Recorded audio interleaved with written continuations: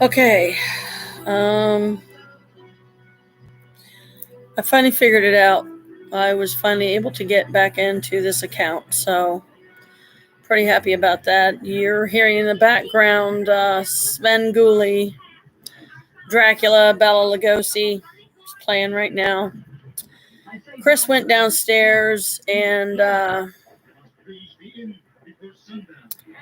he's going to check on our cat, and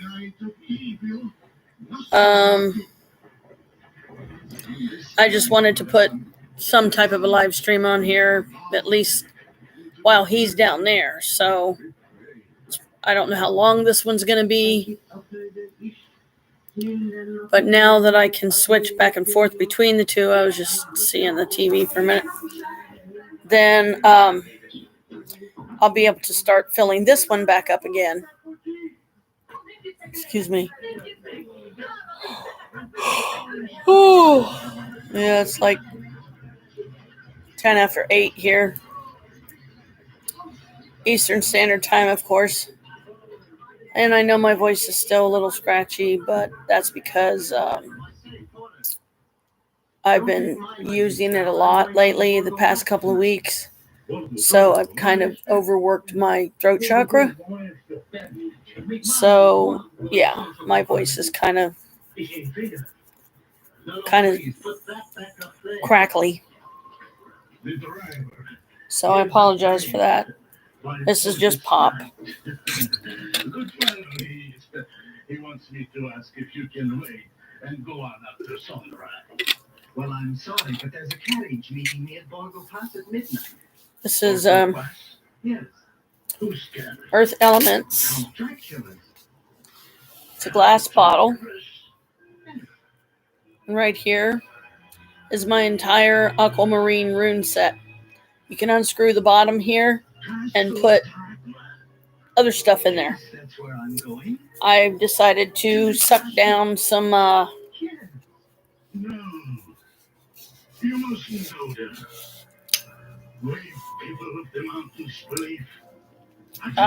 rune power.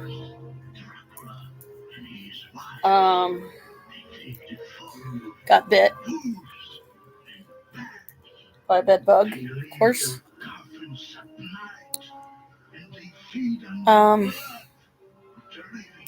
I'll have to go back later and watch the video before this one so I can re-familiarize myself with what I was talking about there. See if I have any updates or anything. And let's see. I'm still fairly new at this, so let me see. Pop out chat toggle participants. I doubt anybody's gonna pop on here. Most likely not. Send feedback. This is, I don't know, some kind of calendar function. I think that's, well, it's a camera, but the one above it I thought was the icon for the signal. Of the live stream.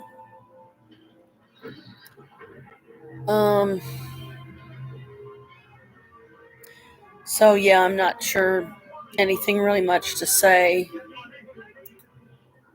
There's not really been any updates worthy of talking about. Well, actually, there is one. My son has a new girl, and she lives in England. So yes, she's English. Ooh. And Bela Lugosi is about to come out of his coffin to take the first of his victims, which are usually beautiful women. Oh, he's already got one.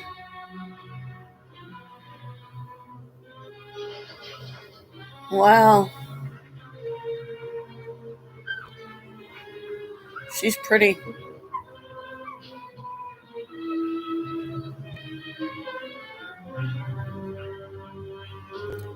Oh, he's got 3 brides already.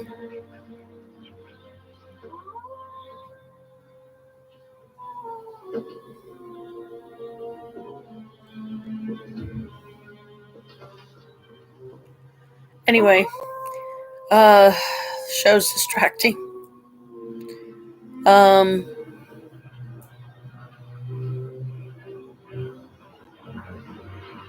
Yeah, I can't think of any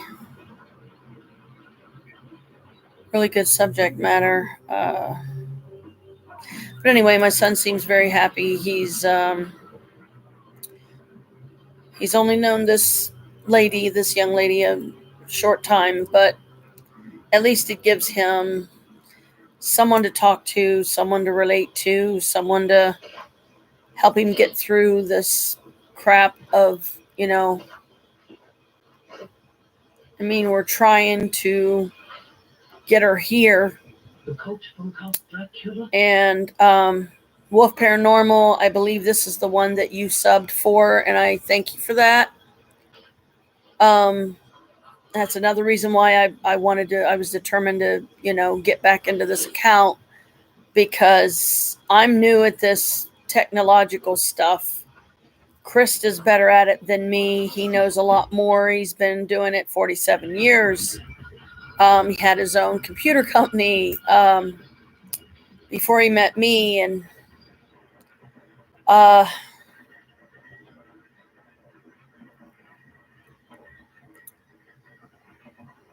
not even, let's see, I can't even really think of anything paranormal related at this time. I guess I'm just kind of blank. It's been a long day, and I don't know, I'll probably be going to bed in a couple of hours. But it's weird because it up here on the little people icon, it showed 1 and then it went to 0. So it's like, what the heck is that all about?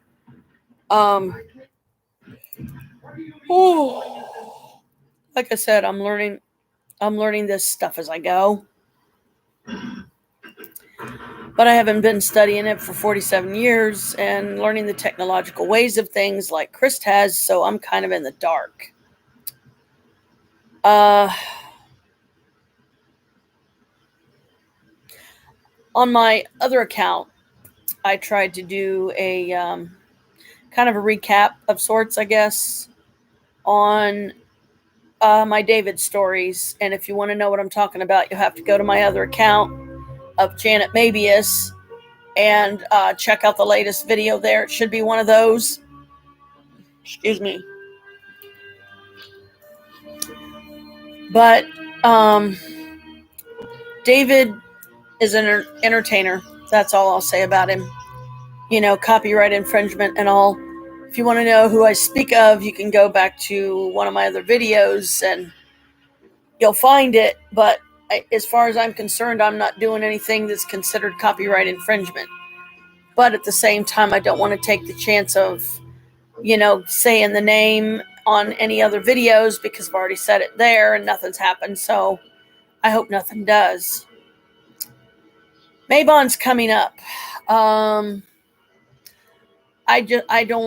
don't know that it would be even worth it to try and take my Chromebook here to do a live stream there at the park where I'm going to have it, because I don't know what the signal strength is going to be, and at most I'll have 3 hours of footage and the battery's going to die on this thing. And I mean, that's not a guarantee. It could be sooner, because I've never really researched this to see, if I could figure out or find out how many hours it can go on battery.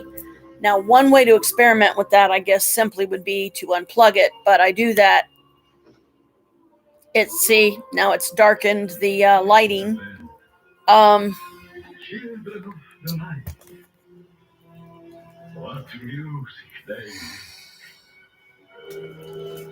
Starting now, almost 8:20 p.m., I will see how long this thing runs on battery power. But right now, let me do this.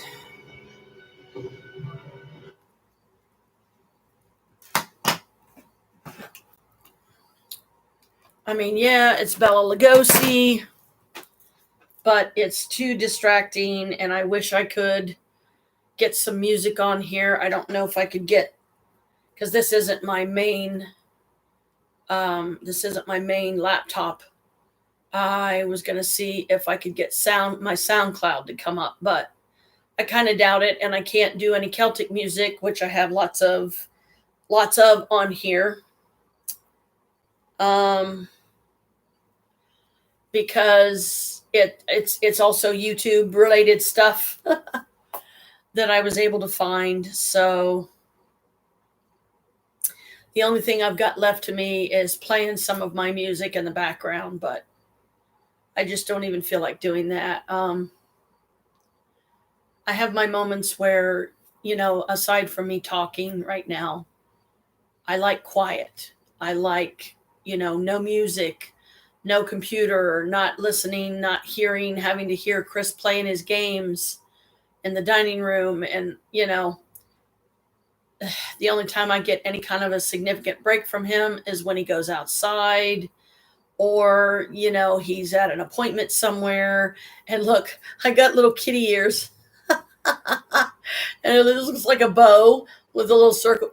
It's this angel right here that I got from Renfest one year.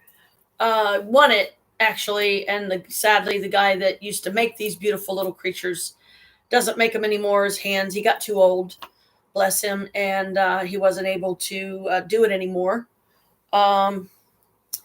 This isn't a very good picture of her, but I'm going to try to show you a picture of my daughter here. She is dressed as a fae. Her name's Jinx, and that is her costume for Renfest this year. And she has to wear yellow makeup all over her, and she has these long black pointed nails, which they keep falling off, and I feel so bad for her. But I only got to go opening day, and it was fun. I got to take my sister Maria. I don't know if I've talked much about her on this account. I can't really remember. I've got so many videos. I'm just like resitting because it's difficult for me to sit comfortably on this couch, and it's not like it's like, what's the point in hiding just how heavy I am? I'd rather be comfortable than, hold my laptop on my lap all night. I've always been very, very sensitive about my weight, very self-conscious. This little kitty cat here is my daughter Carmela. She's just a cat, of course, but I named her Carmela because she has some pretty caramel color in her fur. And her sister is asleep over on a chair nearby, Kalika. She's a tortoiseshell, calico cat. And then, of course, Boo Baby, that's laying on the floor not far from me either, maybe about 4 or 5 feet from me. But Kalika and Carmela, they have this bad habit of bullying him. And I don't like that they do that because there's no need and there's no reason. I think it's just their way of lashing out because they don't like so many cats being here, because there's 2 other cats. They're both boys. All 4 of them are fixed. Both girls, both boys. So I don't know if that's part of it. I don't know. But I just wish they would stop. I've asked Bast many times, please, please, please help me devise a spell, or if you could get through to them and help me figure out a way to get them to understand that's bad. You don't do that. He's your brother. He's a rescue like they are. So get along, just get along, because I can't handle the added stress of my cats fighting and bickering and stuff, because they're scratching Boo's nose and leaving literally leaving claw marks, causing blood. I want it to stop. I even had Creepy Hollows to do a spell for me that was supposed to provide harmony for all the pets in the house. And well, it didn't happen because, right now, yeah, they're leaving each other alone. Bella's outside. The 3 remaining are in here. Bella's our indoor-outdoor cat. He's a Maine Coon. And not that anyone cares, but no, my hair is not cut. I just got it up because it's hot out.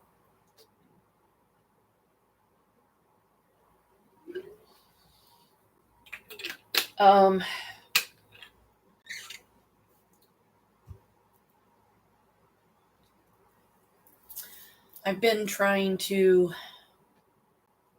come up with, I'm trying to learn how to come up with good content. Now, one possibility that I may have available, but today would have been the ideal day to do it because my friend Christy had the day off, and she said anytime I needed to live stream, I could always come to her place, and she's right next door to me and Chris, because he is so unsupportive that he can't even, like any of my videos or watch any of my videos or be supportive in any way. He's just not. When I take on a project like this, I don't really get anything from him. It's like he would just rather go outside and avoid me because he thinks that I'm just wasting my time. I've only got 7 followers. Well, that's on the other account. But, on here it says I only have 2 subscribers, so I have no idea who they are. I know I subscribed to my own channel just for the heck of it. And I've liked all of my videos in this account that I had available because I have now a lot more in my other account. So this account is officially my Janelle Mabius account. The other account is Janet Mabius, one and the same person. I've always liked the name Janelle. I would like to in the future sometime even go downtown and get my name legally changed to Janelle because I like Janelle. Janet is too common. And I mean, I've had it for 52 years and I want some change. And I don't want to change my name to Marie or Maria or anything like that because I feel like I want my name, if anything, if I'm going to change it altogether, I want it to be Janelle, Janell, Mabius. So that would mean I would drop the Feinstein name, and I don't want to do that unless my daughter decides to drop the Feinstein name and take the Mabius name. And only then would I go ahead and get my Mabius name back and drop the other name because my daughter's family, I don't know if I said anything about any of them in this account or not because I've only got like a handful of videos in here as opposed to the other channel. But they didn't like me, especially Donald, who has now passed. I was supportive to my daughter when he passed. She has basically kind of, I don't know if it's made her peace with him, but she dumped an entire bag of cilantro on his grave and basically told him that he was a worthless POS and she hated him. And that gave me great joy. And as bad as it sounds, we have our reasons because Donald and his family destroyed my daughter. They robbed me of 22 years of her life, not allowing me to raise her, not allowing to take any part in raising her. I was just the baby machine that pooped her out. I mean, that's how they make me feel. And now I'm nothing. I don't exist. She had a very important person to her die recently, and no, it was not Donald. My stomach's upset. I must have eaten something I shouldn't have. Oh, man, I hate that. So forgive me if you heard that on there, but man, my stomach is just all gassed up all of a sudden. And I've been trying to eat healthier. But anyway, she was named the executor of this person's estate. And out of respect, I mean, I won't say his name because I don't know. I just feel like it's still too soon because he's only been gone. I don't even know if it's been a full month yet. I've lost track, but I knew that it was going to be a devastating blow to my daughter, and I've tried to be there for her every way I can. I've been Me and Chris have been trying to help her clean the barn out that had a bunch of her favorite person's stuff in, and we have, and or rather they have until the 25th of this month to get it out because the barn space has been rented to someone else. So we've been working on that. We only go when they call us and say, hey, we could use your help today. But it's really wearing and tearing on Chris because he's got 2 stents in his heart.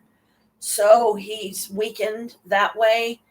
And he's been doing a lot of heavy labor and helping them lift heavy things and move stuff around. And that's the kind of stuff when you have heart issues that can cause you to have a heart attack if you overdo it.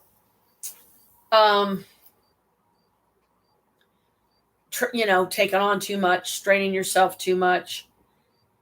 But he was genuinely trying to help, whereas I really couldn't because I'm just all fat. I don't have any muscle mass. I mean, I feel like I have atrophied. Like, I'm surprised I can move my limbs without any problem, but I have leg issues. I have back issues. I'm sure I've talked about those at length on live streams before. And I'm sorry that I look so crappy and sloppy, but I've only got 2 people that's going to see it. So I'm just at the point where it's like, I really don't care. Why dress up for something like this when there's no guarantee anybody's even going to watch this? Made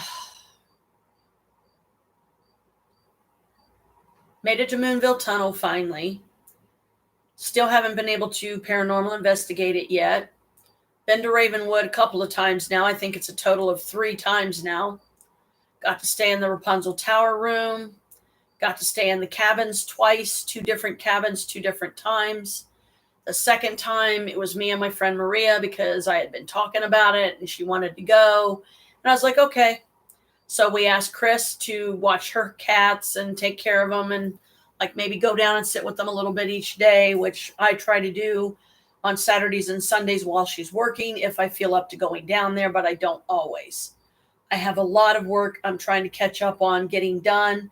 I have a lot of reading. I have a lot of writing.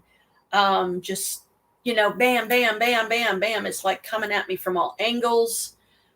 Trying to get this cluster flub in the living room cleared up and, have my apartment back. I'm just kind of at a loss right now because I just feel like, what do I do next? What's my next move? What's my next step? So back to Maybon. Oh, excuse me.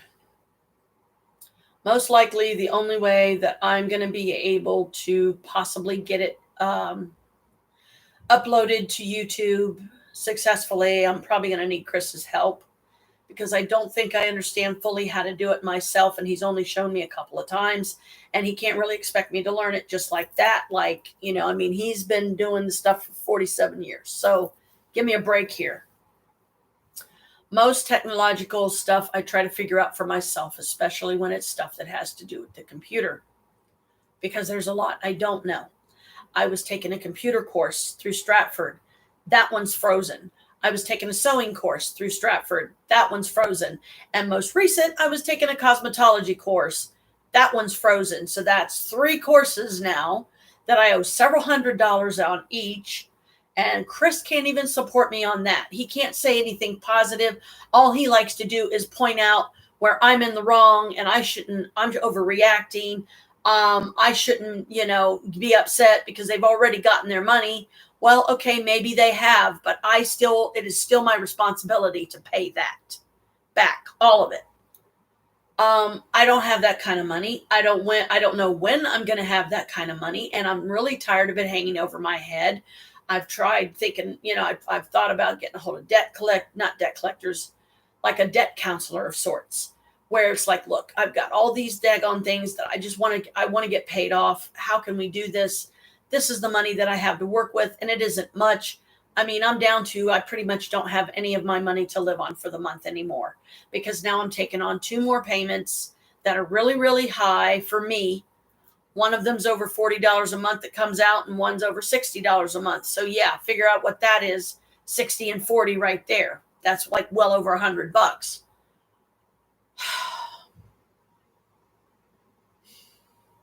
It is 100 roughly. But anyway, so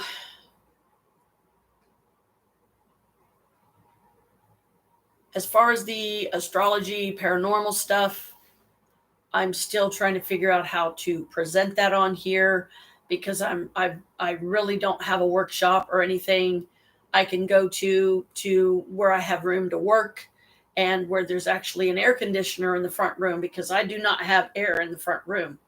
The only air conditioner we have is in the bedroom, and it has to be in the bedroom because that's where we sleep.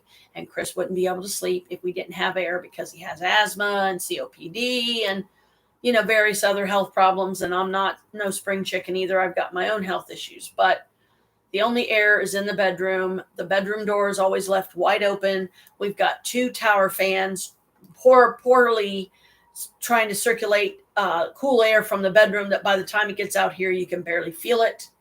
Next to me here, I have the Arctic Cube thingy, but I almost burnt the doggone thing up last night, and this needs to be refrozen. So, I really wish we could pause these live streams because getting up now, I'm going to see this later, and it's just a reminder of how heavy I am, and it's just very discouraging and upsetting to me. I'll be back. I got to go rinse this and refreeze it.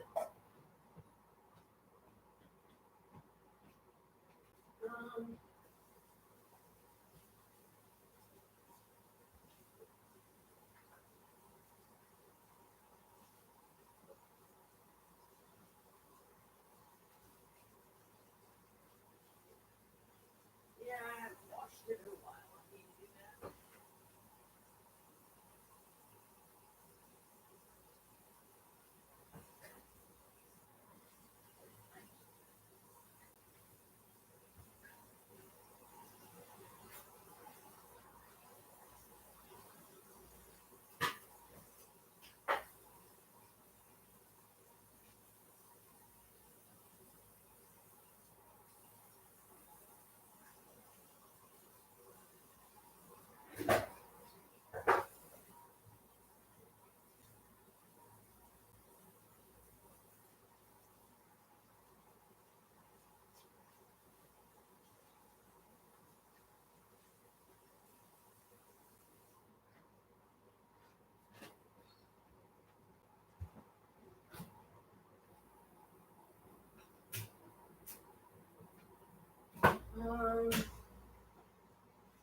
I think I'm going to have to change to some water, some ice water, because I still don't drink enough water.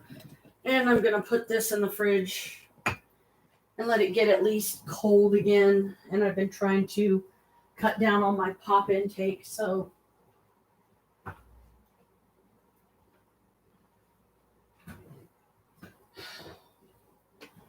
trying to eat healthier, I'm trying to drink healthier, I'm trying to, do everything I can that's healthier. But that was just me spraying the bed with my bug juice. Don't worry, it's just peppermint oil and water. I'm not like sitting on poison or anything like that.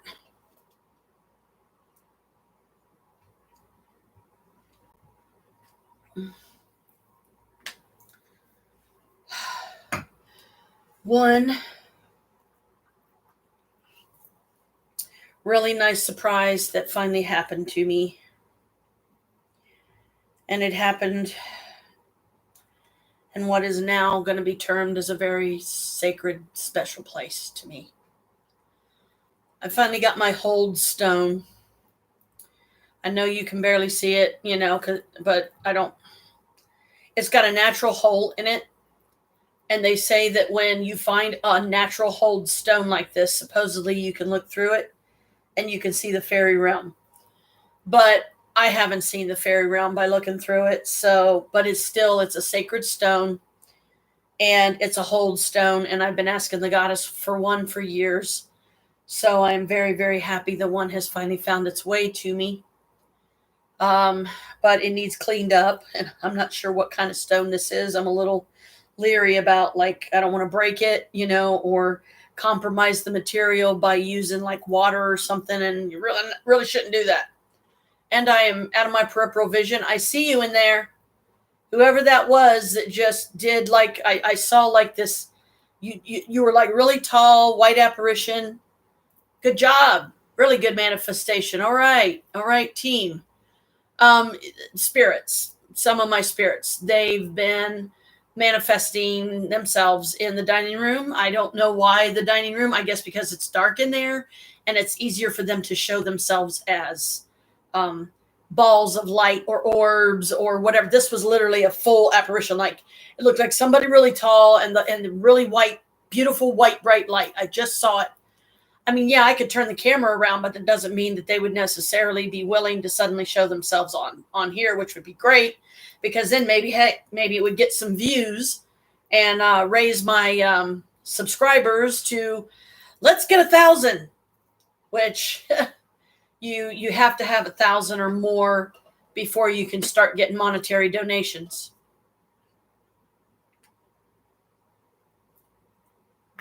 So Mabon is, like I was pointing out, coming up in a couple of days. Today, I believe, is the 18th. Yes, I saw you again. Very good. You're really good at you're getting good at this. No, it doesn't scare me. Hang on, I got to check on my phone here. Oh, wait a minute. I missed something.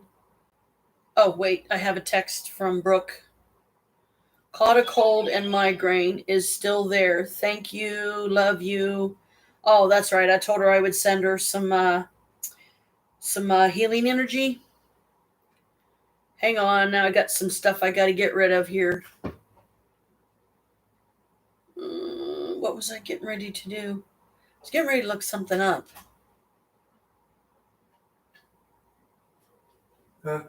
Huh? Nothing. I was getting ready to look something up. And now I'm trying to remember what it was.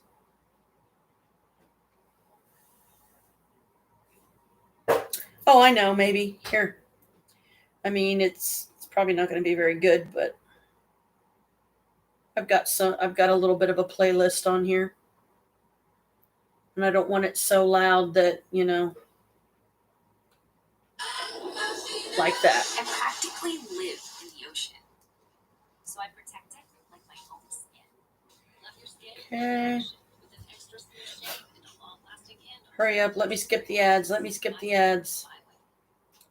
What ads? On my phone, playing my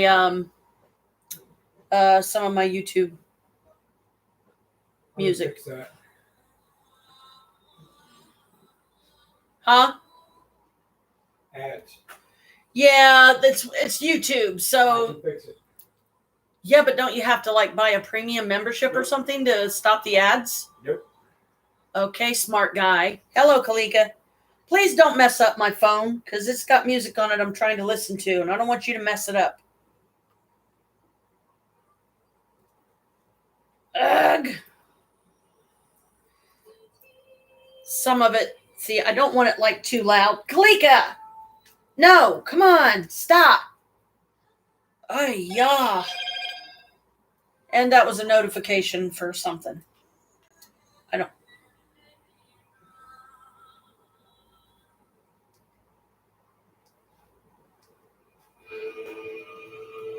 I don't want this to be too loud.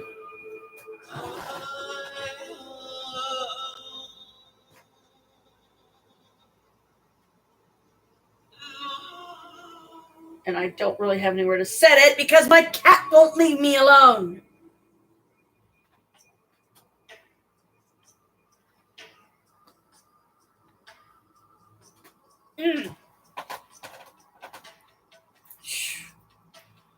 So yeah, we'll do that later because I'm live streaming because I finally got into this account. So I was trying to put something fairly new on here. Bella! Kalika brat.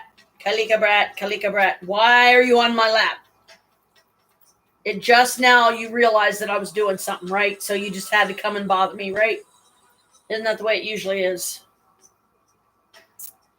They just pick the worst times they want attention, buddy.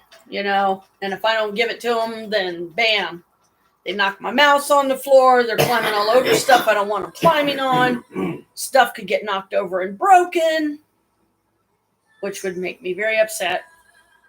I had the premium YouTube once, but I mean, if I can do it on here without the premium, it's fine with me because it's just more money I don't have right now.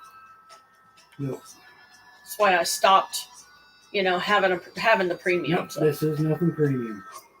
No, I'm not saying that is. I'm just saying, I'm just remembering when I had YouTube Premium, I didn't see really anything special about it. I mean, I'm fine with it just like this. Kalika, can you please just lay down? Eesh. And no, you don't need to lay down on that. Lay down on my lap. Lap. That is not lap.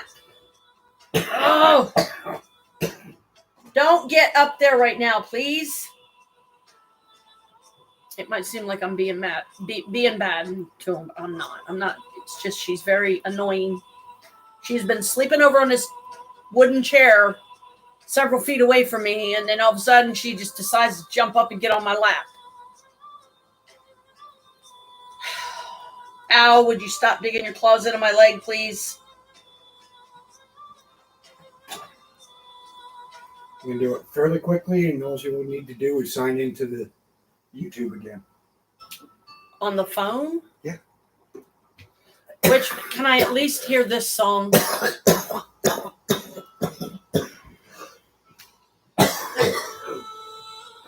I don't even know, how much longer this one's going to be on.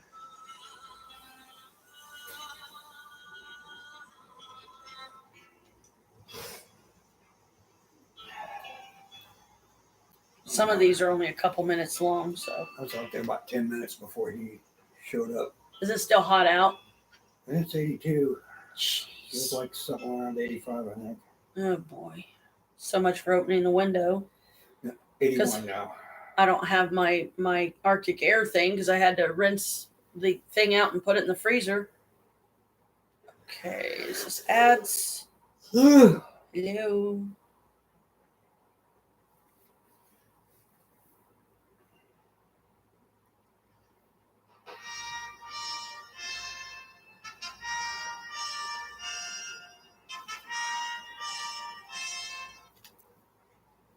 Okay, hurry before this one starts. Which it's already started. You'll have to redo it, dear.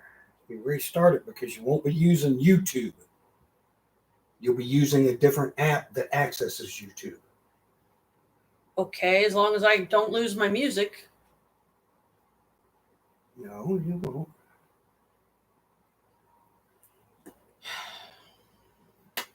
Ow.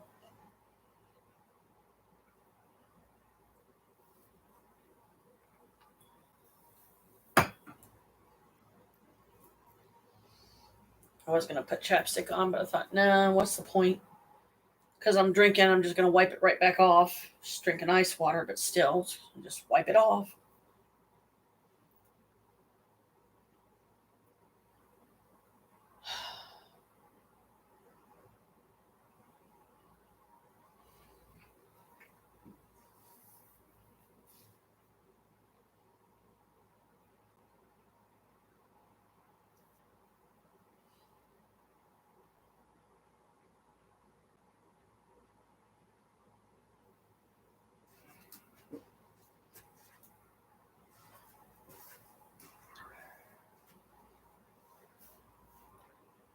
Let's see, what else did I want to cover?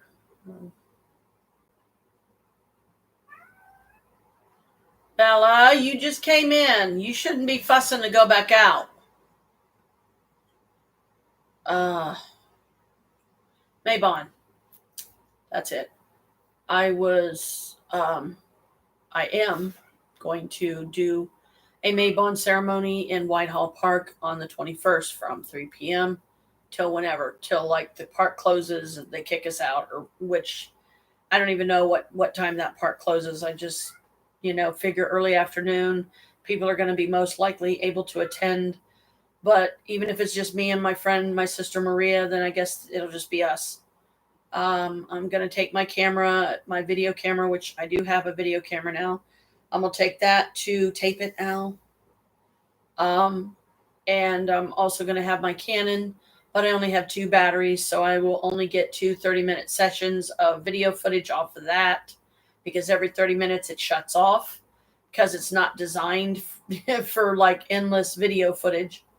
So I'll have to, and usually it kills the battery after 30 minutes. Because when I take the battery out and put it on the charge and then put the other battery in, then I get 30 more minutes. So I'll have both of those. I haven't decided, like, because I don't know what the weather's going to be like in 3 days, because I don't want to like dress too warm if it's going to be warm, and I don't want to dress, too cold if it's, like, I don't want to underdress. If it's going to be cool, I want to wear something warmer, and so on. I went to Facebook and left, a big invite on the Winding Road Coven site, which I have many friends there.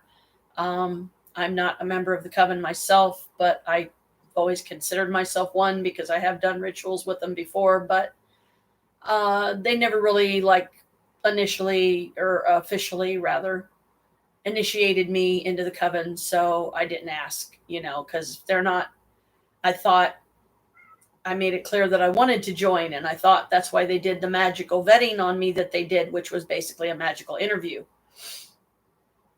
to see where I was, in the craft. And I mean, well, I've been a POTC for 32 years, so I do know a lot of stuff, but a lot of the stuff they know is far more advanced. And they seem to think I'm going to freak out if they have a goddess manifestation or something. No, I would be thrilled to be there, to be able to see it, especially if it's Hecate. Hecate and Aries, which are spirits, in their spirit form. They are going to help me learn how to use the veil of the worlds, like how to, I guess, navigate between worlds, or how to wear it like a protective cloak around me. YouTube Advanced, YouTube Music Advanced. You'll need to sign in. But this isn't the main. Music? That's all I was doing on the phone was the music. You did the other one. That you want me to?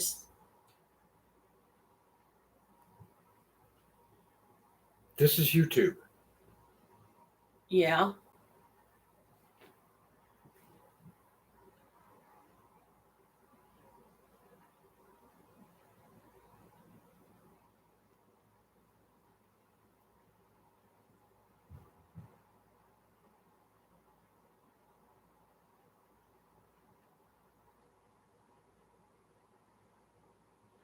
I guess I thought that if I wanted to do the music one, that's the one I had to sign in on. But if I have to sign in on this one, I'll just try to write it down or something. You sign in on both.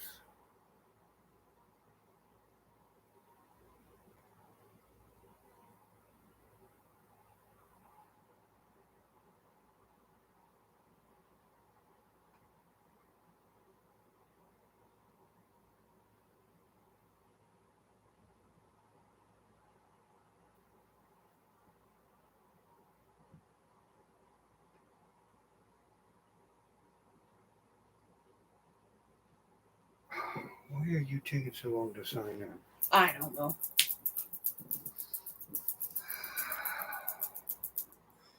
Carpal tunnel hurting me.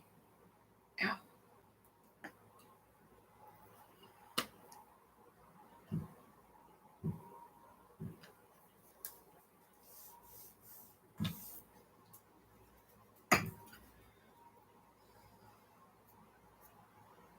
Screen protectors.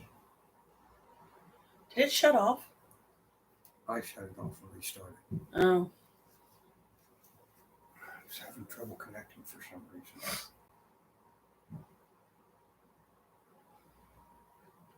Well, like I said, the most that I would, the one that I would probably sign in on would be the music one, because that's what I was trying to do. I was trying to have some kind of Celtic music that I liked from, YouTube while I was live streaming.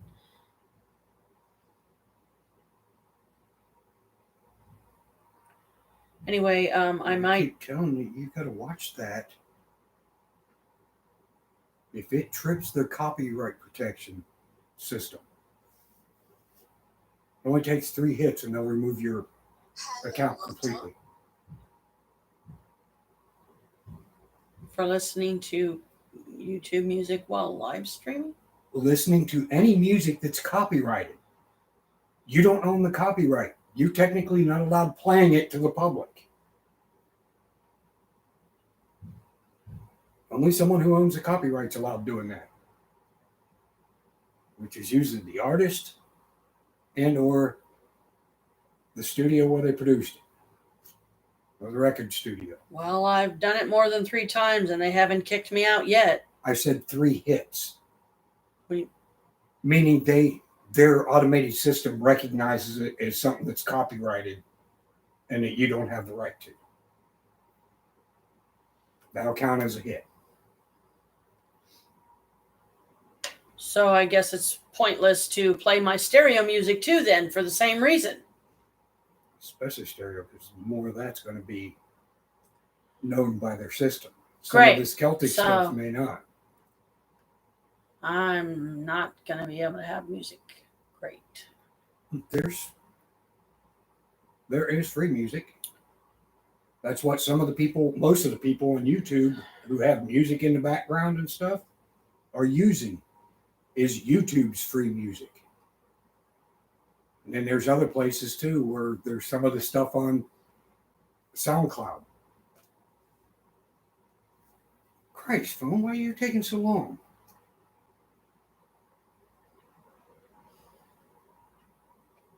I'm just trying to keep you from getting your channel taken off.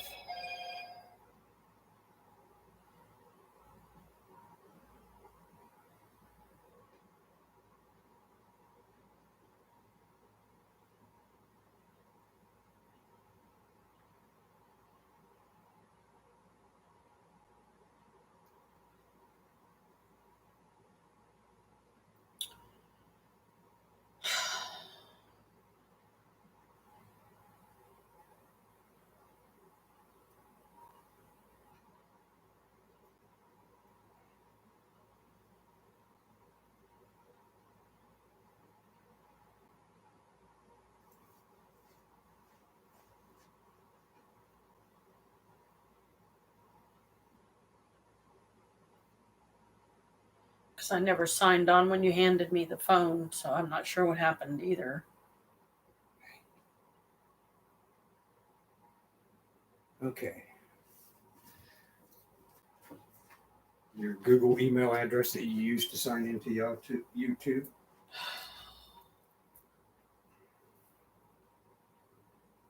Email or phone? Your email address. Your Google email. Or Gmail.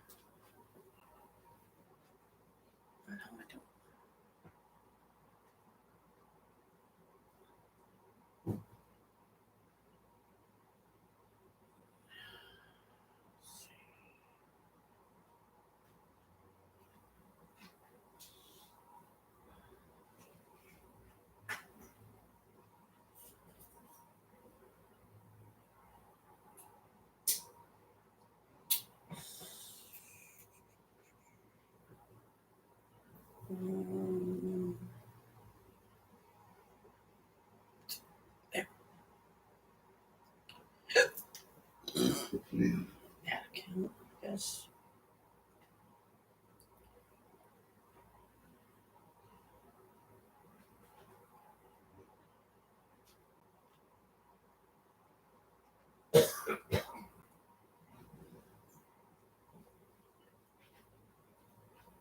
Okay.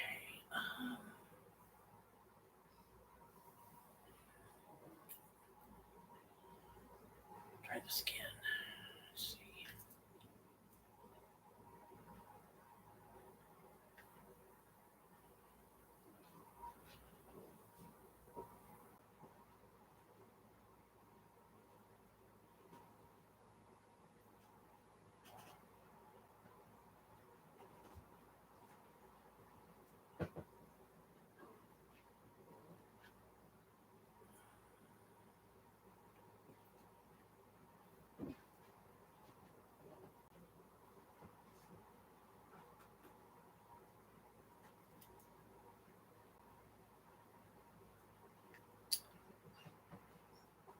Well, I'll have to do it later because I tried to put in a password for my Gmail and it wouldn't do it. So rather than fuss over it, I'll just be without music.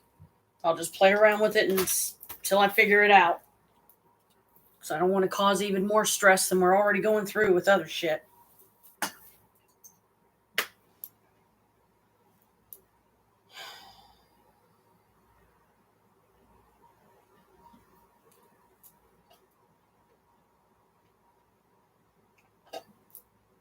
Where did you write down your password?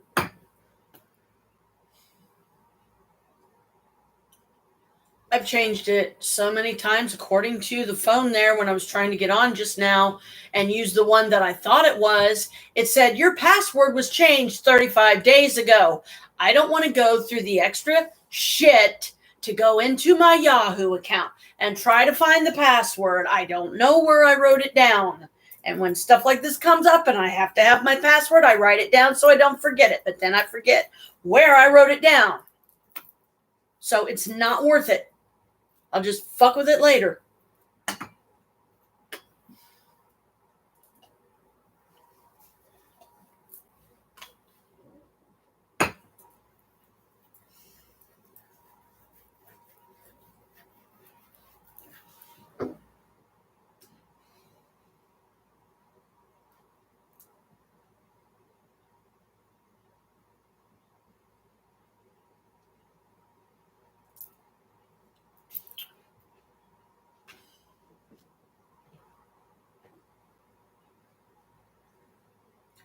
I will try to do a Mabon ceremony on here, but most likely it's going to happen right here in my living room, like the Beltane one that I did a while back. I think it was on my other account, so I will look.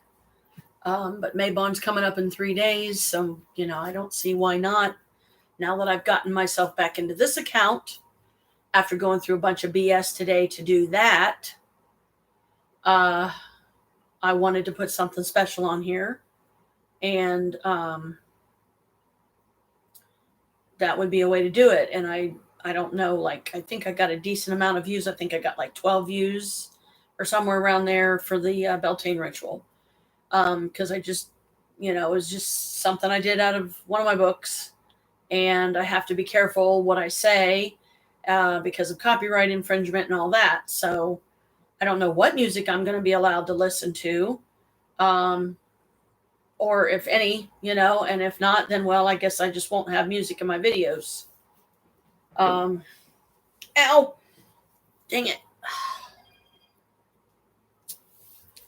Went to the Universal Light Expo this year. It was nice. My sister Maria went with me, and it was her first time there, so she really liked it, and she said she definitely wants to go next year. And I said, okay. I said, the next time they're going to be here, I'll let you know, because they usually only come, I'm pretty sure it's a couple times a year. And the one that we went to on the 11th, 9/11, 9/11 was, I thought, and it may have been, I thought it was supposed to be one of their big ones, but they had to shrink it down because of COVID. So there wasn't as many booths. The workshops were on a totally different floor. I think they had 2 different rooms that workshops took place in.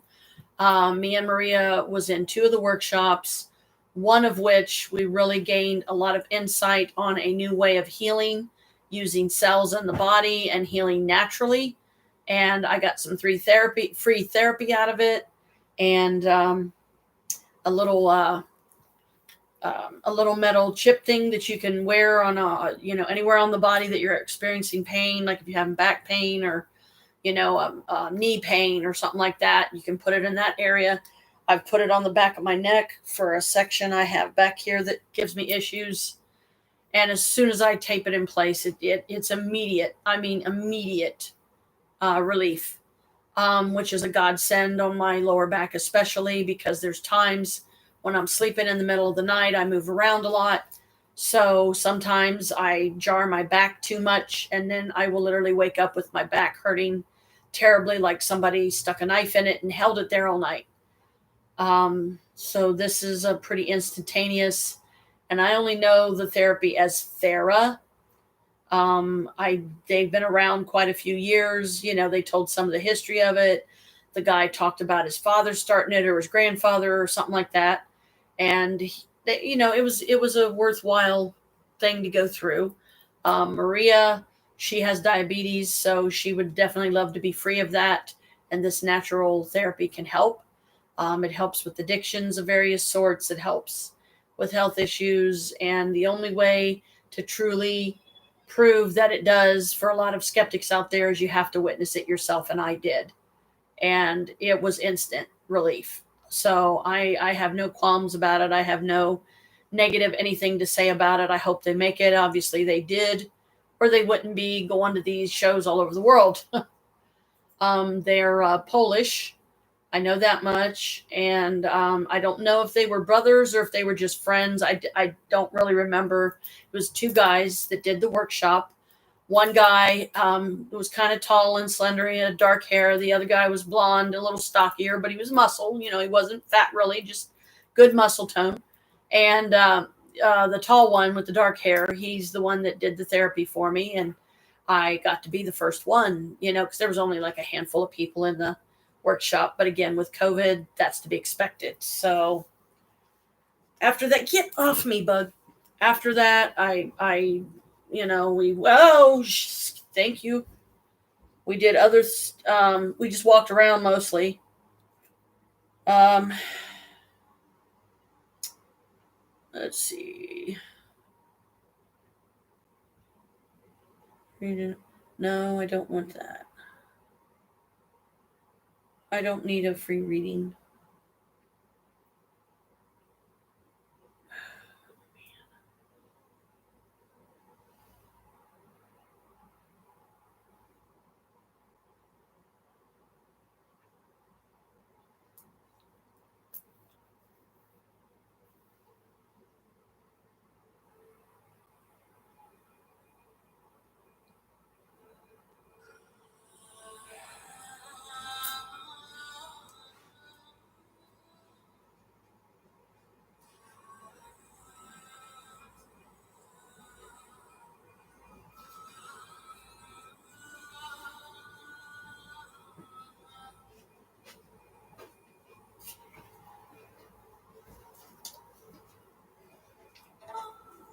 It's a new password.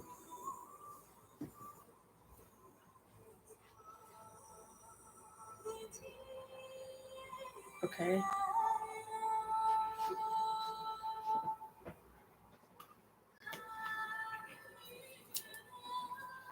Whoa, what is that? Uh-oh, what did I bump? Oh, let me see here. No more advertisements.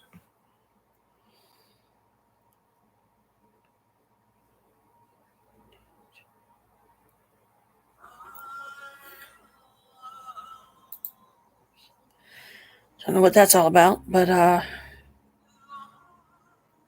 okay. There was just some weird thing popped up. I was seeing what it was.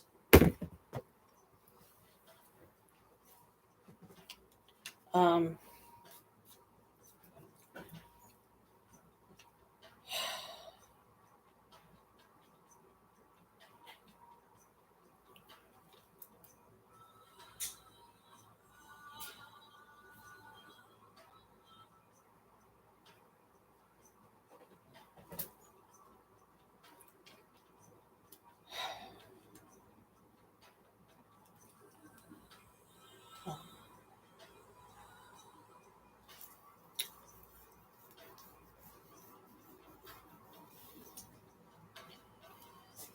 find somewhere to put this where I don't lose it.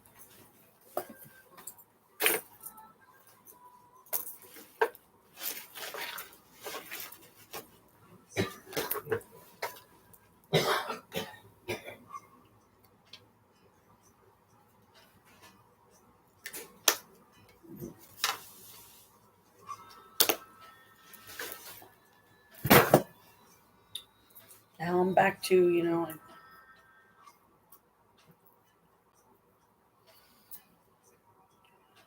trying to think of what to talk about that isn't going to be illegal. Um,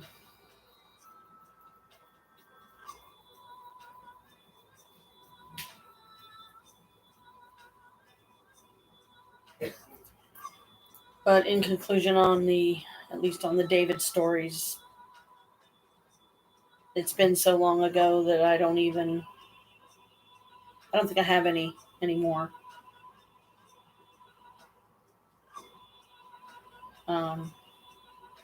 Because it was too long ago. And last I seen anything on him,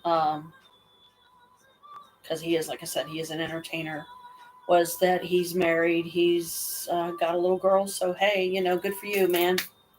I hope you're happy and you finally found the right woman for you.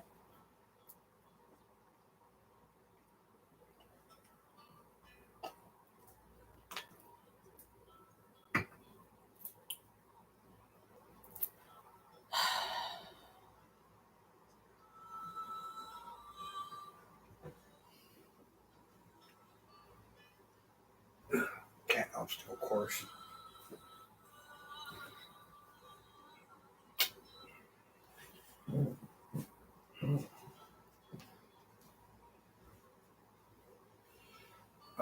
That's YouTube Music and YouTube. No more advertisements.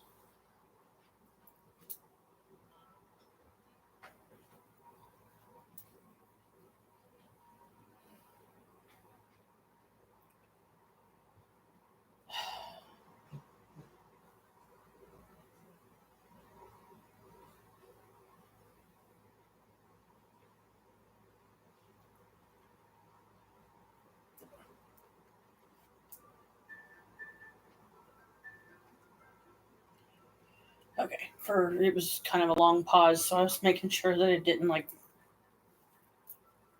chuck it off or something.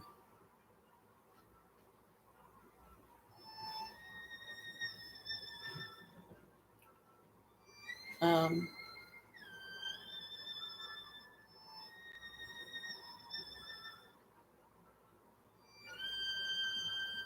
I just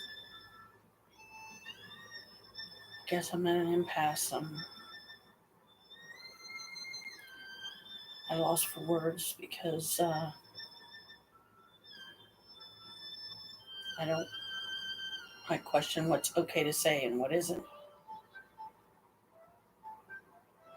But apparently I haven't done anything or violated anything so badly that YouTube checked me off or I wouldn't have these accounts.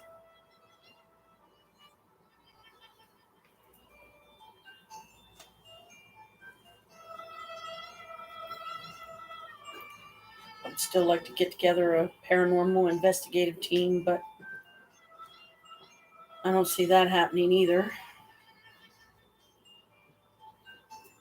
You're in my seat. I don't think she cares. All you can do is move her.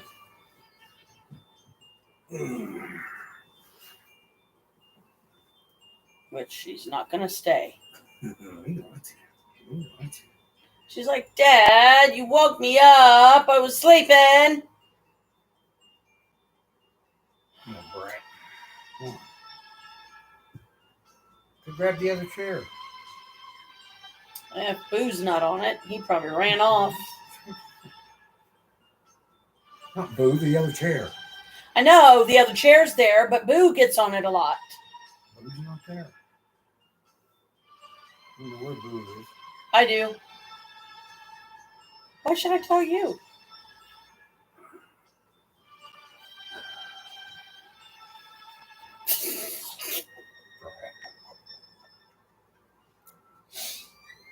under the table, Dippy. Not that table.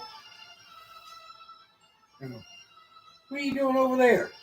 He's laying on the thing over there like these guys do. You better watch it, that squeaky spot. I think he's hiding over there because he don't want to be too close to him. Come here, boo baby. Boo. Hey, Carmela. Sorry Daddy woke you up. Boo baby.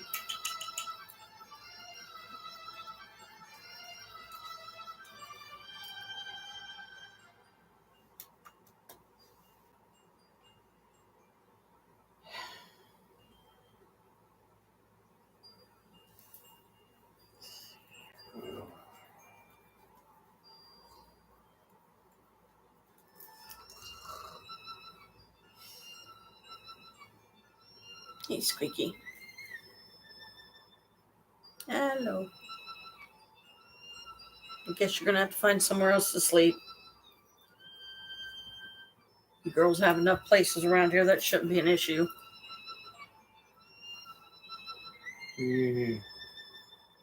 Just don't be doing Surprised like she Bella hasn't and jumped up there to lay on the pillow like everybody else. Just don't do like Bella and take my side of the bed or my pillow. The only way I can keep Kalika from doing that is I have to put my arm in her way. Yeah. There's been nights when, the way I sleep with my arm up over. Been nights that Bella would actually just lay on my arm.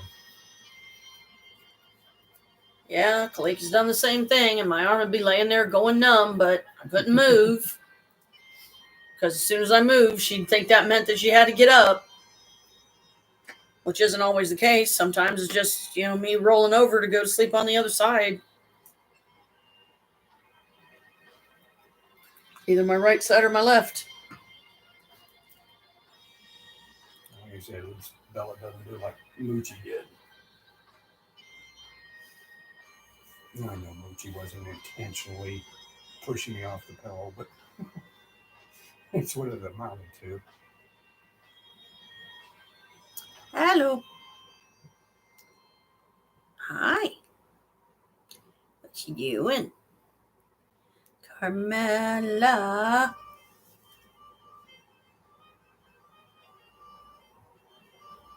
I'll switch back to wanting to sleep on my pillow again more because I'm getting tired of me bumping with my feet when I roll over and stuff when he lays down there.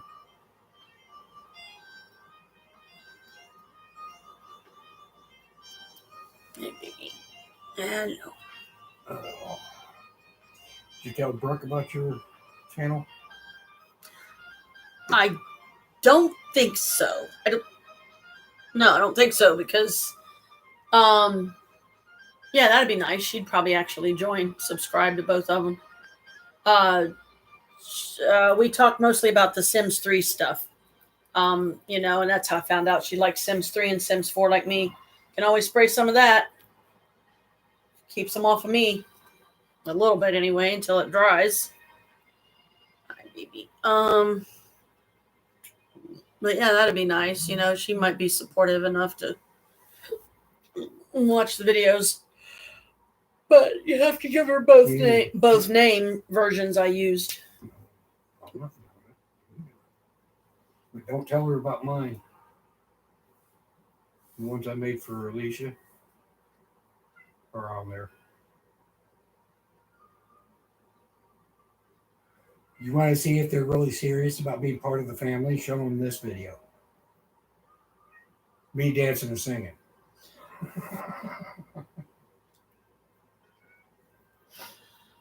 Well, I am gonna do it right now because I'm listening to music, but I'll try to remember to the next day or so. Wanted to go over and see Christy today, just wasn't feeling up to it because she Friday and Saturdays are days off. So come here, brat. Hi, baby. Bella, what are you doing? Bella, brat. Yeah, I'm looking at myself. Leave me alone. Come here, Bella. Hey, stubborn.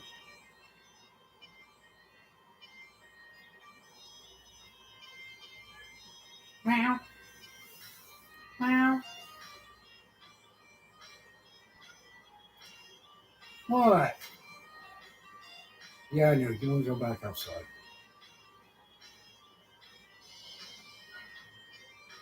We're going to get him to stay in at nights now and go out there. Just go out during the day. I'm not really having a whole lot of luck with that.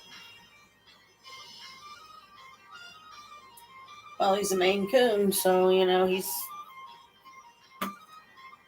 got a whole different set of characteristics, and I don't know what to. I mean, we're going to have to force him at some point because we get the house. Unless we get that enclosure built, I don't want him outside. So I just Not don't. at night. No. During the day, yeah. Especially if we get that yellow one or the 40-acre one. Because neither one of those is close to major roads. So, Yeah, but if there ends up being a lot of woods, we don't know how far he's going to go, and it's going to be a new place. It's going to be a new area. I'm going to be stressed the flip out when he's outside. yeah, and he'll be able to hear me whistle from much farther away because there's Okay. not a bunch of buildings in the way. He comes when Daddy whistles. I hope so for his sake, because I just know it's going to make me a nervous wreck him being outside. He likes his home. He's not going to run away just because we're in a new area. He likes his mommy and daddy too much. Hey. Except for when Daddy won't let him out like right now. Come here. Come here.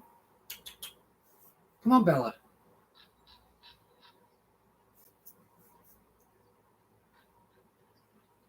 Little stubborn brat.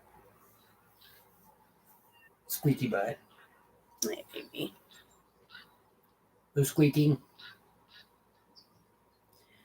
Let me just petting you. I try not to pick you up because I've already done that today. This is our squeak toy. Yeah. Well, I think she was in the footage earlier. Because she was laying there on the couch or moving around or something. She doesn't meow, she squeaks. Which is how she got the nickname Squeaky, or Squeaky Butt.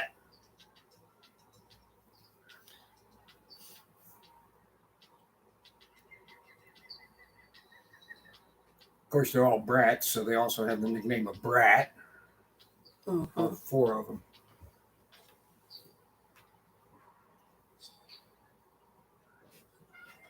Meow. Tell you what, Daddy will give you a little bit. Meow. Meow.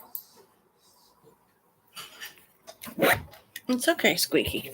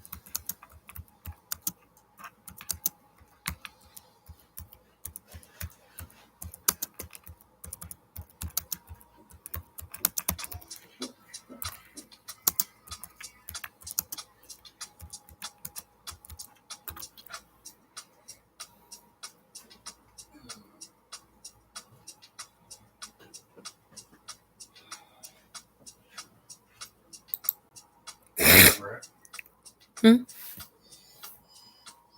You say Khalita Brat? Let's see. Oh, excuse me.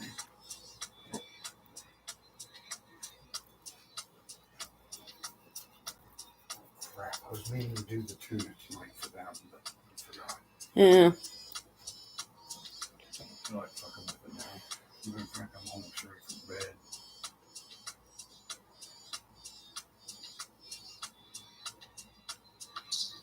Let's see. Is there anything else? Sorry. Arms itching. Probably more bed bugs. Talk about the ultimate embarrassment and what makes you feel ashamed and disgusted is the fact that your home is plastered and infested with roaches and bed bugs and you're doing a live stream. So every few minutes I'm smacking it some, part of my body because bugs are crawling on me. Everything that we've tried so far to kill these damn things off isn't working. I don't know what else to try. All I do know is the peppermint oil kind of keeps them off me a little bit, but only until it dries. And then once it dries, well, then I might as well, soak the frickin' my side of the couch again because it's the only way that I can continue to sit here and not get bit and eaten alive. Because I'm not going to a neighbor's house at almost 9:30 at night to do a live stream. I'd rather be able to just do it here in my living room like I'm doing.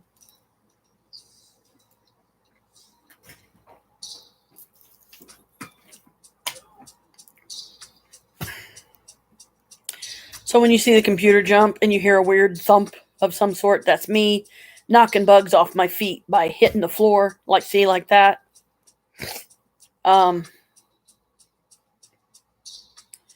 He's taking Bella outside, and I really wish he would just go to bed because I can do this so much better with him not around. Because as you can tell, he kind of ruins it. He can't even be supportive with this. And he's supposed to be my partner. Yeah, some partner.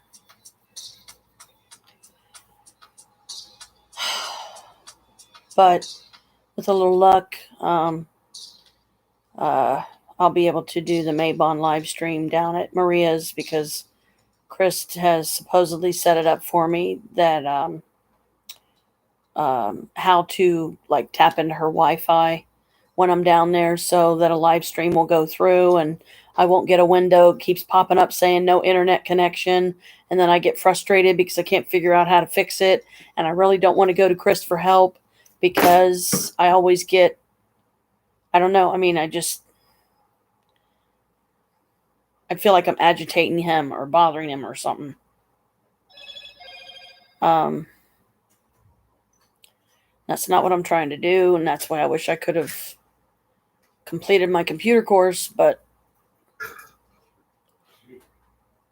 I just don't know when that's going to happen. Even if I get them paid off, I don't know if they would be willing to let me just send me the rest of my materials. And then it would be my penance to just go through,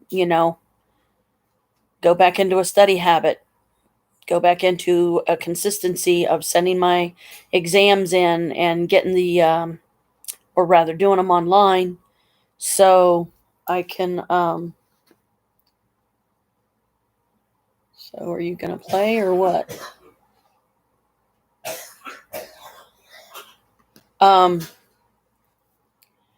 So I can continue, learning my course so I can get my diploma. But the beauty care one is probably the first one that I would try to get paid off so I can at least finish that one. And then I get that one finished, then I will move on to the computer course, get that paid off. Hopefully they'll allow me to finish it. And then thirdly, of course, the sewing course that I took that also is frozen right now because a friend in the family said they were going to help me with some of the payments on the monthly payments that you make, which I thought were very reasonable. And that was part of why I like the fact that it's a career center, career institute, Stratford, because all the materials they send you, you get to keep. You get to keep all the books. You get to keep the exam books and everything. And I would definitely love to get a tote or a nice big Harry Potter looking trunk or something, and nice big wooden trunk of some sort, and keep them in there. Just keep them to be able to show people and show them my diplomas for each course. Say, look what I can do. you know. Um,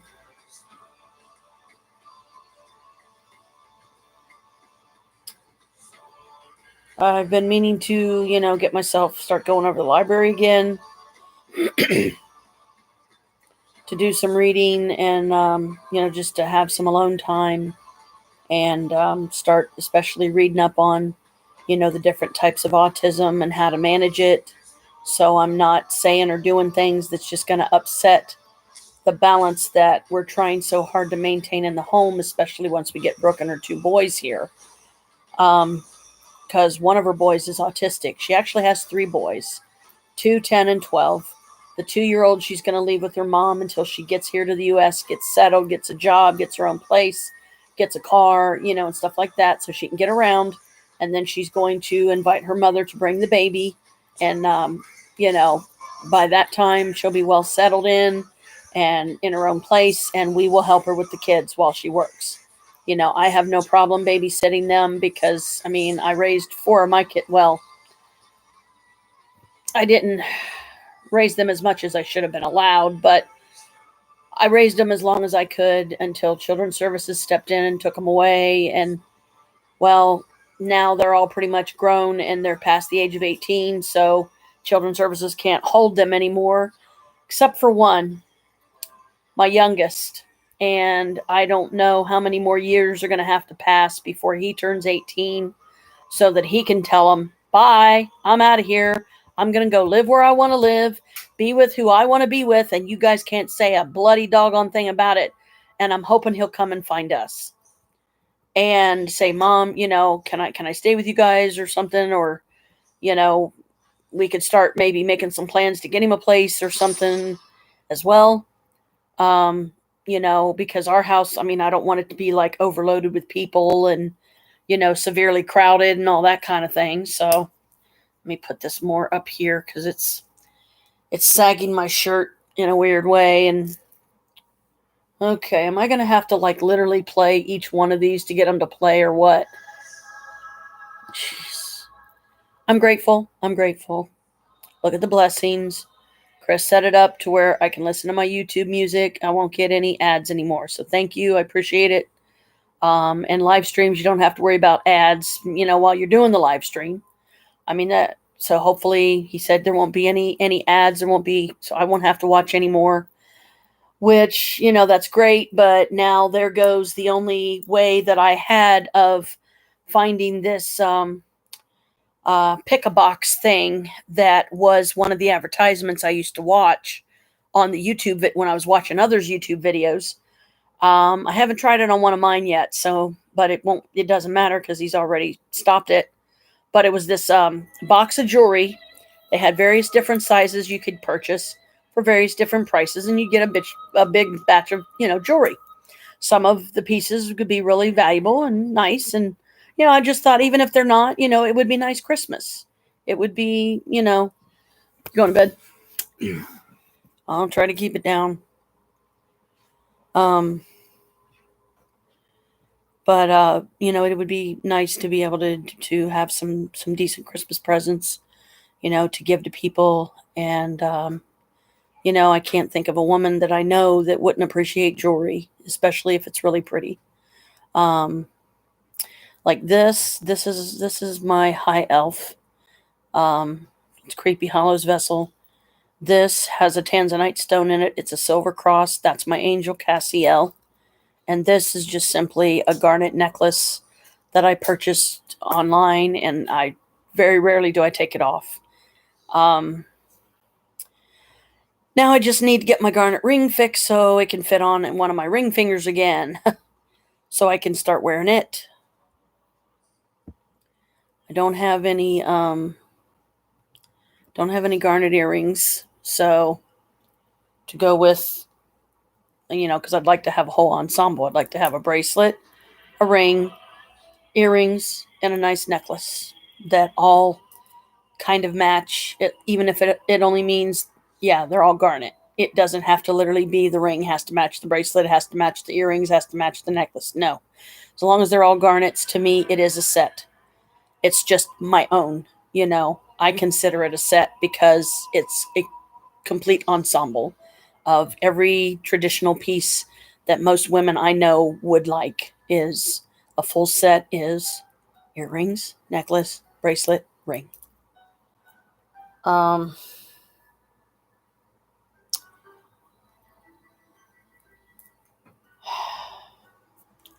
and he's going to bed, so I'm gonna have to try to make sure I keep it down and make sure I don't have the music too loud.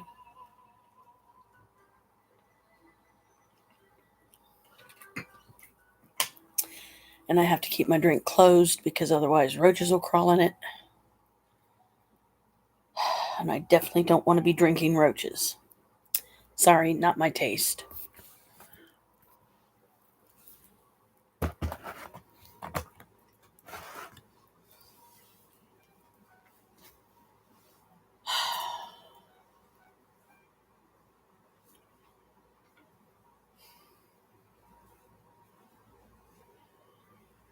Sorry, I don't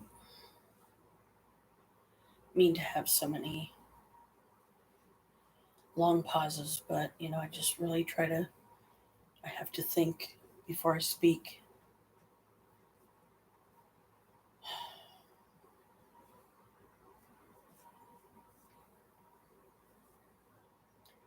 Because I don't want to say something that's going to cause trouble and get me kicked off YouTube.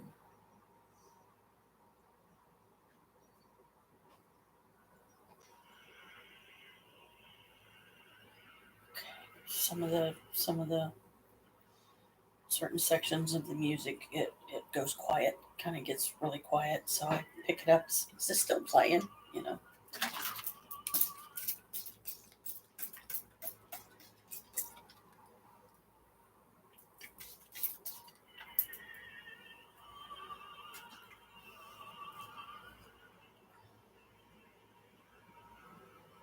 mean, I'm not planning on, I don't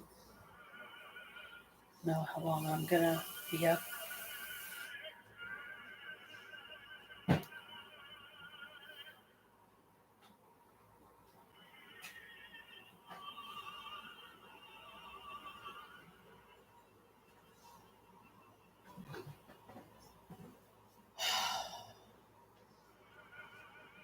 I'm hoping in the future I'll be able to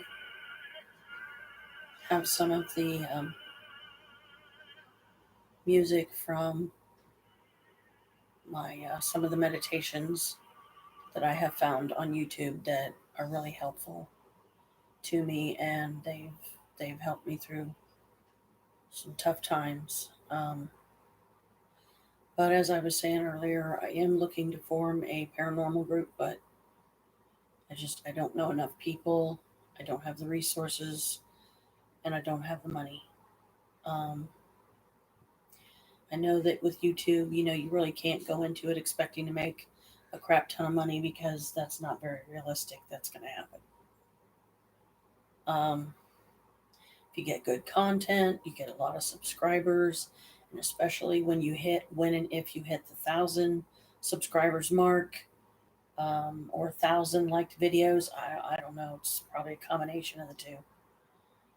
Then you'll be able to get monetary donations, and when that happens, I will definitely have to commit more to this, and it may be very well become my career. But the traveling part, I can't really get my hopes up that that's going to happen anytime soon. There's a lot of personal conflicts and things going on in the family, and not worth talking about or anything, but I try to keep my live streams fairly positive as I can, and I try to share equal experiences. Like I tried to share some of the bad experiences I've had and some of the good. Um, and sometimes, the only thing I can think of is recap. Try to recap on some things that I haven't talked about in a while. And some of that is, I came into my power when I was 13. I've always been drawn to the craft, to the occult and occult practices. I am a POTC, practitioner of the craft, or POTC for short. I've been a POTC for 37 years, or sorry, 32 years. And it started the year of my 13th birthday on Halloween,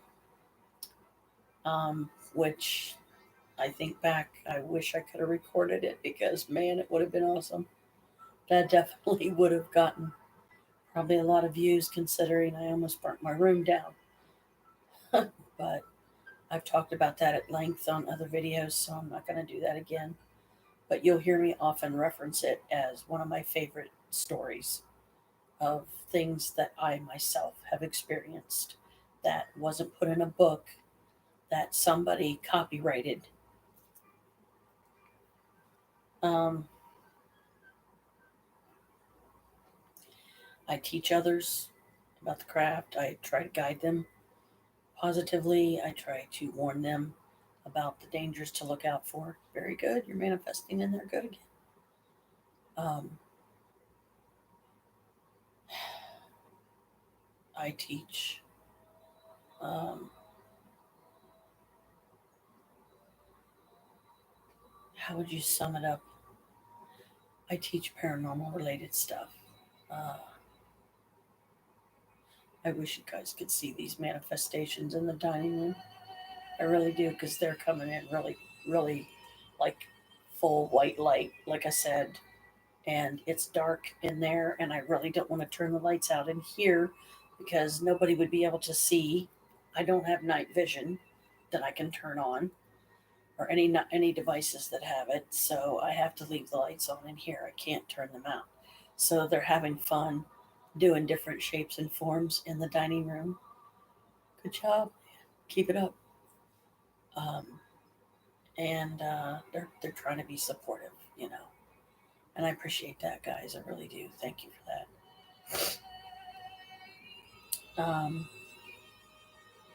But now, because I have to watch what I say, and you know,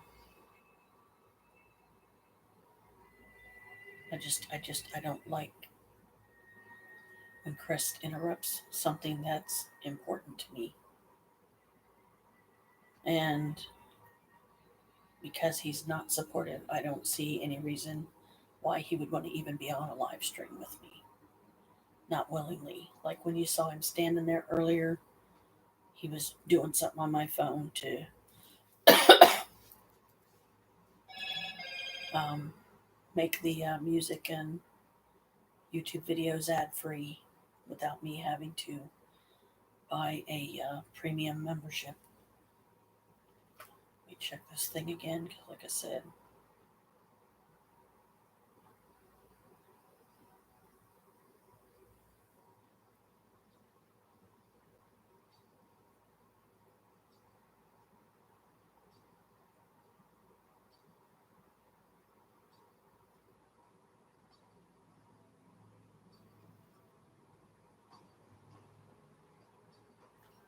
oh, great.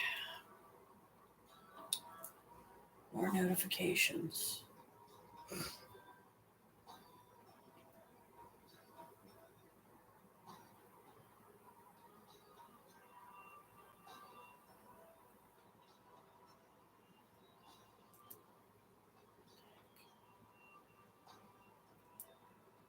Right. Okay, fine. Um, but I'm just a witch on the wind, trying to do my own thing, trying to find my niche in the world, and that golden opportunity where I finally figure out a way that I can make money from home so that we can afford to live.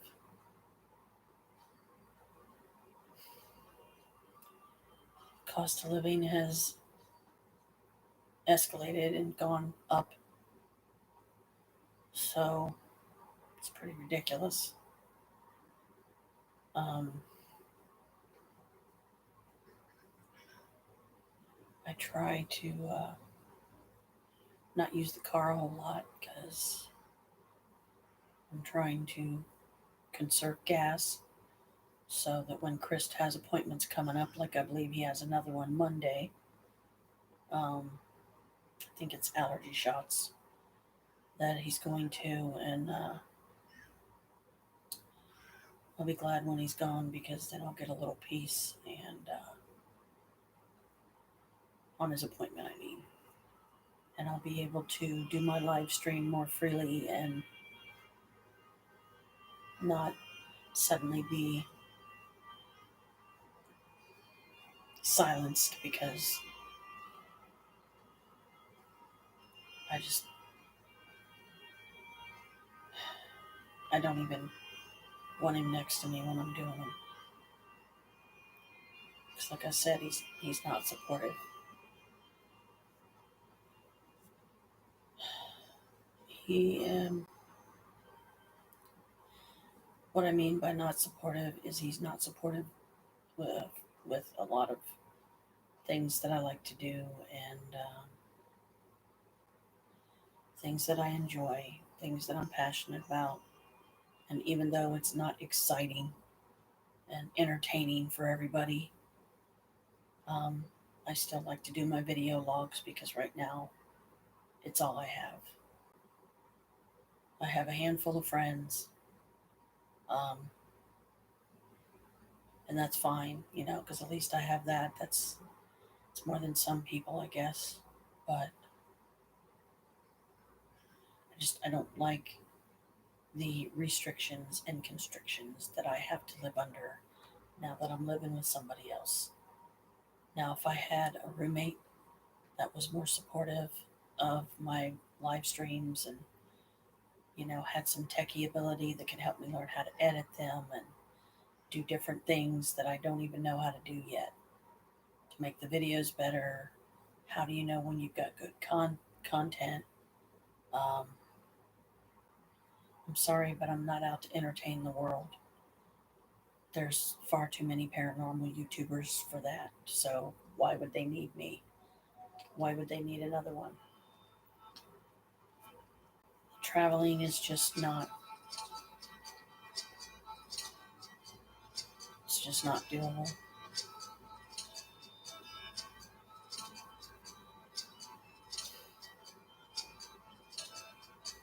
And I hate feeling so downtrodden, but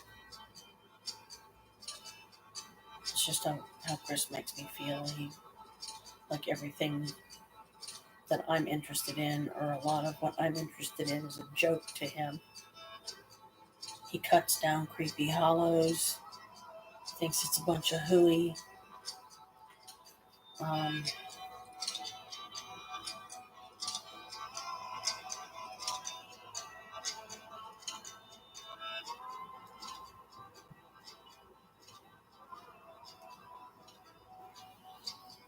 turning that down more because I don't. It's getting too loud to me, and I don't want the neighbors next door griping.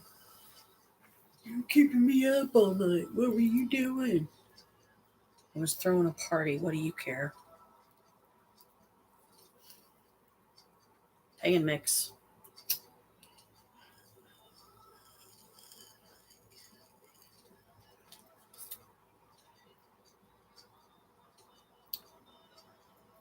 At least I'm making myself drink water.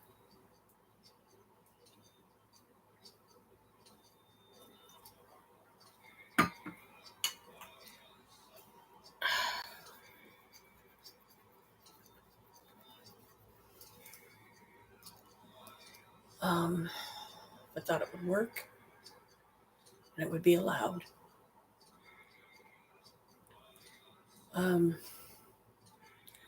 I actually have thought about taking my laptop to the library and asking if it would be okay for me to do a live stream.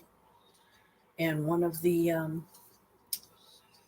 I don't know what kind of rooms they call them, but I think they call them like little conference rooms, like some of them, or most of them, you can fit like 2 people in. There's like literally a little table, 1 chair on each side, It's the size of a closet. It's literally the size of a closet. Um,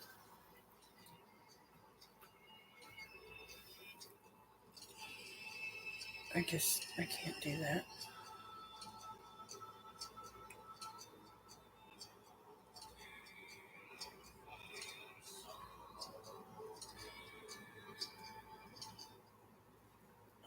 Thought I was shutting that off, but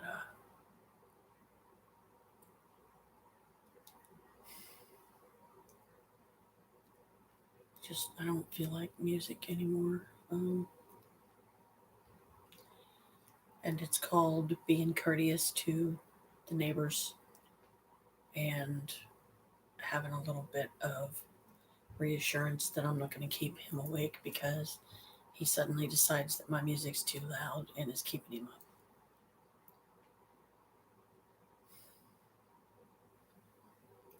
Or my big mouth and my blathering on endlessly about stupid, pointless stuff that nobody wants to watch. It's like, well, if you don't like what I'm doing, then just leave me alone, leave the room. If the library will okay it and I can live stream there, then I'll just start live streaming there. I mean, I'll only be able to live stream for an hour at a time, but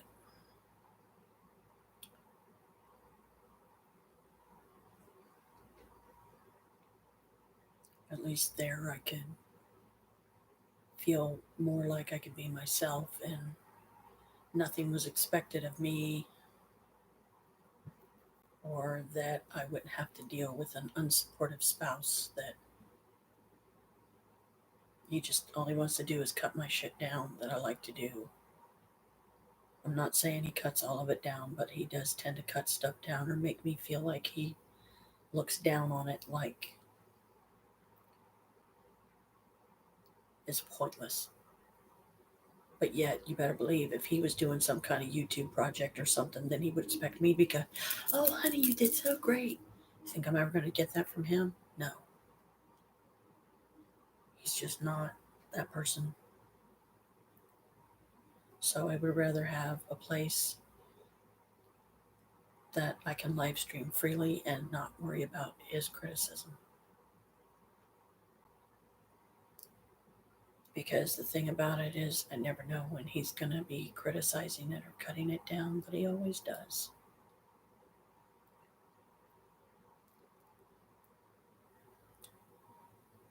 And that hurts me.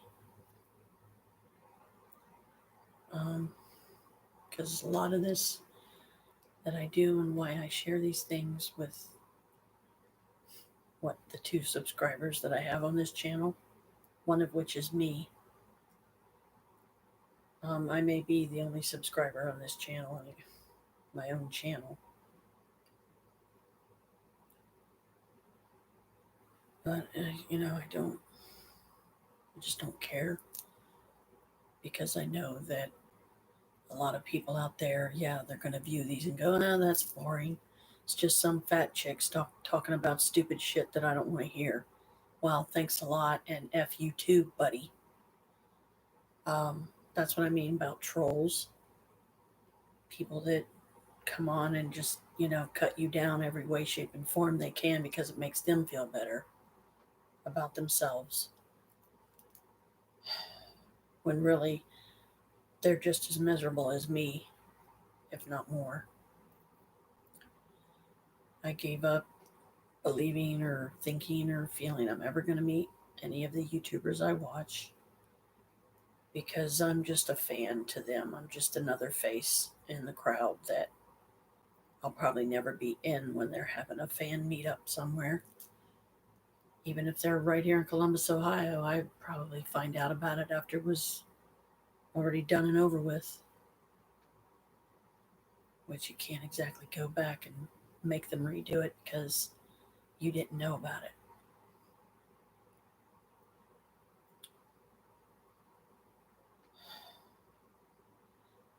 So David, he's got a wife and a little girl, and I hope that finally has broken me of any residual what I once felt for the man. because he is a celebrity and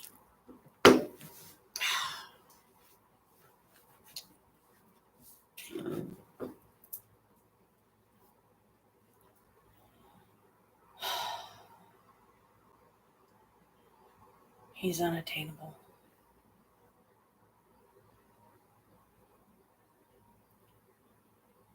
There's a lot of ideas that I've played around with of things I would like to have on my live streams, but I don't want to do them here. And I should be happy and comfortable in my own home to do these things, but I don't.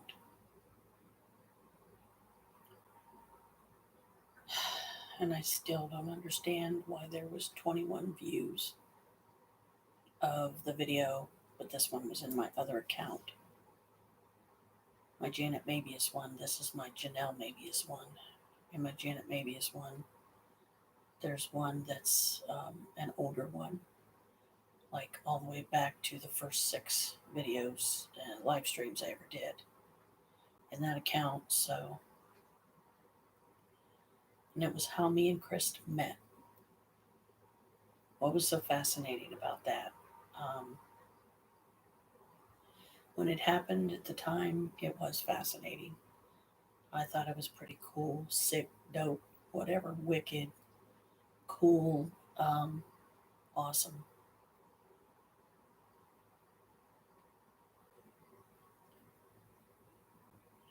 But that all too quickly started wearing off because within a couple of months of living with a person, you don't have that new couple feeling anymore. Now the two of you are settling into a so-called relationship that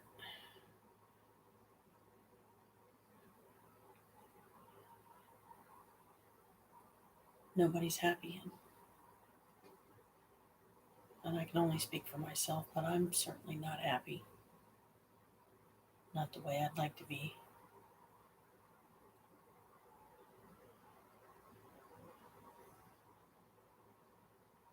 That's why I did the video in my other account on toxic relationships. Because I've been through my share of them. And this one is just another one of those.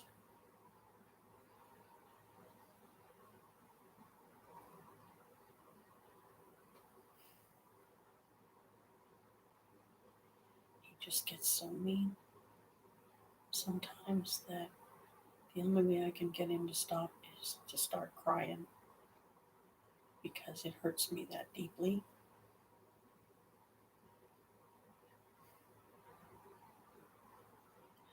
But yet every time I try to send him away, he always finds a way back.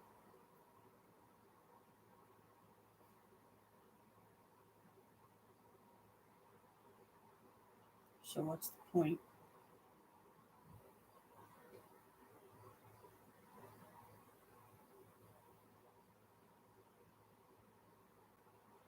I feel like I'm stuck in a situation I don't want to be in. And I can't get out of it. I think really, truthfully, what it is I just need some space. I need my own place where I can live at part of the time, and then the other part of the time I would continue living with him and whoever else was living with us. But I just feel like I'm never going to have that happy again. That I guess only exists in the beginning of the relationship, and then depending on the person, sometimes it'll last longer and you'll continue to feel the love. Other times it's like there's no love there at all.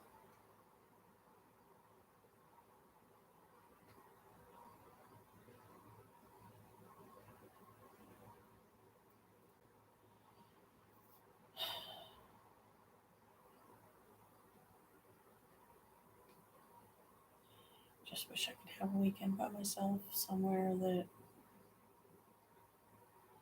nobody else was there with me and I could just relax and have 3 days to myself. But I don't see that happening either. I don't have the money, don't have the resources. Got my hopes up once when I went to a Days Inn that's real close to where I live. But it's $80 a night to stay there. And it would cost me over $300 to stay there for 3 days. 3 days and 3 nights, $300 that I do not have and probably never will. Different things that Chris has tried to earn us money just hasn't really produced much because he's so fluent in photography and he's got over an $800 camera outfit. And all I have is a handful of cameras and things that I bought off of Amazon as cheaply as I could get them. He takes pictures, mostly nature related, and tries to sell them on these photographic sites where he has a membership, and they're just not producing anything significant, and he's apparently not producing the types of photos that people would fall all over themselves to get and would pay top dollar for. And by the time the website got their cut, Chris would still have a decent chunk of change.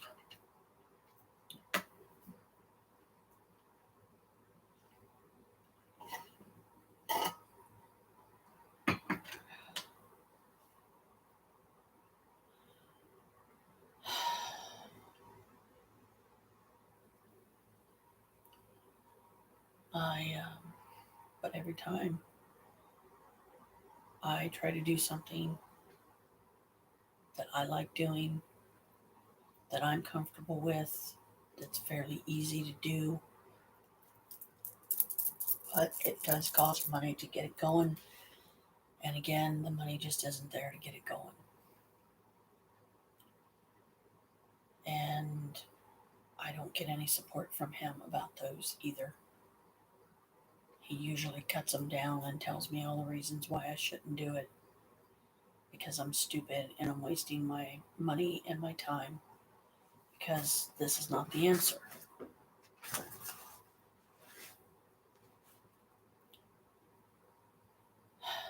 Well, your photos aren't exactly producing anything now, are they? Do you hear me cutting them down? Do you hear me talking badly about it? Do you hear me being unsupportive? If you're hearing this live stream, you do, but I try to be supportive. I try to be happy and acknowledge that you're trying to do something to make extra money, but it just isn't. How is that any different than some things that I've tried? So it wasn't photography that he just happens to think is on the allowable list because it's a very real thing. Well, so is a lot of the stuff that I've tried. Is it fraudulent? Well, sometimes you don't know unless you give it a try.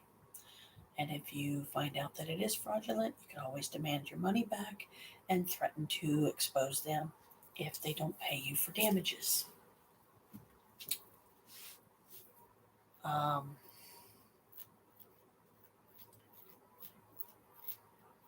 We just don't.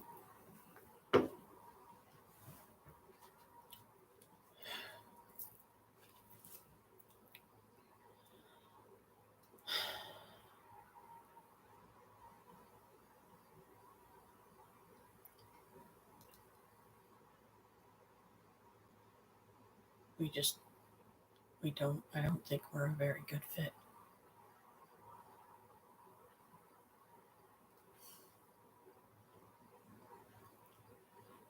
and I'm stuck in it.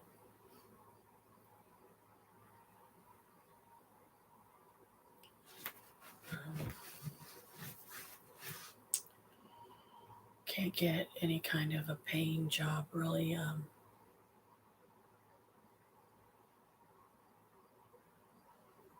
Like even a part-time job somewhere around here, which jobs are pretty much obsolete anymore. So good luck if you find one, and if you do, you better hold on to it for dear life because you may not get another. Yeah, I don't think I've put the screen in yet.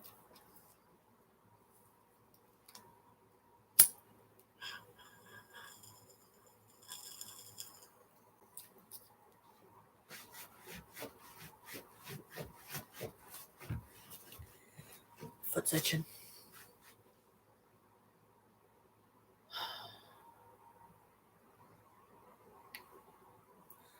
And now I got to talk about some positive things as a way to balance it out, to be fair.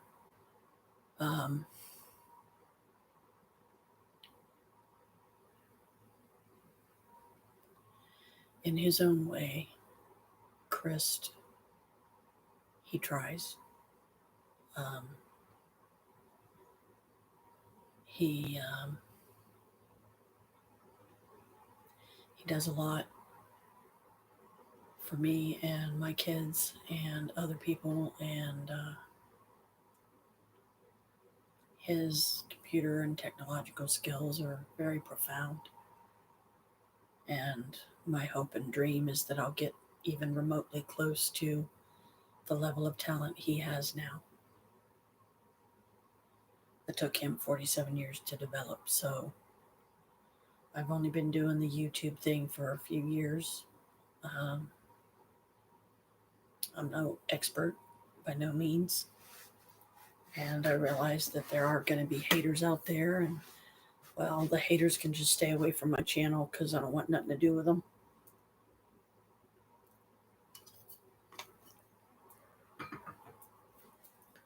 Don't bring that shit here, because I'll get out a shovel and bury you in it.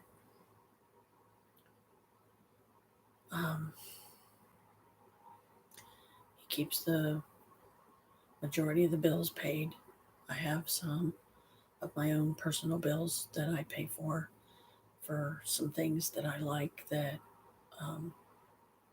like Stars, which I can watch movies and shows on, Amazon Prime. And for a while there, I actually did the YouTube Premium, but it's just not, I'm not skilled enough. Having the YouTube Premium just doesn't make sense for me, and it pinches my pocket more than I can afford right now. So can't get any kind of job outside of home, because if I don't immediately report, if I did, and I don't immediately report my pay stubs and report to SSI that I'm working, they will penalize me later and cut off my check. And this was a hard fight to get on it, so I definitely don't want to go through it again.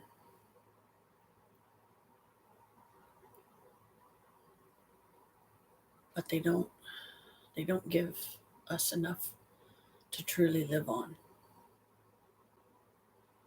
So it very much limits what I'm going to be able to do that isn't illegal, that SSI can't take away.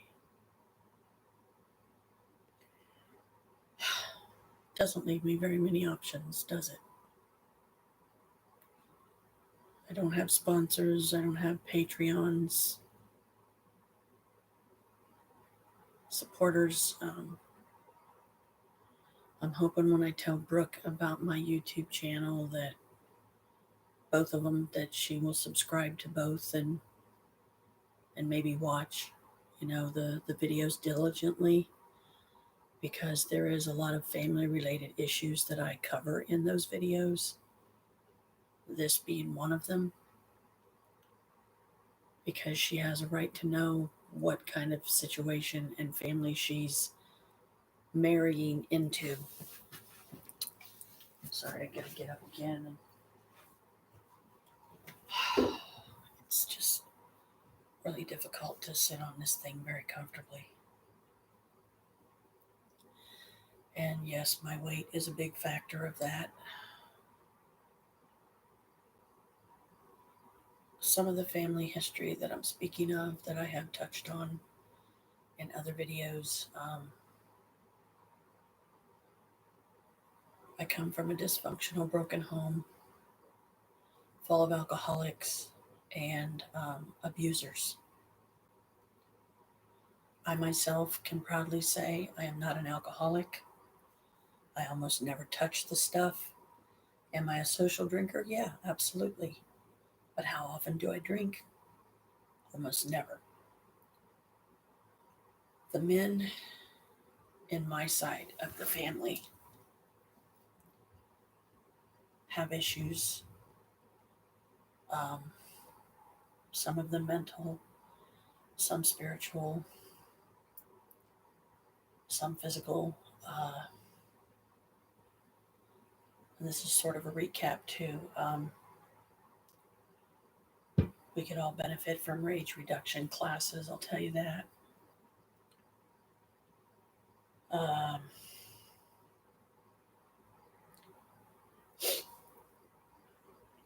there's a lot of family drama that I could do without. I spread myself way too thin for my family, and what do I get in return?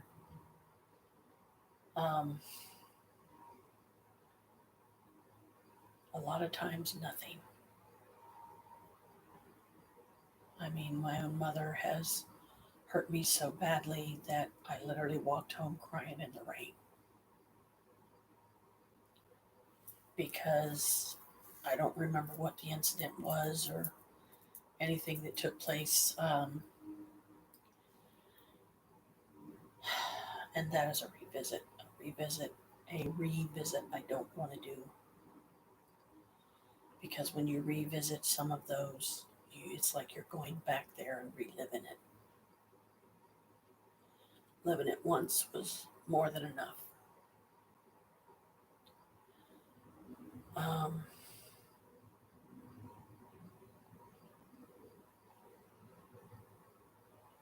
There are a lot of narcissists in the family.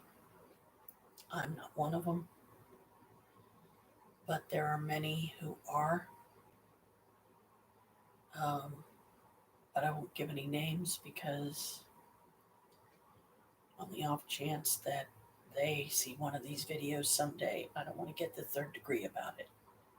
When all I'm doing is speaking the truth, and it's a truth that they don't want to hear because they want to believe in their delusional minds that they're the good guys.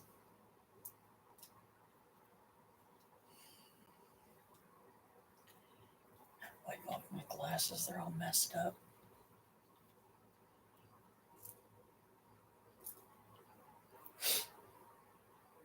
To give an example,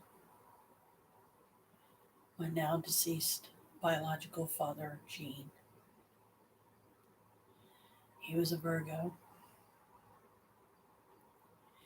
He also was highly intelligent. He was abused himself in his youth. Some of it was by his family. Some of it was far more sinister, to the point that he has actually been raped by men before. It messed his head up. Supposedly he was in World War II and he was behind the front lines and he saw his friends get blown to bits, and yeah, that kind of stuff tends to mess your head up forever. It's almost like the nightmares never stop. My father was abusive, he was alcoholic, he was a womanizer, and he was a cheat. He cheated on my mother many times, and some of those times she caught him, and he was dead busted, and there was no way he could lie his way out of it. So mom would go home, and then they would get into a fight, and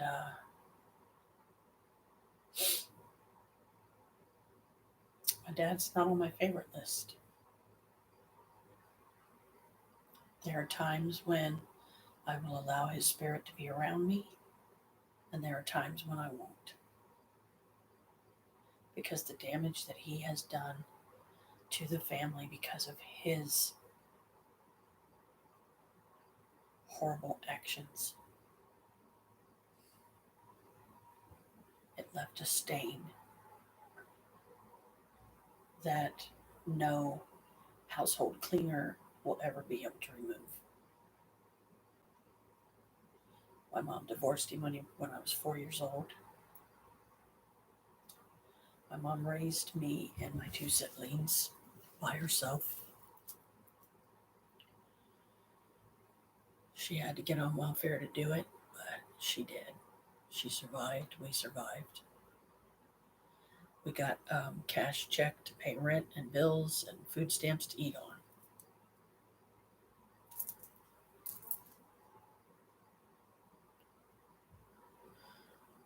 And my sister has developed what I call the psycho gene that our father had.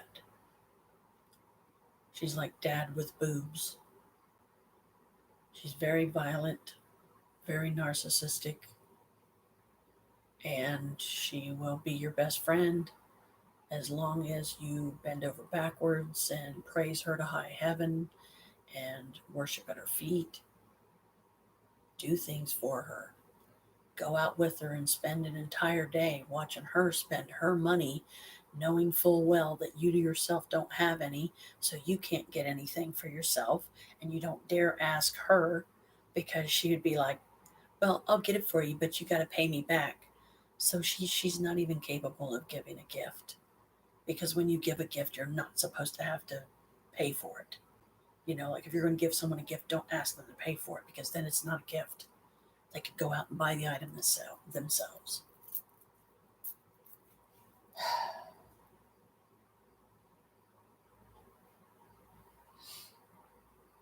Positives. See, I caught myself. I'm learning to do that now, thank goddess. Positives.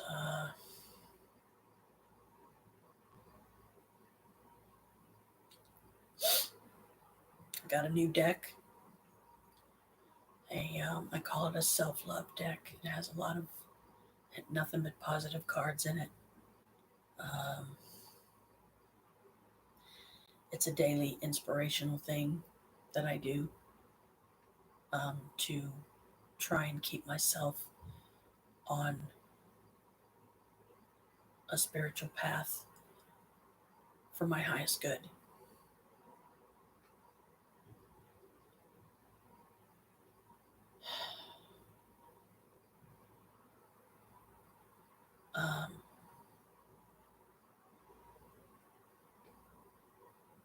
Let's see, what else?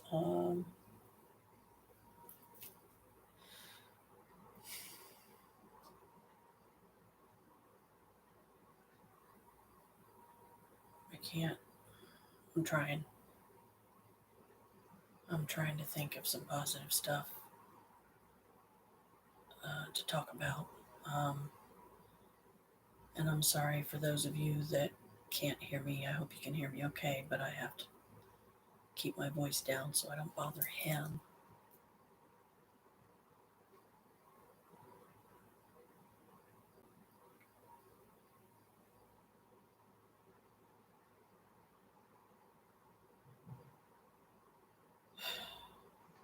Positives.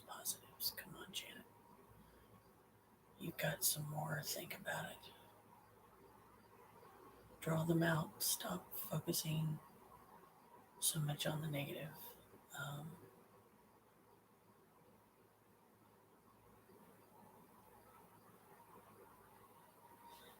Well, my daughter is, she's a main character at the fair that she works every weekend. And she's sometimes there during the week too, I think. They have different other side things that they do, and Saturdays and Sundays is when they go into their medieval spiel of "Good day, milady," and talking the way they used to talk back in the medieval times. Uh,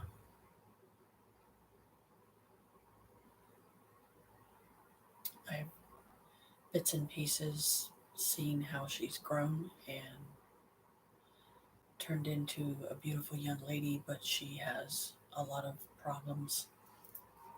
And because I was robbed of pretty much the majority of her life and being able to be in it and a part of it more than or equal to the attention that she was giving everybody else but me.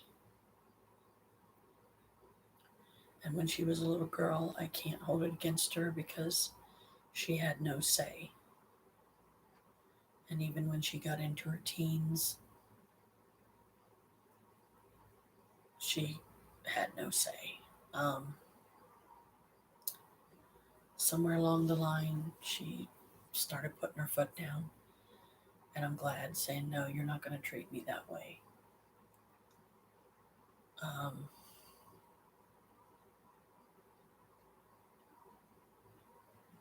but because of that special person that she lost, which is the most recent death in the family, she's dealing with that and a host of other things. My back's itching. It's from sweating.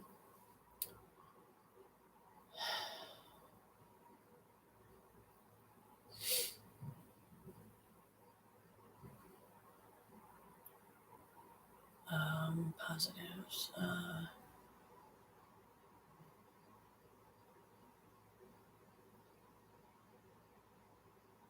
Can't believe that I can't. I just, nothing, not enough is really coming to me. But I'm trying. So, if this video is boring for you, then just don't watch it.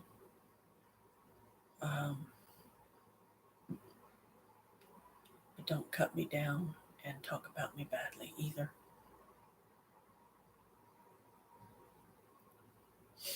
I'm not a bad person. I'm not perfect by no means, but I'm not a bad person.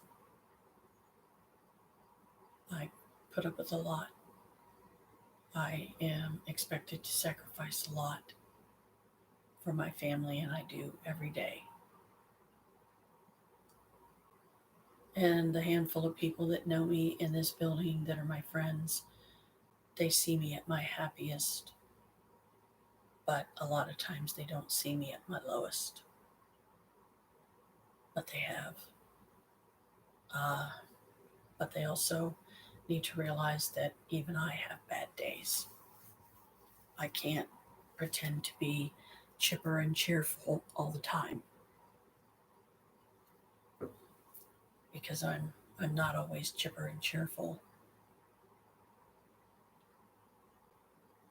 It all depends on the latest BS that I'm dealing with and where it's coming from, and the fact that it's piling even more on top of my plate to the point that I'm surprised it hasn't broke yet. I'm surprised I haven't broken down, had a breakdown, end up in the hospital.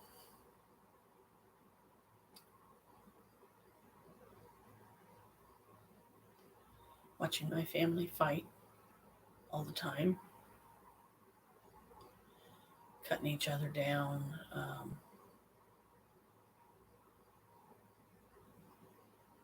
Just so much bitterness. and anger and just downright hate.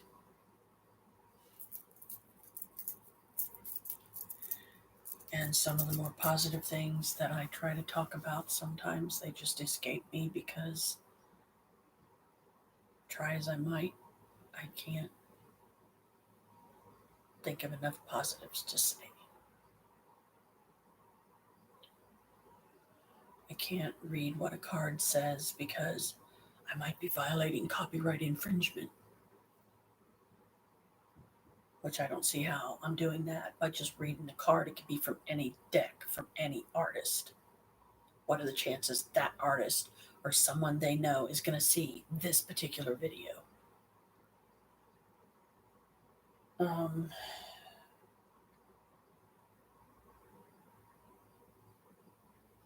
Another positive,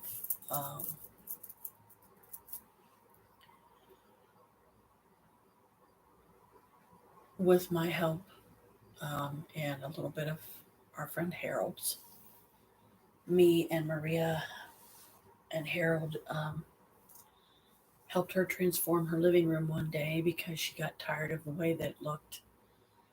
And so we changed it. She asked me to come downstairs. I didn't know what for, but I had an idea. Harold had given us or me rather, but Maria put it in her house, put it in her apartment, and moved everything around so there would be a place for it. That to me is something a true friend would do for me. But now a lot of the areas in her house, in her apartment, you have to walk through sideways because otherwise you can't get through.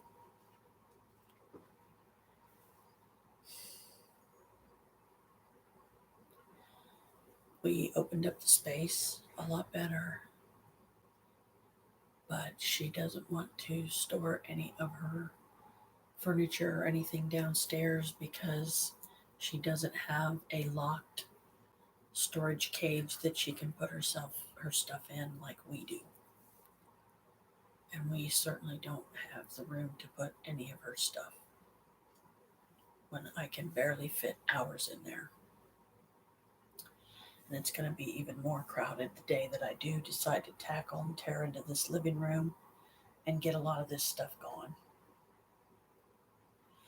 Anyway, so Harold gave us this old entertainment center that he had.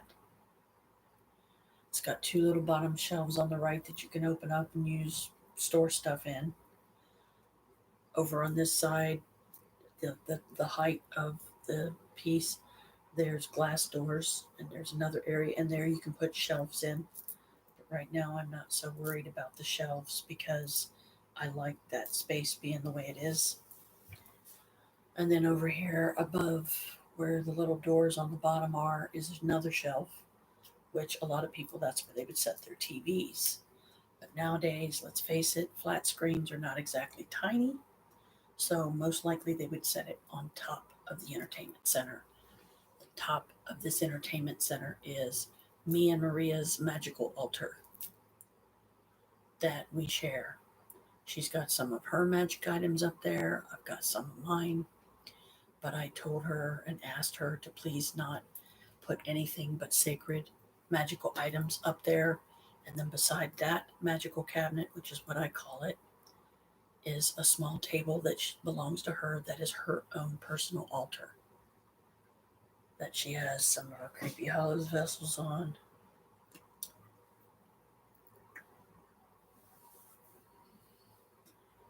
And that's fine because she don't need to put it on top of the group altar because I try not to put a lot of my stuff up there because we need the space, especially when we've got candles lit and we're doing a ritual or a spell or something.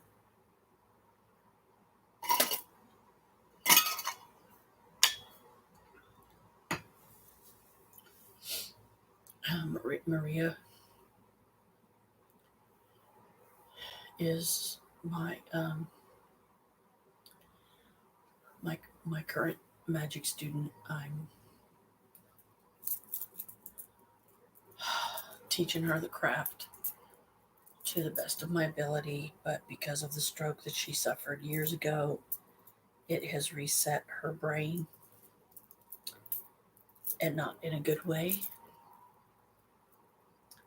because she actually suffered a stroke that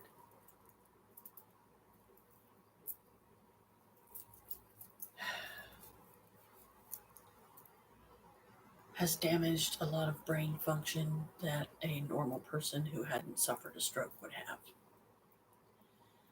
You have to explain everything to her. Um, you have to treat her as an innocent child that doesn't understand why others hurt people in the world. She'll see a video on her phone of some horrible atrocity that's taken place and try to show it to me. And I when she does that, I tell her, Maria, I don't want to see that. Okay, I don't want to see it. I don't want to hear it.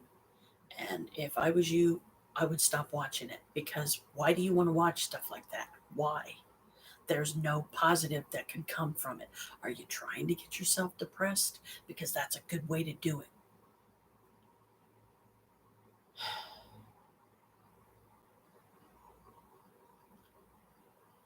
I can't do a live stream with her around because she gets way too loud. And like I said, you have to explain everything to her like you're talking to a child. She's 10 years older than me, um, and it grates on my nerves. There's times when I have to get away from her and not hang out with her for a week or longer, because it's like, Maria, I can't raise you, okay? I raised 4 kids to the best of my ability already. You're fully grown. I should not feel like I'm having to raise you. Yes, you can dress yourself. Yes, you can bathe yourself. You can walk upright. You can work a job. You can fix your food. You can love your cats. But stop making it everybody else's responsibility to teach you everything and to explain everything to you over and over again. You won't get a hearing aid. You won't get your sight checked. I know they can't give her glasses because her left eye won't open far enough. It opens so she can see, but the stroke that she suffered, they can't get her eye to come open wide enough to even do a eye exam, so they could get her glasses. So she's never going to be able to get glasses. She's never going to be able to get contacts.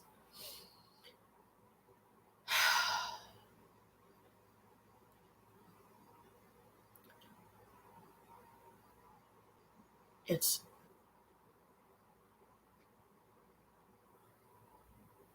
it's difficult to not snap at her sometimes, because I get so annoyed with trying to explain things to her a million times, and she has these bad habits, like if she says something and I don't immediately respond, and I don't respond loudly enough for her to hear me, she'll say, did you hear what I said? Did you hear what I said?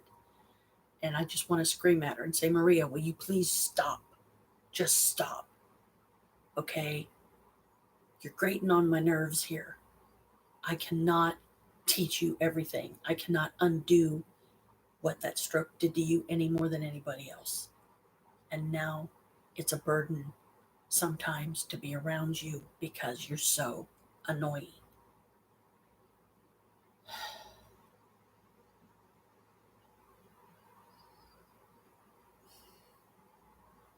Back to the positives. In conclusion, I'm not trying to be the bad guy here. I'm not trying to diss on my friend and cut her down and talk about her this way, but I am speaking truth and I am speaking fact.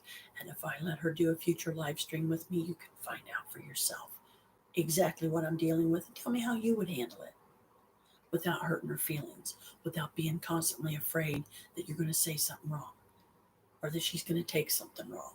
And sometimes she does take things wrong. It's like, Maria, I'm not saying that. Hear what I'm saying. Don't put words in my mouth that I'm not saying at all.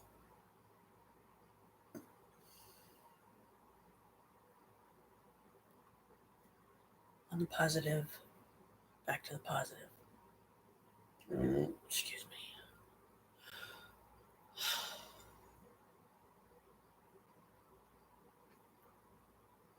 The apartment feels a lot better. At least when I go down there, I can sit in front of air conditioning in the living room and be cool and comfortable. Up here, it's a constant sweat factory.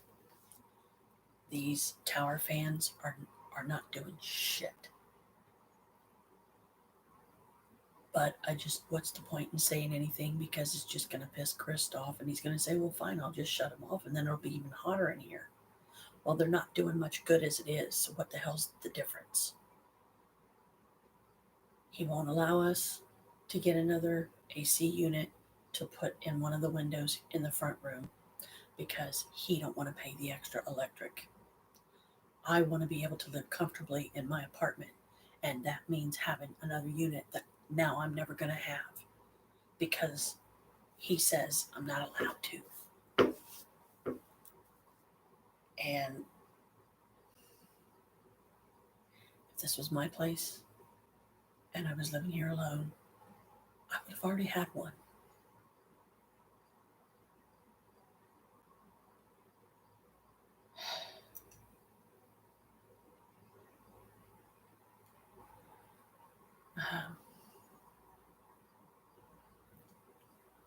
Trying to think of some more positives.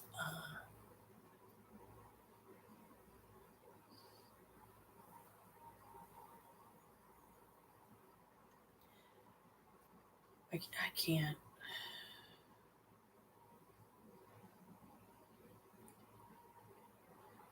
I don't like the restrictions that are being placed on me because of the person I'm living with.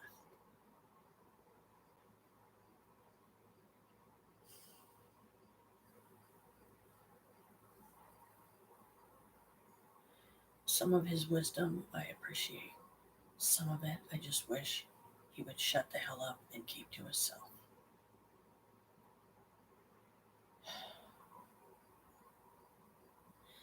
Because I would feel so much more fulfilled if I could go back to the way I used to do things before he intervened and basically threw it in my face or rubbed it in my face, even though he had every good intention to do so.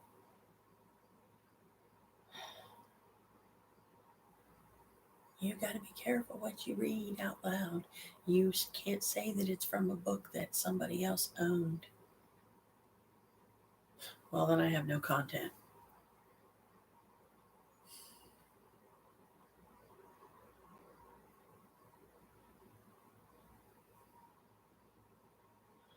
And to think a true love come to me spell brought him. I'm vexed. Because this is true love. If this is true love, I'm sadly disappointed.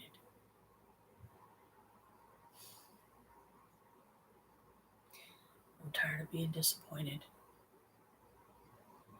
Disappointed by men. Disappointed by non-supporters. Let down and betrayed by people that for 4 years I thought was my friends, and then when I found out some of their skeletons in their closet, I realized that I questioned if they were ever my friend at all, or if they were just trying to get at my daughter.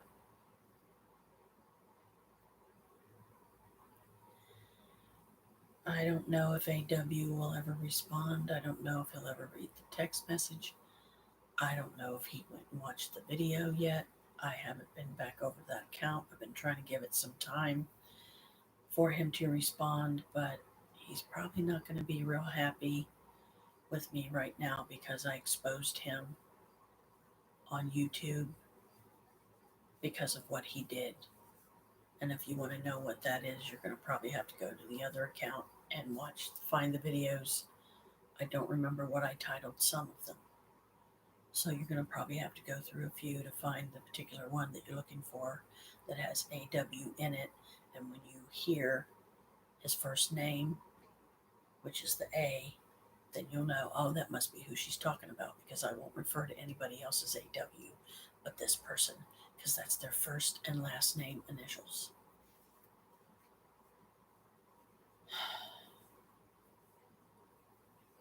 This guy, I will say that much about him. He is a guy. He's been after my daughter since she was 15 years old, and she's currently 24. And when she told me the skeletons in the closet about him, it completely, immediately turned me against him, to the point that I'll probably never accept his friendship again or give him a second chance at a friendship with me, because how do I know he's not just trying to get on my good side again because he still wants access to my daughter?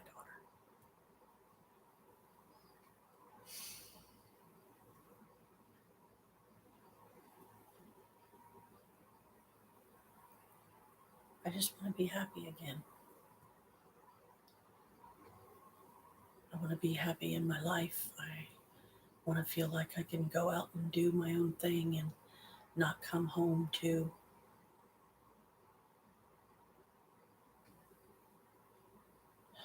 not knowing if he's going to be in a good mood or a pissy one.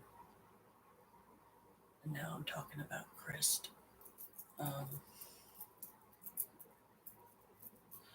But back when I was under the delusion that AW was my friend for 4 years, I thought this person was my friend.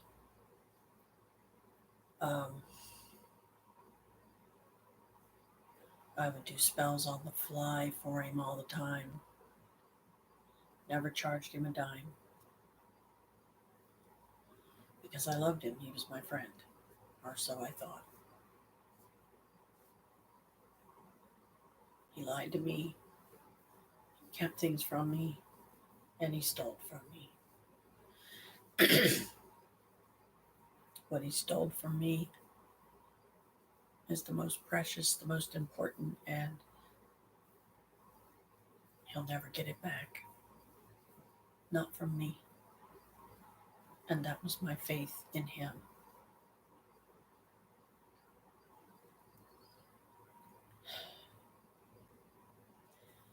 Back when we were our happier days, before I knew about the skeletons in the closet, in his closet, involving my daughter, we went to Gen Con together.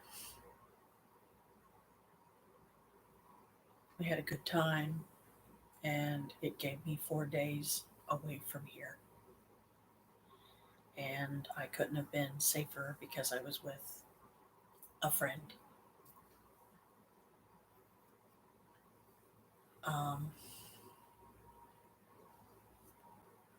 Gen Con was 4 days long, and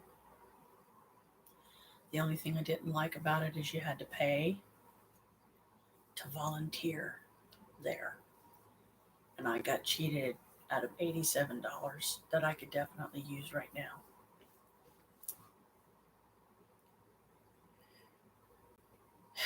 But I won't say why I was cheated out of that, because then that goes back into the negative, and I'm trying to get out of that mind frame. We would play werewolf together every night. Werewolf is, for those of you that don't know, it's a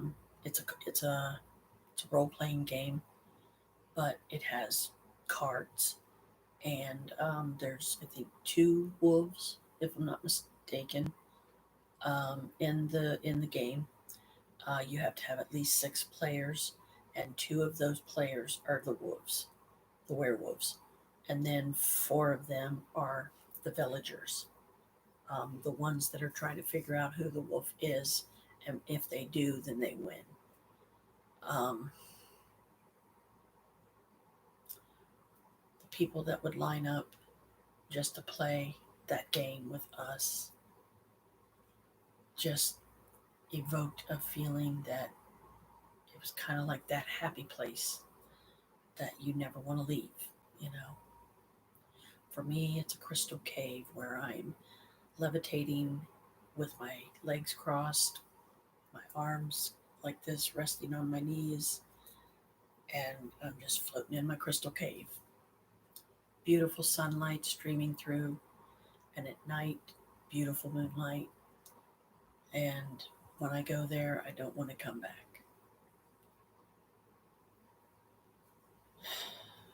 Um, saw some really cool costumes. Was very envious and jealous of them because I wish I would have had a nice costume I could have wore. Would have made it more fun because Gen Con encourages cosplay.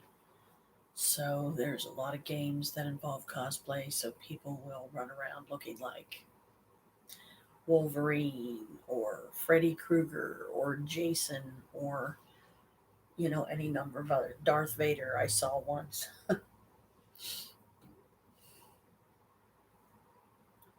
Saw Darth Vader. I've seen an actual life-size remote controlled R2D2 that looked like it rolled straight off the movie. Had pictures of it. Lost the pictures. Won't say why because that's still negative. Um,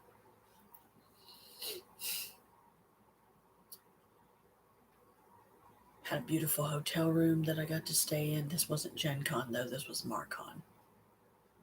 And it was the first year I worked it, and it's the most memorable for me. I walked right by a celebrity, didn't even know who he was until later when it was too late and he was already gone. He was, I think, the guy that played Starbuck or something on Battlestar Galactica or one of those. Didn't even know who it was. Wish I would have. I would have got a picture, maybe got my picture taken with him. He would have signed it. So I was bummed about that when I found out later who it was, and I didn't even recognize them.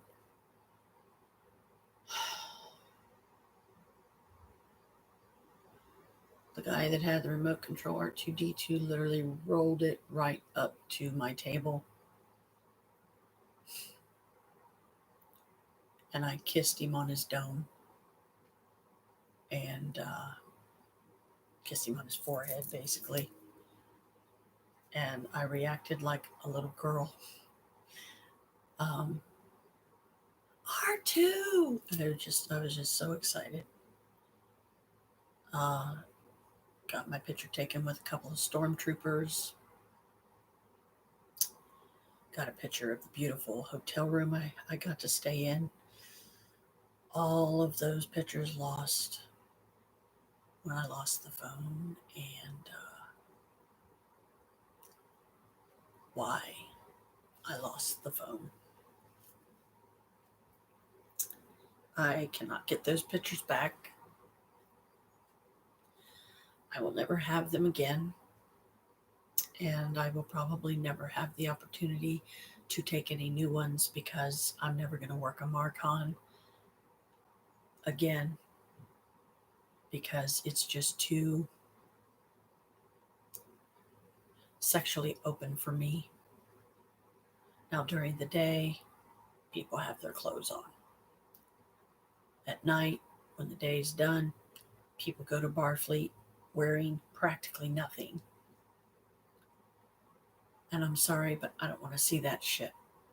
If I want to see that shit, I'll come home and put on a porn video. And I am not that kind of person. I don't like watching porn. Period.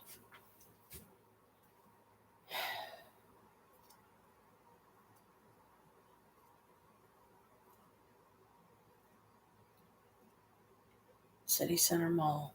No, not City Center, sorry. It's one of the hotels downtown that Marcon was held for many years. But things changed over time and they had to find another location. And the last Marcon that Chris worked. I didn't go. And then I found out some stuff that took place there that I would have rather not known,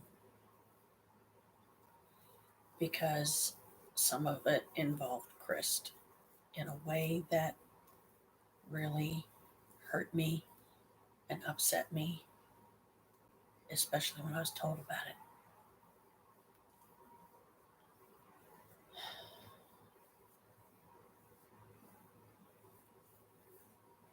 Other positives, I don't know. I've been on this live stream for almost 3 hours again. It's not even 11 o'clock yet. Can't do tarot readings on here because then I would get the third degree about the deck I was using, because it's not my own deck, and I could get kicked off of YouTube for using another deck that I had no right using, according to Chris. So unless I plan on making my own tarot deck, I can't do tarot readings. The only way I can do a Mabon ritual is I would have to say my own words or the equivalent of my own words and chants, so I don't have to get reminded that I'm speaking out of a book that's copyrighted and I have no right.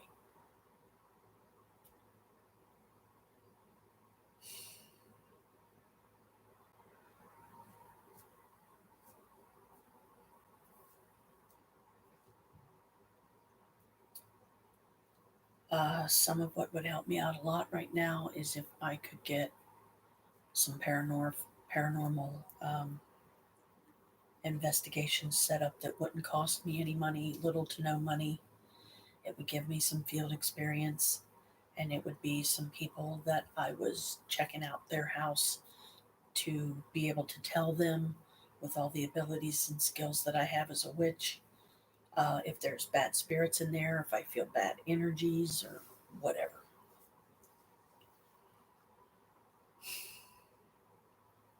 If I could finally get the remaining paperwork that apparently I have to get before I can legally perform marriages, I'll have to get recognized by the state that I'm clergy.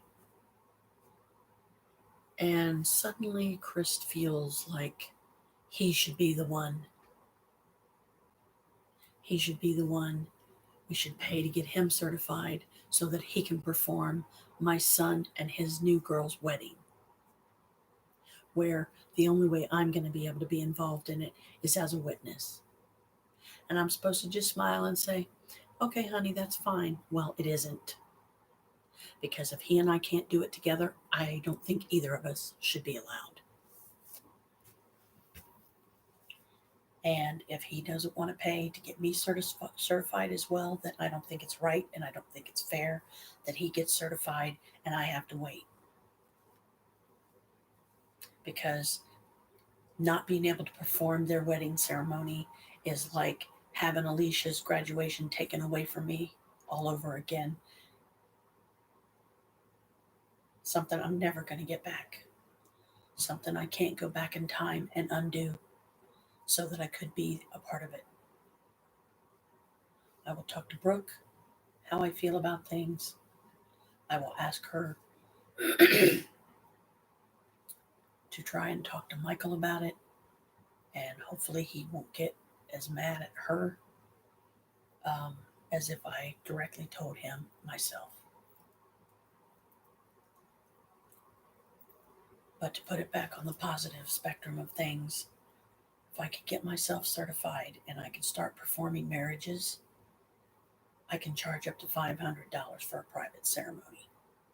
That means no frills, no fancy nothing, 2 witnesses, me as the officiate, the 2 people that are getting married, gay, straight, doesn't matter. I'll do any of them that want to be married.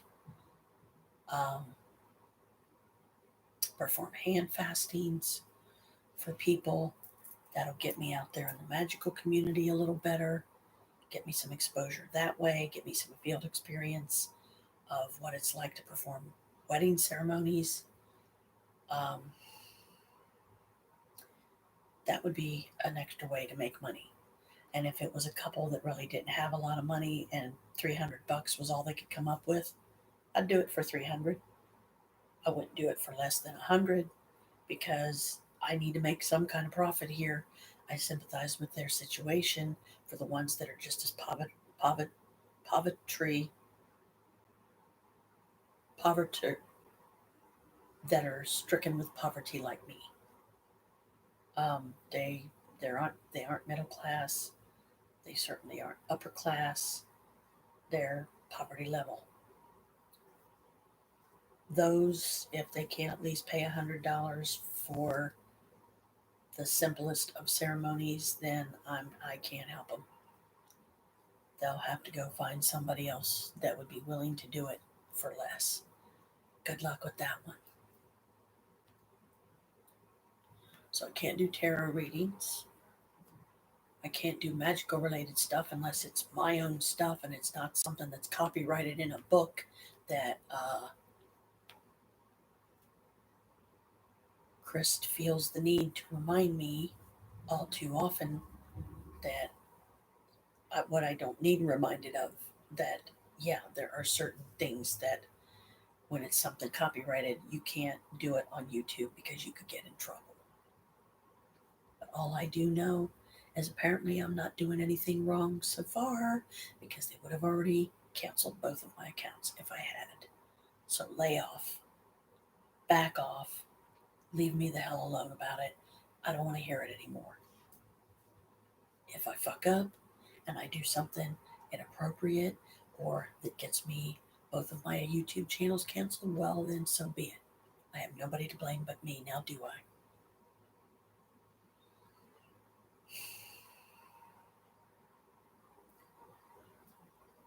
I'm sorry that I have so much anger right now. I'm trying so hard to keep things positive, but now that I have been restricted in the fashion that I have, I don't know what else to talk about. I don't know what to even try to do, and if I'm going to do it here, then I have to hear the negative from him.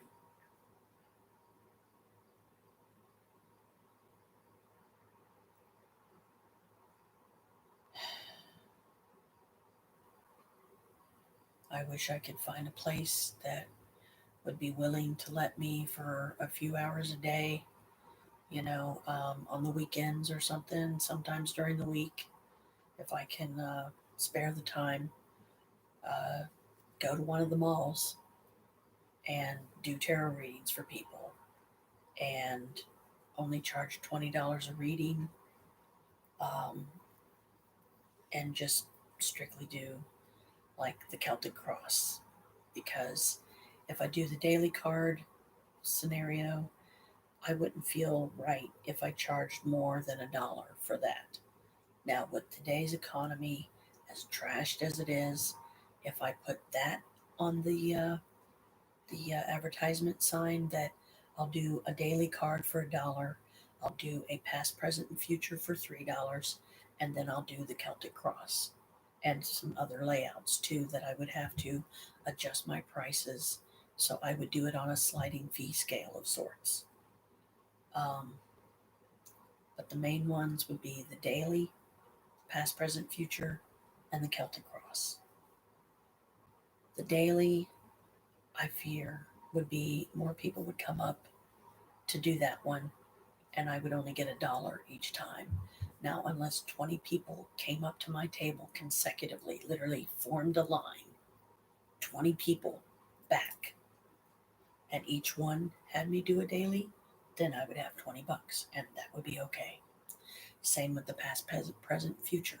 If there was $20 worth of a line of people that wanted the past, present, and future for $3, well, what's 3 times 6? What's 3 times 12? What times 3 would it have to be to make $20 and more? There is one additional one that I would probably at least throw out there once in a while because you never know who might want such a thing. But it's what I call the Celtic Cross Extended. You get 5 extra cards, and each card is 4 of the cards is represent the 4 elements. It goes earth, air, fire, water, spiritual transformation. So if anybody came to me and wanted that particular reading done, then I would charge 25. So I could charge at least $1 for each additional card because it's going to take longer to read it and get them to understand because of the position it's in. This is earth saying, do this. This is air saying, do this, and so on. And then if you do all 4 of these things exactly as they ask you to do them, you will achieve spiritual transformation. I have to keep shifting my position because I can only sit back so long and then I'm uncomfortable. So I have to sit forward.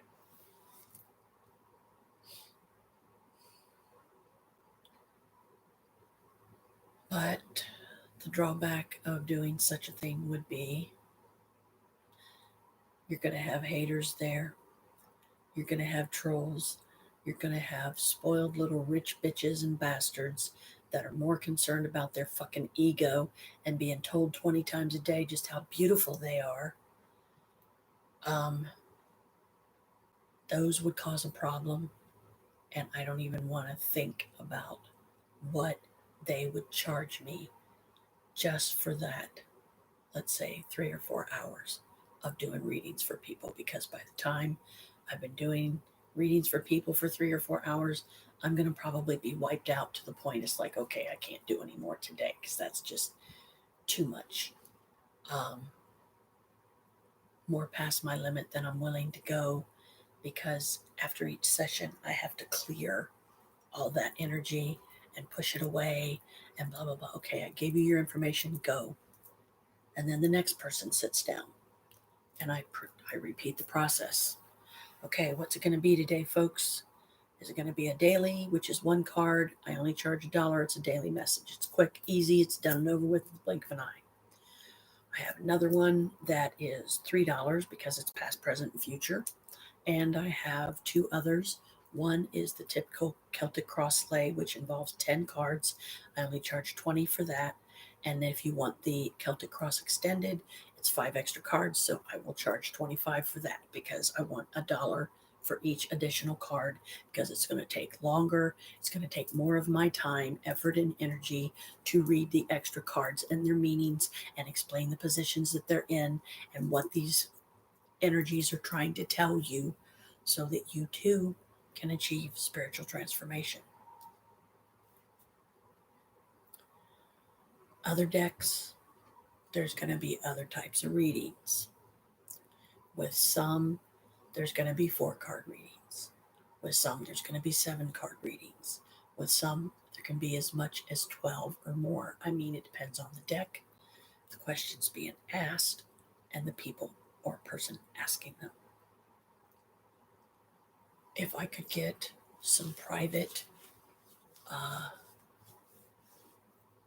requests to go to a person's house that feels that it's haunted, which I realize I'm opening myself to those energies as well if I decide to do that. And that is where things can go horribly wrong really, really fast. And like the one psychic lady recently that I saw in one of the videos said,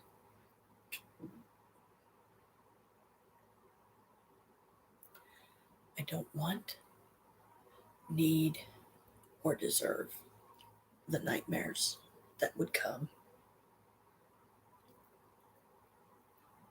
dealing with those energies.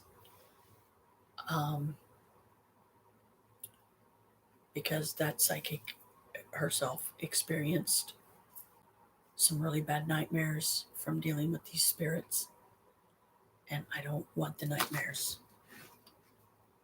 So it's risky, and it's something you have to think very seriously and carefully about, because if there is not a magical, mystical, or some kind of way that you could prevent those nightmares from happening, don't work with those energies, meaning don't be around those energies trying to figure out who or what they are, why they're there. And if it's a dark spirit, it's already known. They are designed for one purpose and one purpose only, and that's to destroy. Destroy families, destroy relationships, break up a couple that are engaged and laugh about it, try to choke you, and that's their way of playing. No, thank you. I'd rather not.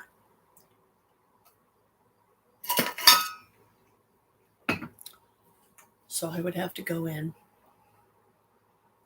to the situation with what I call a full magical arsenal.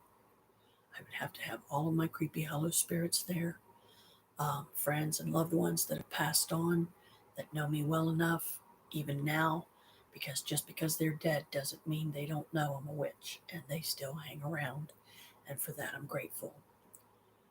I have my hands on my hips because there's just not a lot of ways, like I said, that I can sit comfortably, and I'm disgusted and ashamed of my droopy boobs that are being shown, even that because I'm not wearing a bra. Um, I can't even stand looking at myself.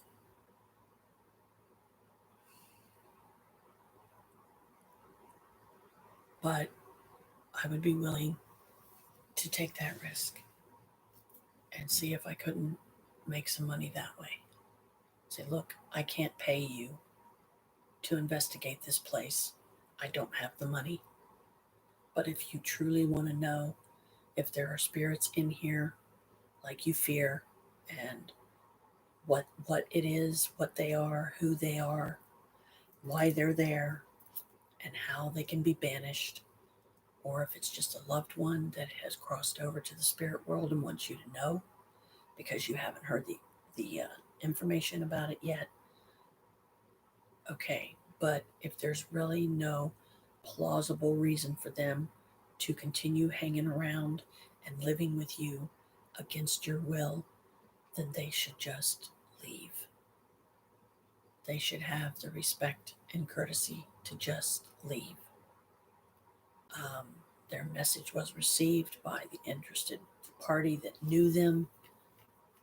There's no reason for them to hang around unless they're good spirits and they want to hang around to protect those that still reside there and keep the bad spirits from coming back. And if they do, and those good spirits need my help, then my door will always be open and my mind will always be open to hear their calls. And I'll do my best to help. But not unless I have a foolproof way that I can thoroughly, completely protect myself when I go into those situations. Because, like, I don't think I would be able to go into one of those situations with my power belt on, because I would fear that if they were negative spirits, they would yank the pieces off my belt, even if it meant yanking me to the ground or flinging me up against a wall to get some of them to fall off and break and shatter, because I would be going into it with a lot of power. The necklaces that I'm wearing, the one that I would be most concerned about would be my cross, Cassiel. It's and my high elf. They are the only two that I actually am wearing right now that are vessels. My little gold moon, as far as I know, is not a vessel for anything yet. It's open to be, but nothing has stepped up and said, yeah, I want that for a vessel. My garnet necklace is just a garnet necklace. There's really no spirit in it that I know of. That's not a vessel for a spirit. It's just a garnet necklace, period. So I would have to find a way to have the items with me, but in a way that the spirits couldn't take them. So most likely what I would have to do in a case like that is I would have to work it out with my spirits to stay in the car under lock and key while I'm doing the investigation, but let me know that they are with me, that I don't need the vessels, and like basically cover me like a magical shroud so that anything negative would be repelled away instantly because it would know, oh shit, this bitch is for real. She's gonna kick my ass. I think it's time for me to leave because I'm gonna have all that power backing me.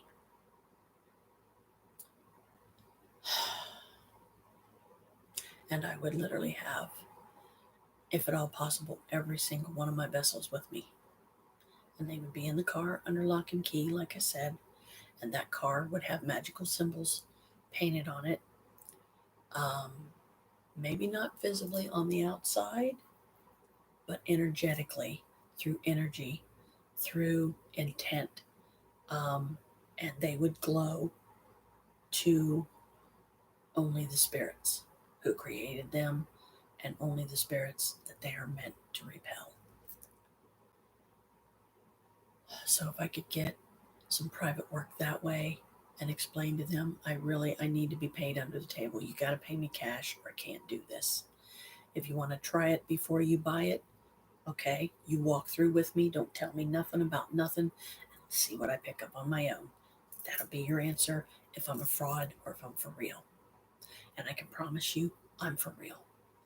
But I have to make a profit. I can't do this for free because if I do this for free, then everybody's going to be coming to my door. And I don't have that kind of time, effort, and energy that I can spare for that many people. Because people want free. They want stuff for free. Heck, I want stuff for free. But that's not realistic. In this world, on this plane of existence of the earth realm, it is not plausible.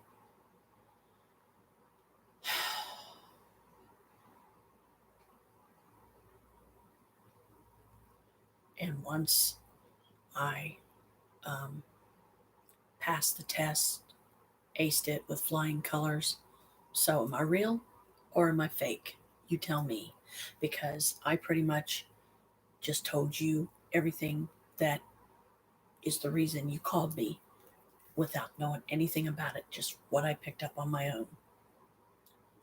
You have spirits here that need to be dealt with, that need to be cast out, and I can certainly do that, but we have to negotiate a price here.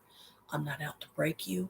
I'm not out to ask you for like several $1,000s or some ridiculous amount of money that nobody can afford. Unless you were stinking filthy rich, well then money would be no object. Oh, you want $1,000? Here you go. No problem. That's pocket money to me. But they will have to be willing to pay me under the table. And the same with the tarot readings and anything paranormal or astrological that I do for anybody. I'm not going to do it for free. I'm not. I will try to keep my prices reasonable. Um, I know that there's certainly a lot of them out there that I think charge a ridiculous amount of money for a 30-minute session. Like some of them charge you $40 for 30 minutes. And to me, you better be giving them something pretty damn profound to earn that $40 for 30 minutes. When, in my opinion, they should only charge $30 for 30 minutes. And I only charge 20. So who would you go to? Somebody that charges less, that is definitely well skilled in the area, or do you want to go to a fraud that's going to charge you several $1,000s and not give you squat? You decide. A little bit of a recap on Randonautica.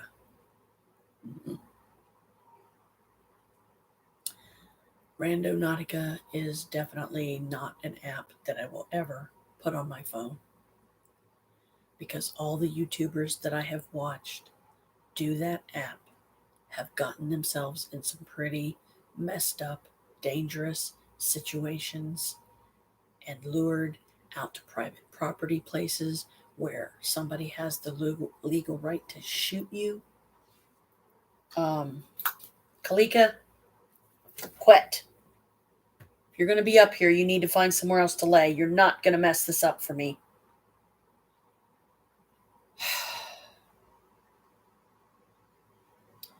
I know it seems like I'm being abusive to my cat, but trust me, I'm not. She just has a very annoying habit of laying a certain place when I'm trying to use it.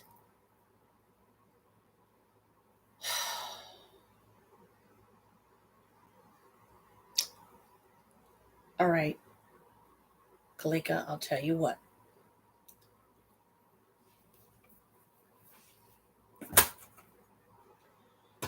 I'm going to move it. Now you can lay down. Go ahead.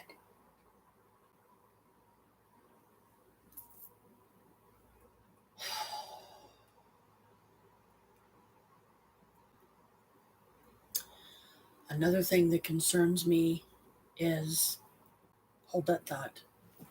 Hang on, Kalika. I got to go get me something to drink and get my table so you can lay down. I really don't want you to.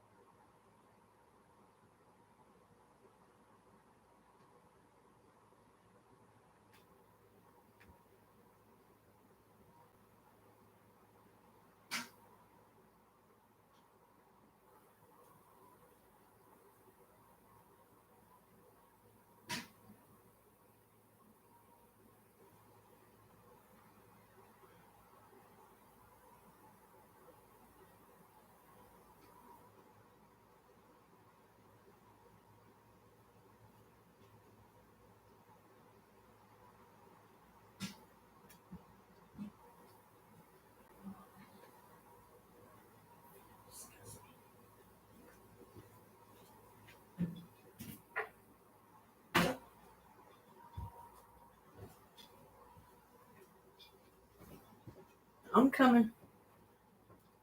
So if you want to come back up, you can.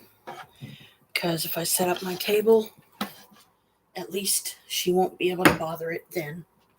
But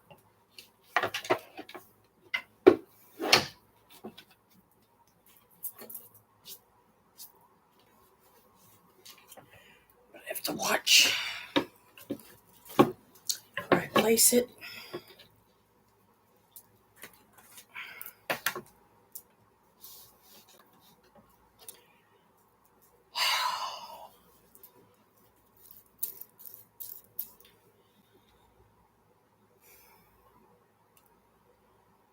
I'm just sticking with ice water.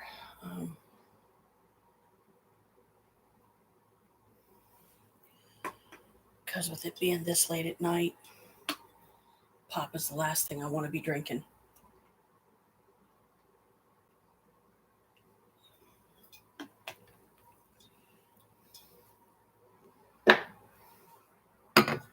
Come on. Come on. Please stay off my table. Lay down. Lay down. If you're going to be up here, you need to lay down. Lay down.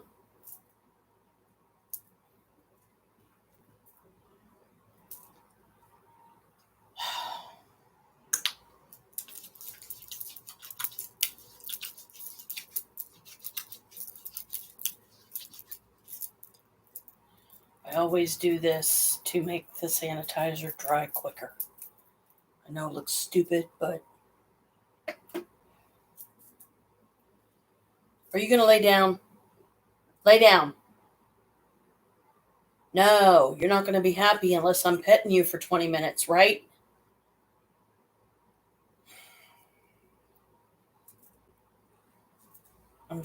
I'm agitated and angry about a lot of stuff, so I'm taking it out on my cat, and I shouldn't. Kalika, will you please lay down? Lay down. You leave that table alone. It's bad enough that I have to even set it up because you won't be happy unless you're laying right there now.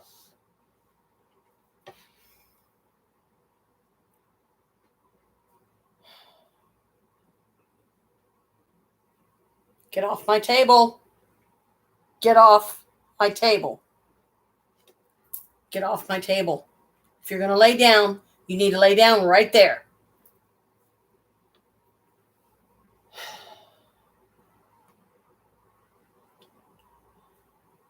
Kalika, either lay down or get down. Because I don't need to be yelling at you. Daddy's trying to sleep, and you're making me mad.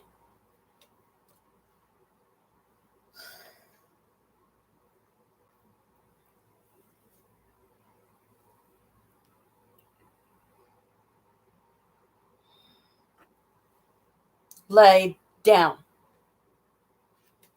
And don't you dare fucking knock my shit in the floor either. Have to practically fucking move everything.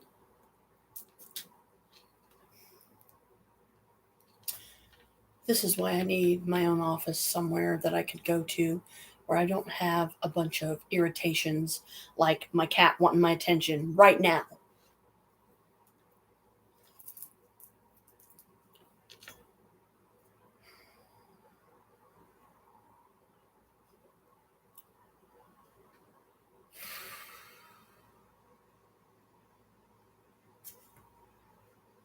I need a vacation. Don't have the money to take one.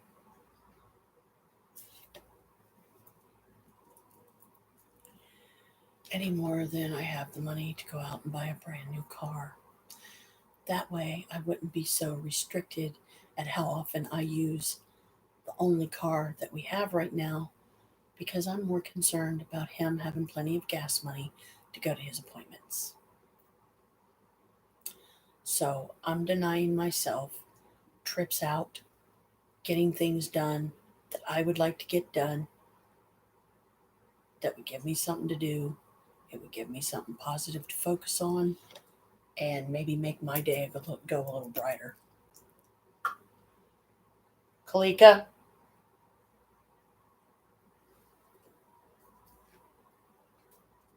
Why do you have to lay that way? Why can't you be okay with just laying on the arm face forward?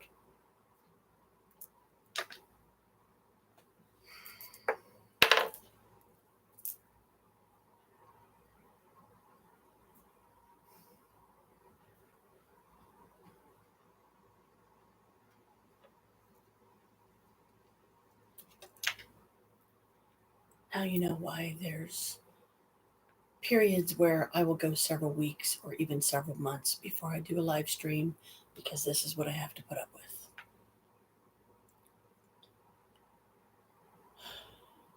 I never get any me time, alone time, where nobody bothers me, nobody's demanding my attention. I can just be by myself, get a break, and be happy for a minute.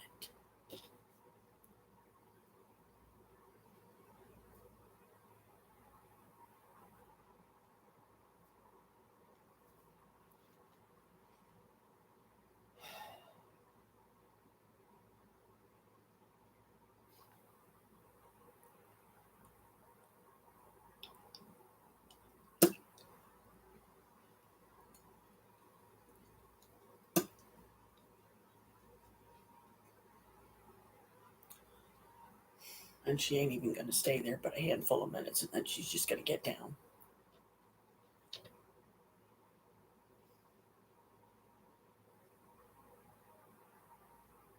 I don't like being this way towards my cats, especially her, which seems to be the strongest bonded with me. She's my familiar, and I don't know how much her sister Carmela is.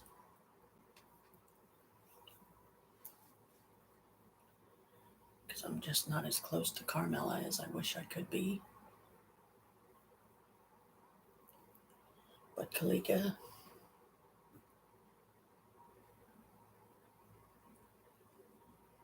she's the one that, the only one that really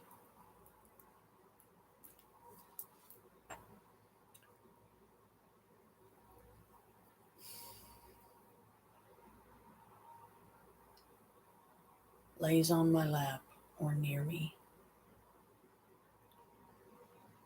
because she wants her mommy time with me.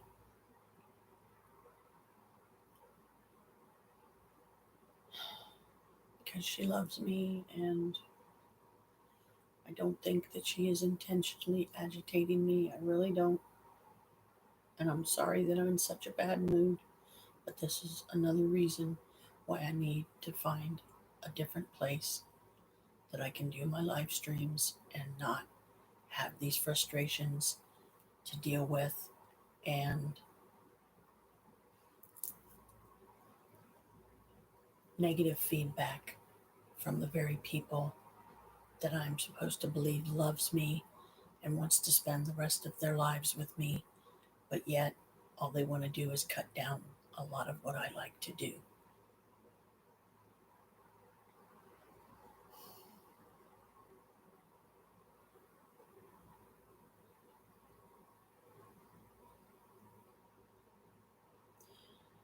I want to have ghost parties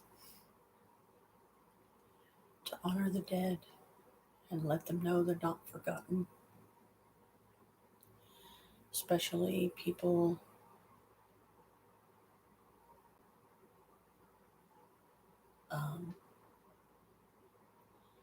living and dead, human and non, that I really love and care about. Sorry, I had to get a bug off my foot.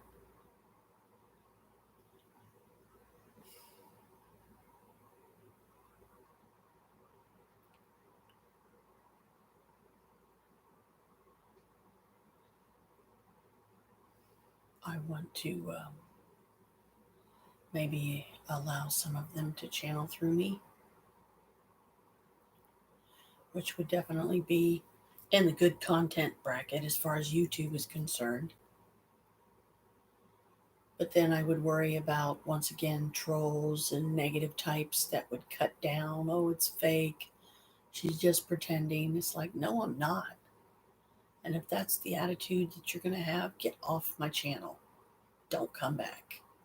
You are permanently blocked, because I will turn you in to YouTube staff and tell them I want this individual blocked from any future live streams I do in either of my two accounts. Because all they want to do is cut down what I do and call me a fat, lazy, stupid bitch that is boring to watch. Well, then don't watch my damn videos. Fuck you. I've got time for people like you.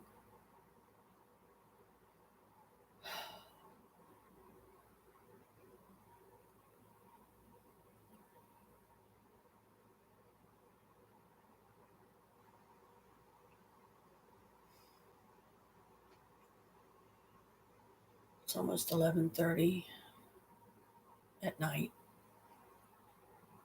The witching hour will be upon us in 30 minutes.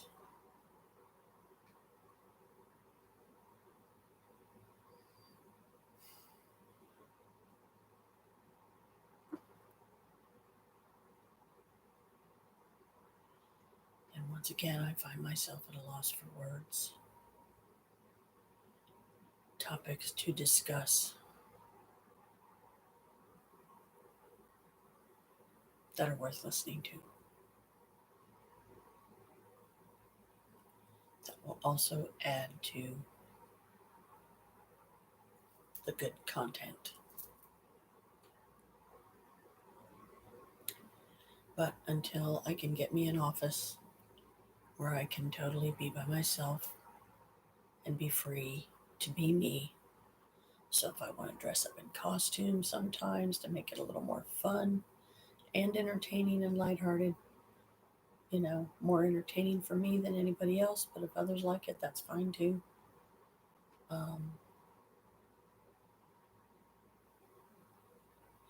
I still haven't come any closer to writing a spiritually based book because I can't seem to get past the anger. I can't seem to get myself to the library so I can get books on how to be my own proofreader,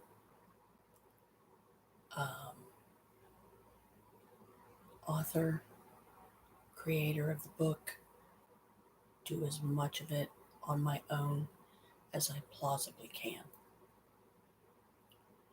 I don't want to go through a publishing company, and if it comes down to it and I have to, well, then I'm really wasting my time because I don't think there's many of them out there worth having. And with no guarantee that the book is going to be a top seller, I cannot afford to pay a publishing company to publish my books. So I'm going to have to learn to be my own proofreader, my own publisher, my own author, my own criticizer. And okay, I read that through and yeah, I could have done a little bit better, or maybe I could have said things a different way or something.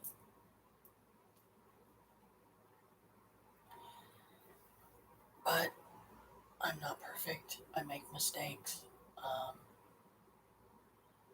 But that's how we learn and grow.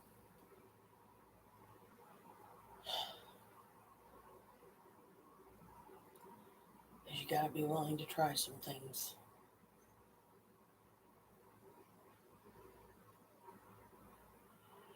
So once again, Wolf Paranormal, I wanted to say thanks for subbing to this channel, and I hope you find your way to my other channel, which is listed as Janet Mabius. Same person, still me.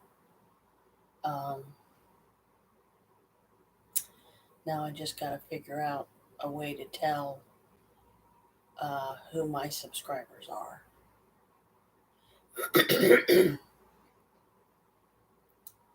But I don't have any fancy gimmicks.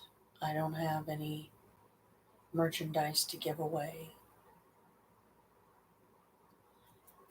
that would cost money to design and produce. And oh wow, cool, they actually are on. Hang on a minute, hang on, Wolf Paranormal, I gotta get my computer here. Find somewhere else to sit my glass. Bear with me, I've had to readjust things a bit because my cat is insisting on being on my lap right now. Hey guys, what's up? And who am I talking to?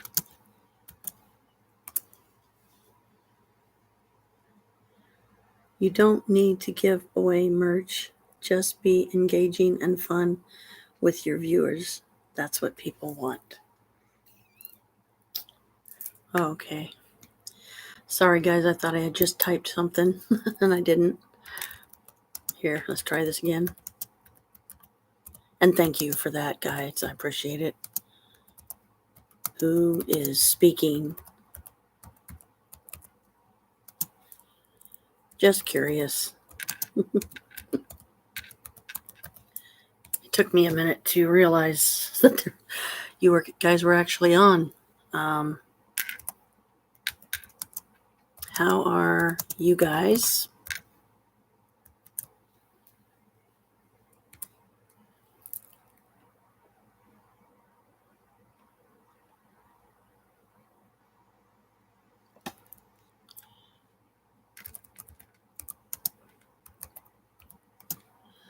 Don't have merch to give away. We just do what we do. Shrudge. If people want to engage with us, that's awesome. If not, that's fine too. I'm Holly, and I'm great. Thanks. How are you? Well, hello, Holly.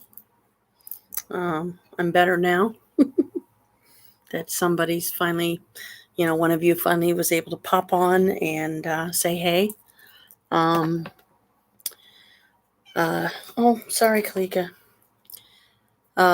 You just made my day, really. Let's see. What I was about to ask you guys, what has your latest investigation been?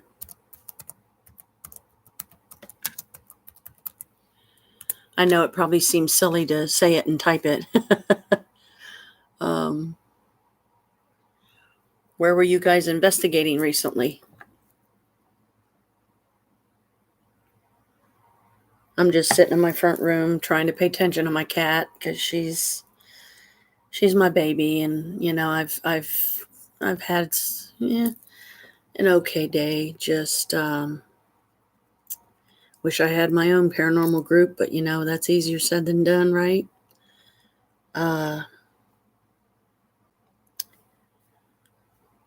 I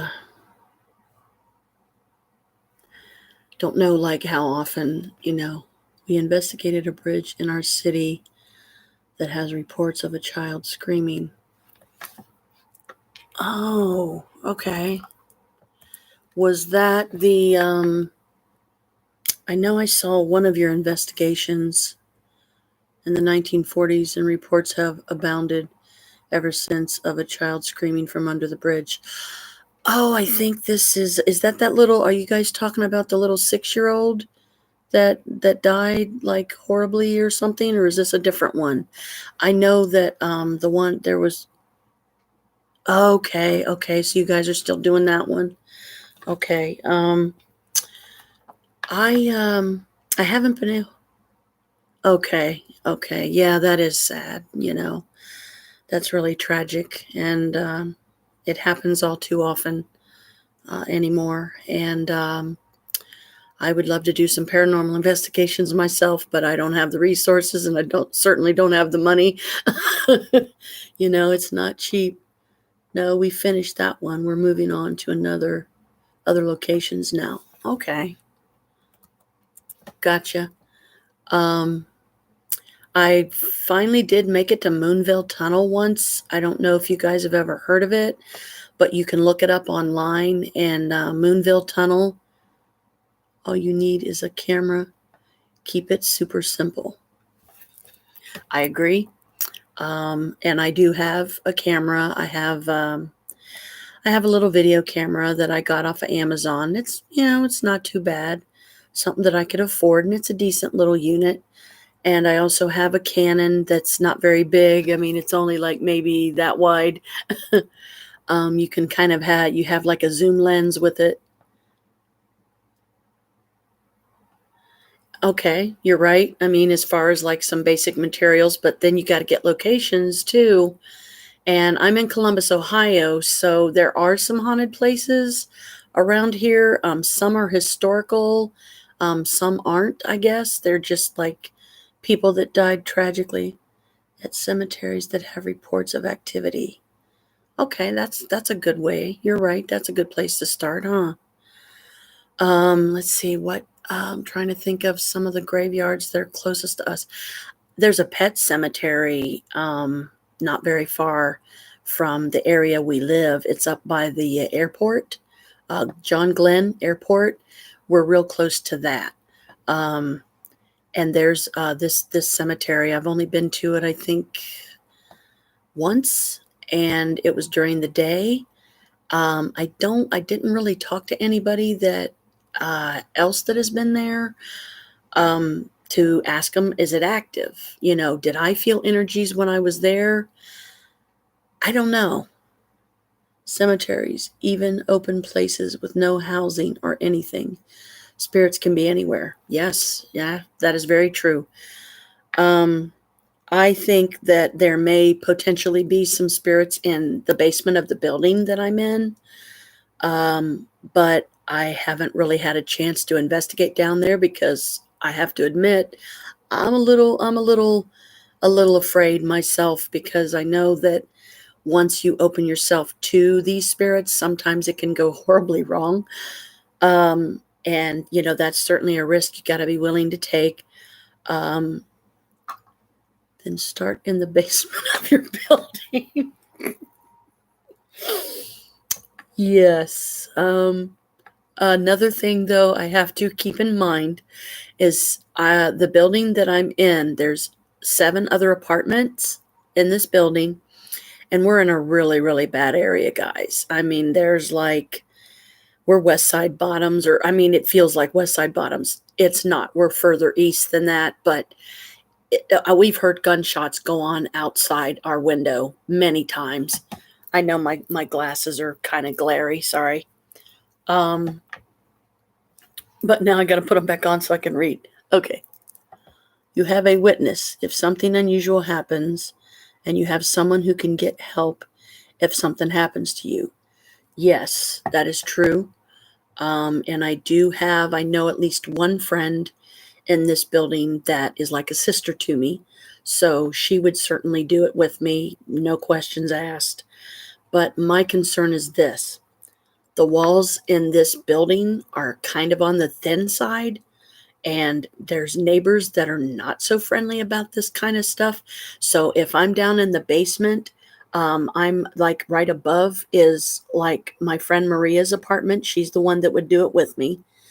Then next to her, but further, no, he's across from us. That's where you start. Get your friend and go investigate the building in the middle of the night. Yeah, like right now would be perfect because it's 20 till midnight. Um, and but see, here's the thing that I'm worried about is the neighbors that could potentially cause a ruckus, because they would be hearing us down in the basement talking to the spirits. And if I had one of the spirit apps activated on my phone that I have, then it could potentially cause a problem. I know you are, and believe me, I appreciate it. And I wish, if Moonville Tunnel wasn't so far away, I wish I could have investigated that. But my husband surprised me one day and took me there, and I was amazed at how many people were there. People were there with their families. Kids were running through the tunnel. I cried. You can turn the volume down on your phone, and when you're asking questions, you can whisper. That way the neighbors can't complain. Yeah, that's something worth noting. Yeah, you know. Um, so yeah, keep the volume down and stuff like that. Okay. And let's see. Um, because they won't be able to hear you or your phone app. Right. Uh, I'll definitely try that. I will definitely try some of those things and let you guys know in a future live stream, hopefully, that if it worked. Easy peasy lemon squeezy, right? That's one of my favorite sayings.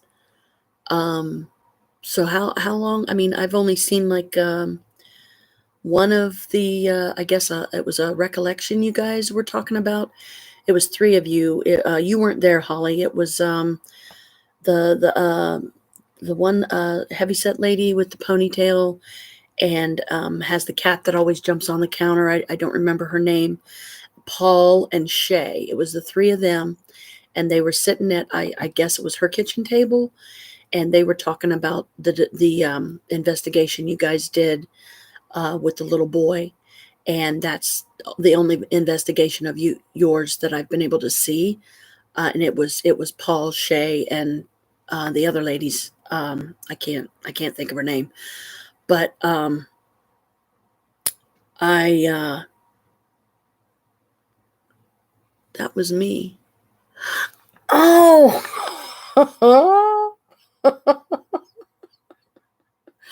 Well, okay, Holly. Hi, nice to meet you. I'm sorry. Oh, you have no idea. Yeah, this really made my day.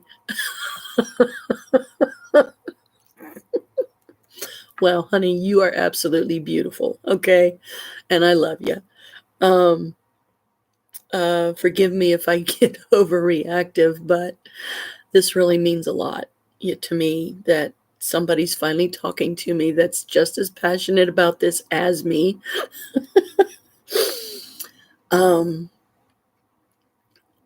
But if I can think of some ways to kind of make was this yes, it was. Welcome to our world, right? Oh, and just to let you guys know, because I don't know, I mean, I know you guys have a certain degree of sensitivity yourselves, okay?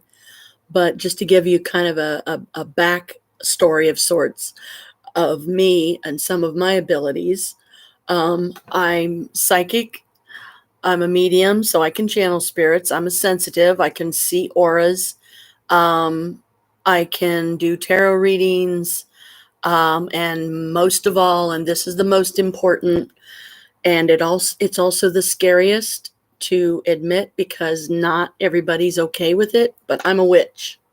Honest to God, I'm a witch, but I'm a good one. I don't do bad stuff that hurts other people or anything like that. And I try to help, I try to heal, I try to guide people in a positive way. I try to answer magical questions that maybe you too, really? Yes. Oh, yay. Another witch sister. Awesome. Oh, God, that just makes it even better. Oh, Holly, honey, I would kiss you right now and give you a big old hug, too, if I was there. Just to thank you. This really means more to me than I can ever say. And if I start crying, I'm sorry. Yeah, I'm very mushy that way.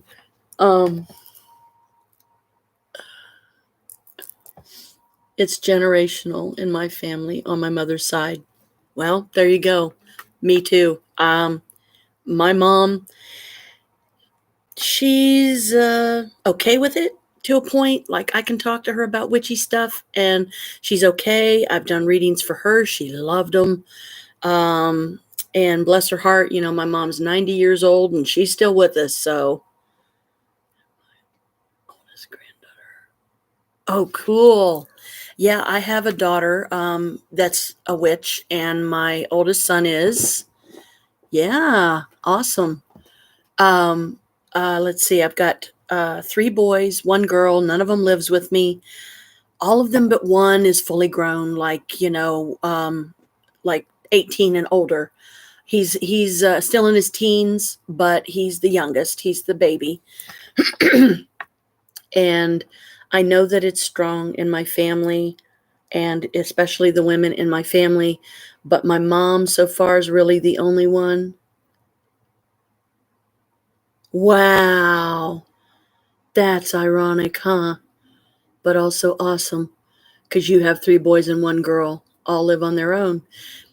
Aside from my baby, who is my youngest, he's still with his adopted family, I believe. Yes, absolutely. Yeah. I was just, thrilled. Was it you then, Holly, that talked to me during Colin and Courtney's live stream that time? And you said that you subbed at my channel and stuff? Because I was just so excited that even one person was talking to me. Where are you guys at anyway, if you don't mind my asking? Where do you live again? Okay, I thought it was. Cool. I love Paul and his accent. I want to run away with him. Shh, don't tell my husband. Calgary, Alberta, Canada. Okay. Well, Columbus, Ohio. I mean, laughs out loud. Yes. Columbus, Ohio, as you know, is pretty big. And I've always wanted to go to England. Never made it yet. Don't even have a passport, so that ain't happening. But I would, I hope that we can, like talk this way more often. I mean, I know that you guys get busy. Have you ever heard of the Calgary Stampede? No, No, what was that about? Calgary Stampede? Was that like actually animals, or was it in reference to something else?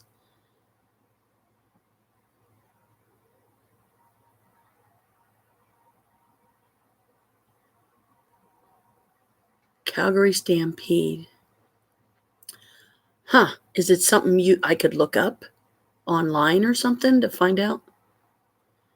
Annual parade circus thing that goes on for 10 days every year.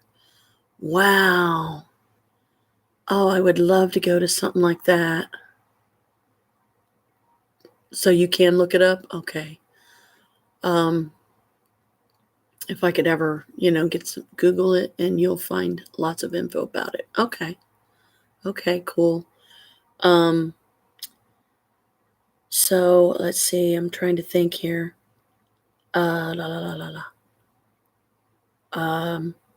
Like some of the experiences I've had. Not being seen, heard, been there, done that. Yeah. So you can relate, and that's like probably one of the biggest things that I worry about on my channel is the trolls. The ones that come on that just cut you down every way they can, call you all kinds of names, and just be just rude. Those are the ones that scare me. And I just try to be real and say, please, people, don't bring that kind of energy here, because I don't want it. I don't need it. I don't deserve it. So I'm glad you and I are the good guys. That means a lot. Let's see. Well, I don't know. I guess it would be a lot.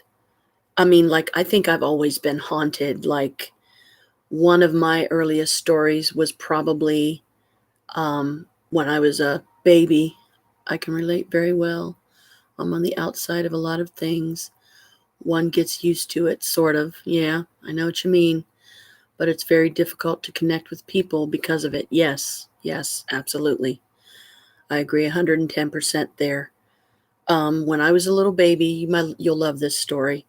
When I was a little baby, it's a fairly short one.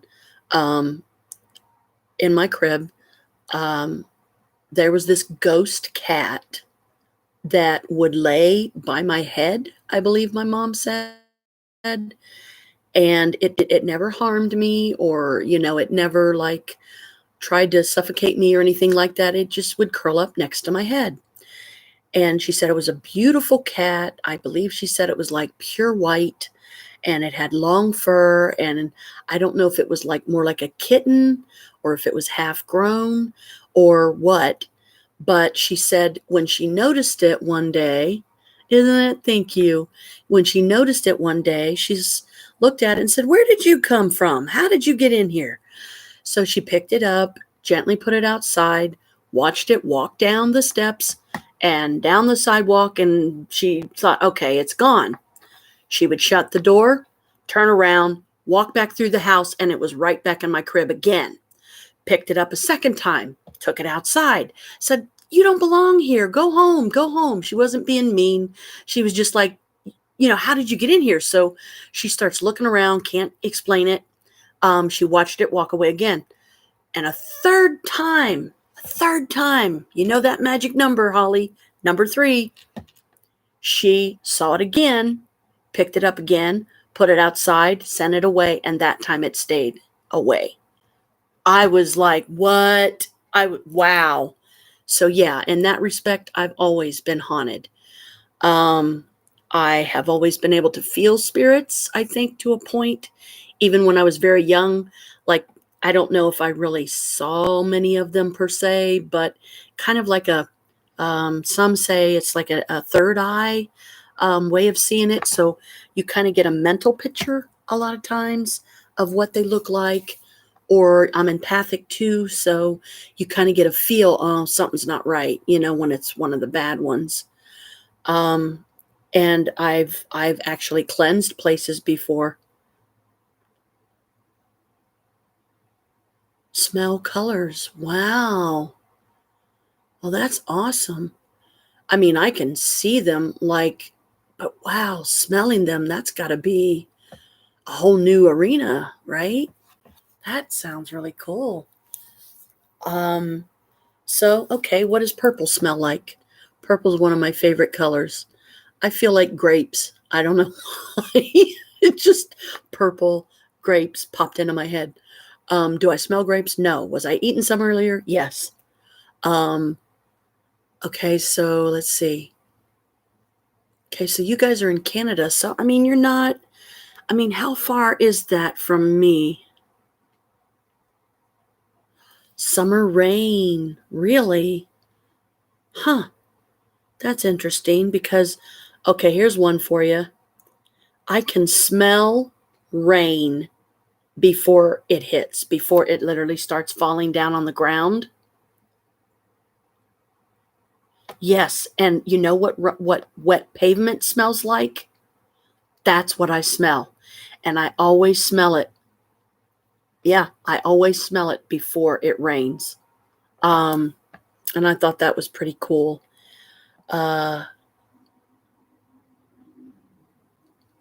yes, summer rain, you're right, it does, because summer rain is going to have probably going to be like a lot more fragrant, right, than like say fall or winter would be if it was that type of a scent, because then you're going to be more like there's pretty flowers in the summer. And oh, I oh goodness, I don't know what. Let me refresh. Okay, go ahead. Yeah, because I mean, I'm still moving on this end. I can see me still moving around.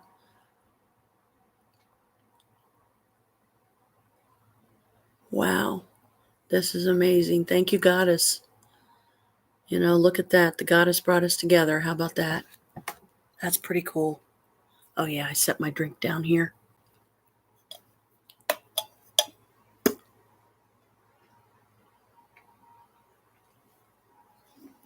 Because I didn't want you to have to see a big metal glass. Okay, cool.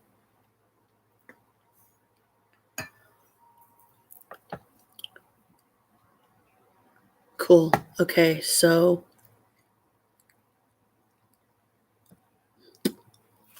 chapped lips. I keep chewing the loose skin off. It tends to bug me. Wow, 2? Oh my goodness, what happened? Was it scary, or was it okay, or like weird in a bad way?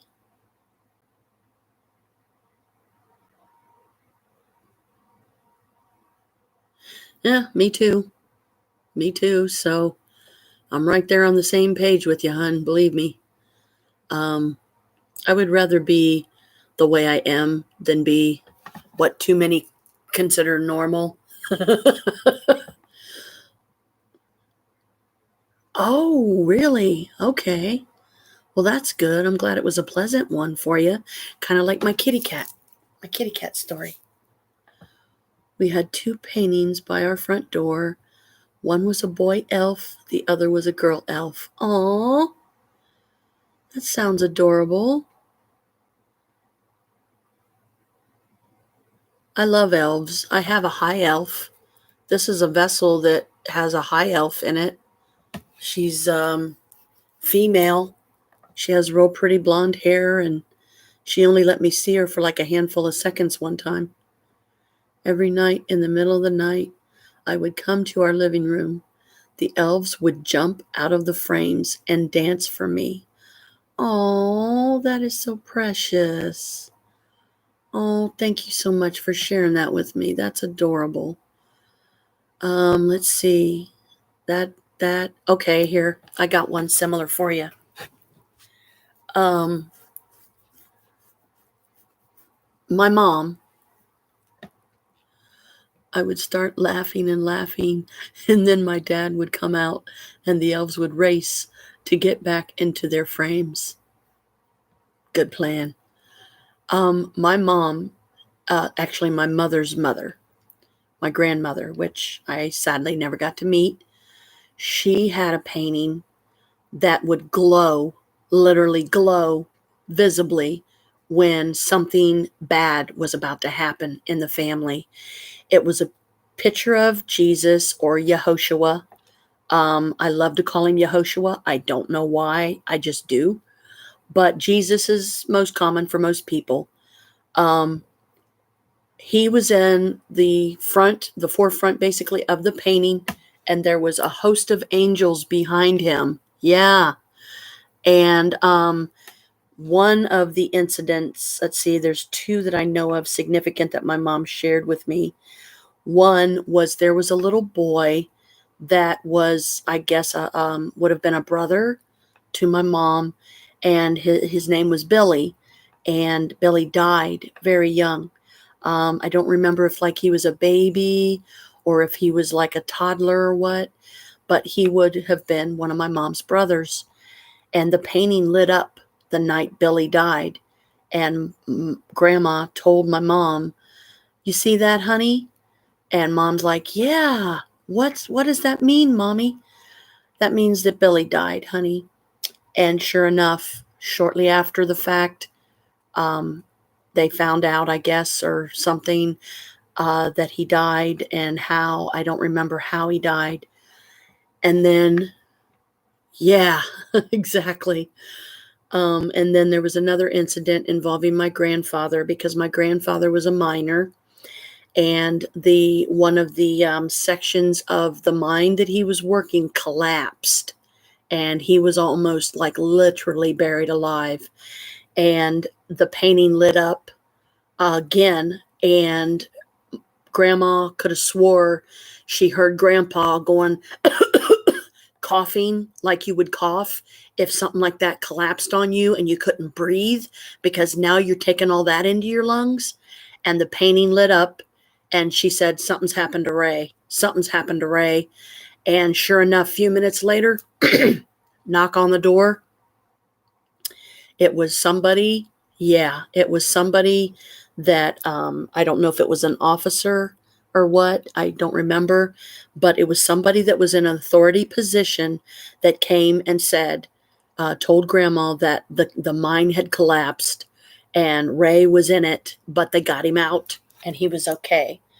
I actually got to see a mine down in the country one time, because I used to go down there when I was younger with my mom and a family friend.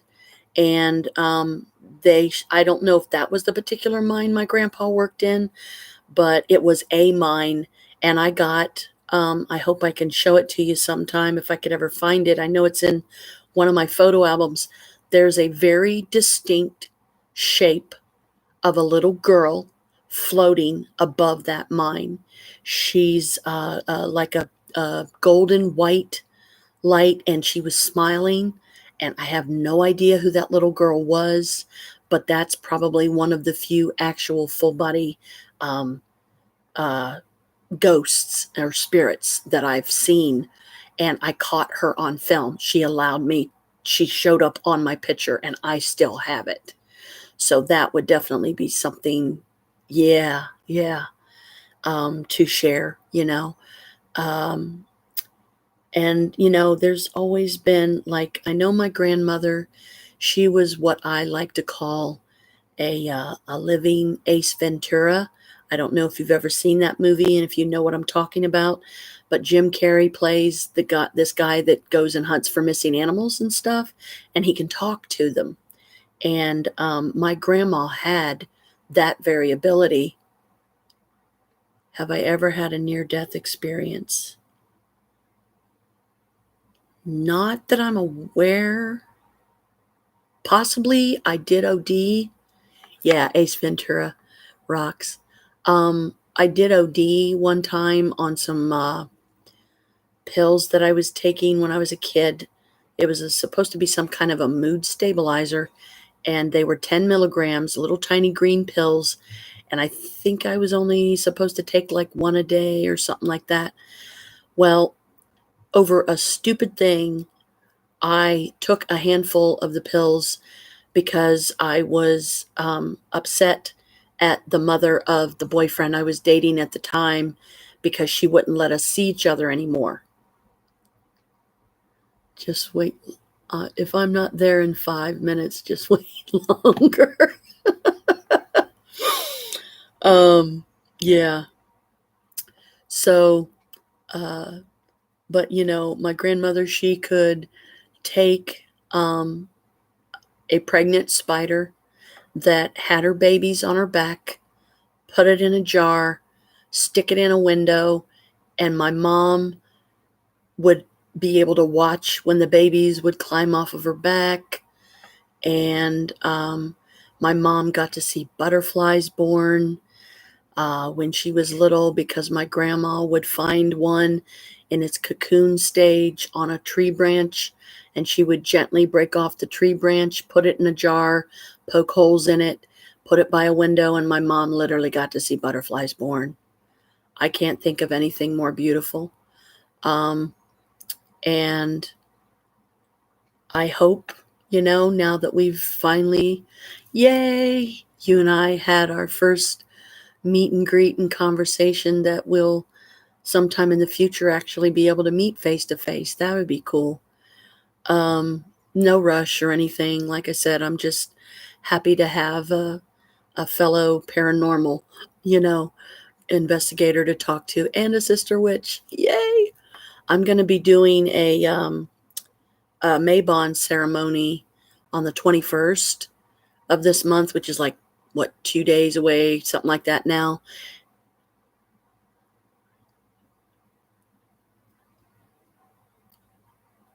Well, see, there you go. And I do too.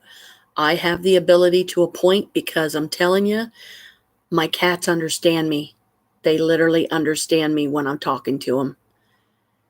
It's like, oh wow, this is so cool. But let's see. Ow, ow, ow.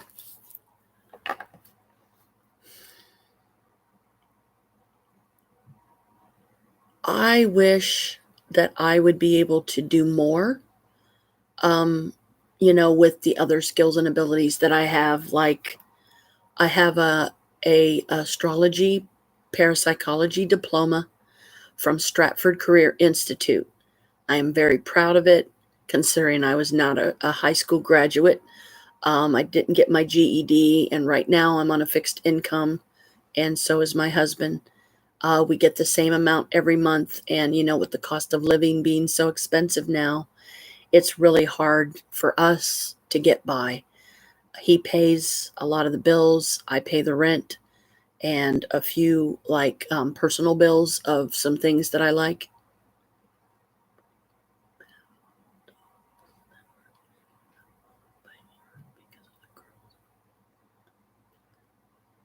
Wow, that's beautiful. That you could turn dogs around to where they were actually okay, I guess, right? That they were not. Oh, honey, that's beautiful. That's beautiful. I've taken in lots of strays over the years. Right now, we have 4 cats. We have 2 boys, 2 girls. They're all fixed. They're all pretty much fully grown, and we love them to bits. They're our babies. My my daughter lives somewhere in Kentucky, and she's only been there a couple of months. Oh, you're a dog trainer. Okay. Oh, my goodness. Well, bless you for all the dogs you saved doing that, for sure. Yeah, I can't watch the commercials that they show on TV about animals being abused, about the polar ice caps melting and polar bears are dying because they can't feed their young. And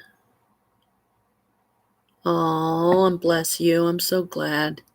See, now that is definitely a beautiful way to use your gift, for sure. We can't have any dogs because of the cats, which is unfortunate because my husband is definitely, he loves the cats, but he's a dog person too, and we can't have a dog right now. I don't think our cats would, they wouldn't be very happy. But let's see.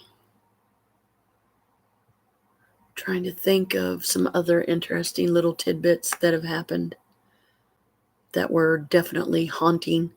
One of the spirits that I have felt down in the laundry room, because we only have one washer, one dryer, 8 apartments using the same washer and dryer, and you have to pay to wash and dry.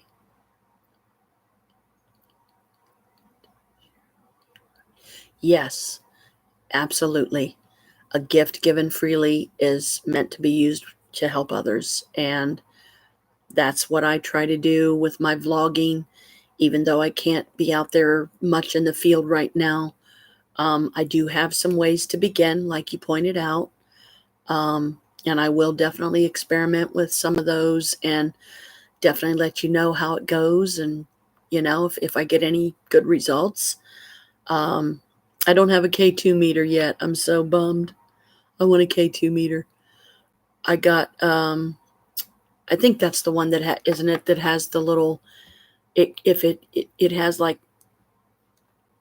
dots or circles of light on the top, and if the spirit's there, a lot of times we will ask it to go all the way to red, stuff like that. I have the Necrophonic app on my phone. Love it to bits. Only cost me like $10 to get it, and I believe it was only like a one-time thing, a one-time payment. Sorry, got a lot of phlegm in my throat. And I have another one that I call a ghost app that my husband found.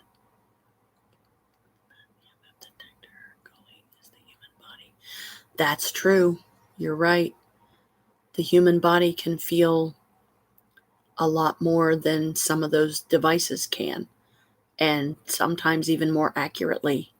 I think it's fair to say, but they're still fun. At least I got a couple of apps I can play around with. Maria loves it when I turn one of them on. I have a millimeter and a K2 meter, and I don't use them. I just let my intuition and my body detect the spirits. There you go. Nothing wrong with that. Carpal tunnel. Sorry. The way I was sitting was, it was agitating my carpal tunnel. Yeah, I got carpal tunnel in both wrists. You want to talk about fun? Not fun. And it makes it difficult to write, which I do write a lot. So just so I'm familiar, because you're only in Canada, is your time zone the same as ours? Are you Eastern Standard Time?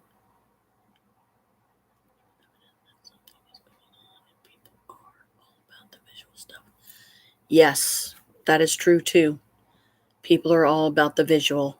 And I've definitely seen some doozies myself. Like earlier tonight, before I got on, and it was earlier in this live stream, in my dining room, which is like not let's see, 1, 2, 3, 4, about between 10 and 12 steps away from me. The light is out in there. I can't turn the light out in here. We're on mountain time. It's 10:10 p.m. right my time right now. Okay, mountain time. Okay. Cuz like that's good to know. I'll make a note of that for future reference cuz it's like going on 15 after midnight here. So if you guys are after 10, yours 10 after 10, that's about 2 hours, I guess. Roughly, you're like 2 hours behind me. Something like that. Yeah, cuz 11:10. Okay. Wow. So what's it like where you guys are? What part of Canada is it beautiful there?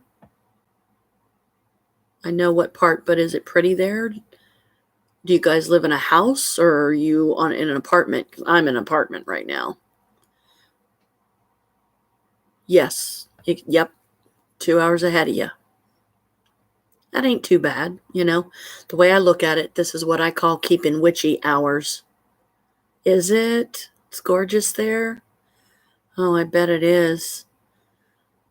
I hope I get to see some of it sometime. You own your house. Oh, wow. There you go.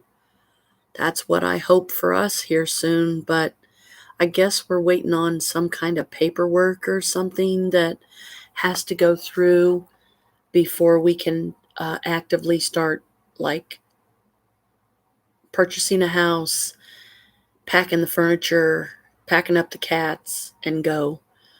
I don't remember what paperwork it is we're waiting on. Northern edge of the city. Oh, wow. Now, see, edge of the city isn't near as bad as being in the city, peaceful. Well, yeah, I could definitely use some peaceful. I mean, heck, I can't even get 3 days to myself. I've never had a vacation. I bend over backwards to be there for everybody that I can be. Renting anymore. No. Yeah, renting kind of sucks because a lot of times, especially with the area that we live in and how bad it is, if you get a place that's cheaper, like even by 200 than we pay, then it's probably going to be in an even worse neighborhood than this one. So I don't like the city. I'm more of an outskirts or even a country gal. Same here. Same here. I am much more happier in the country. I'm much more at peace in the country. And you want to talk about being connected with nature? Woo-wee, honey, you can't be more connected than that, huh? I was always much happier when I would be down in the country with my mom while my grandpa McGee was still alive. All my grandparents are gone now. I don't have any, and that's very sad and heartbreaking. But, like I said earlier, my mom's still with us. Yep, I think I would be too, because that's what um, Chris wants. He wants us to be able to be in the woods or close to the woods. And he would like it if we had a natural stream running through that had good flow, because he wants to try his hand at hydro, like learning to make and produce electric by making a device I can't think of the name of. You may know what I'm talking about. That basically it does some kind of process that helps you to have electric to where you're off the grid and don't have to pay an electric bill anymore if you do it right. Like hydro something or another, I think it's called. I want to say hydroponics, but that could be wrong.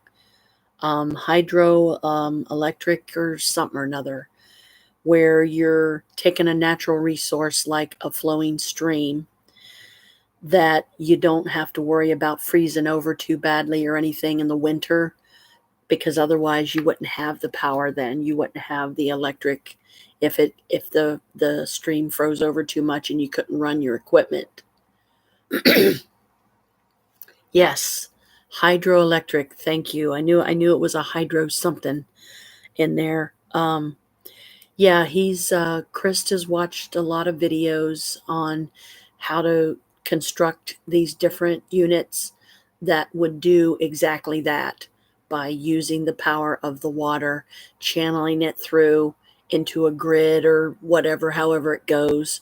Because I watched, sorry, I watched some of those with him, and they were fascinating. They were absolutely fascinating to watch.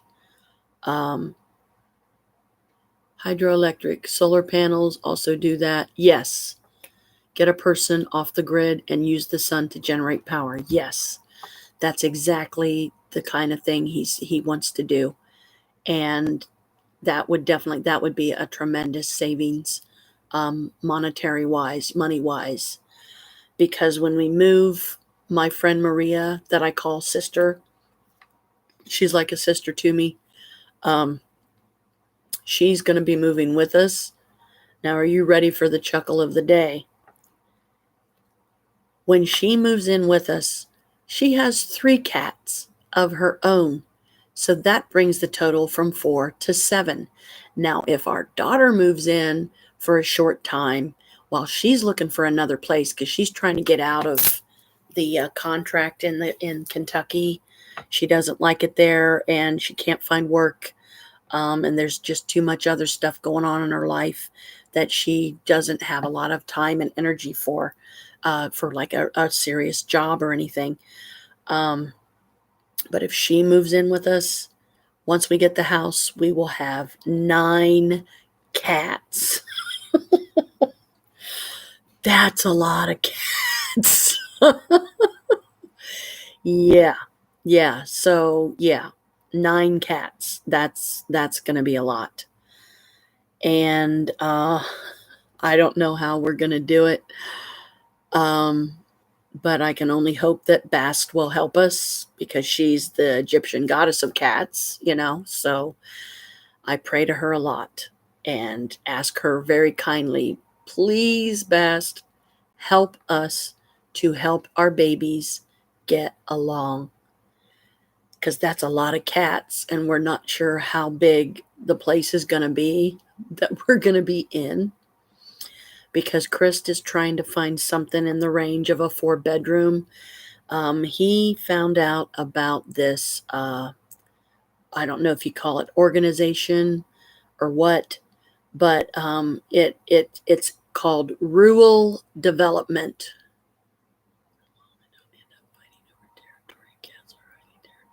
Yes, yes, and that is some of my concerns because my daughter Alicia, she has 2 female cats. Me and Chris have 2 female cats. Maria has 1 male cat and 2 females. So it would be a total of 1, 2, 3, 4, like 6 females and 3 males, basically, is what we would have. And yes, that definitely concerns me as far as territory and, how they're going to get along. And I even thought about producing, if we could, if we had fun, we would have the extra money to do it.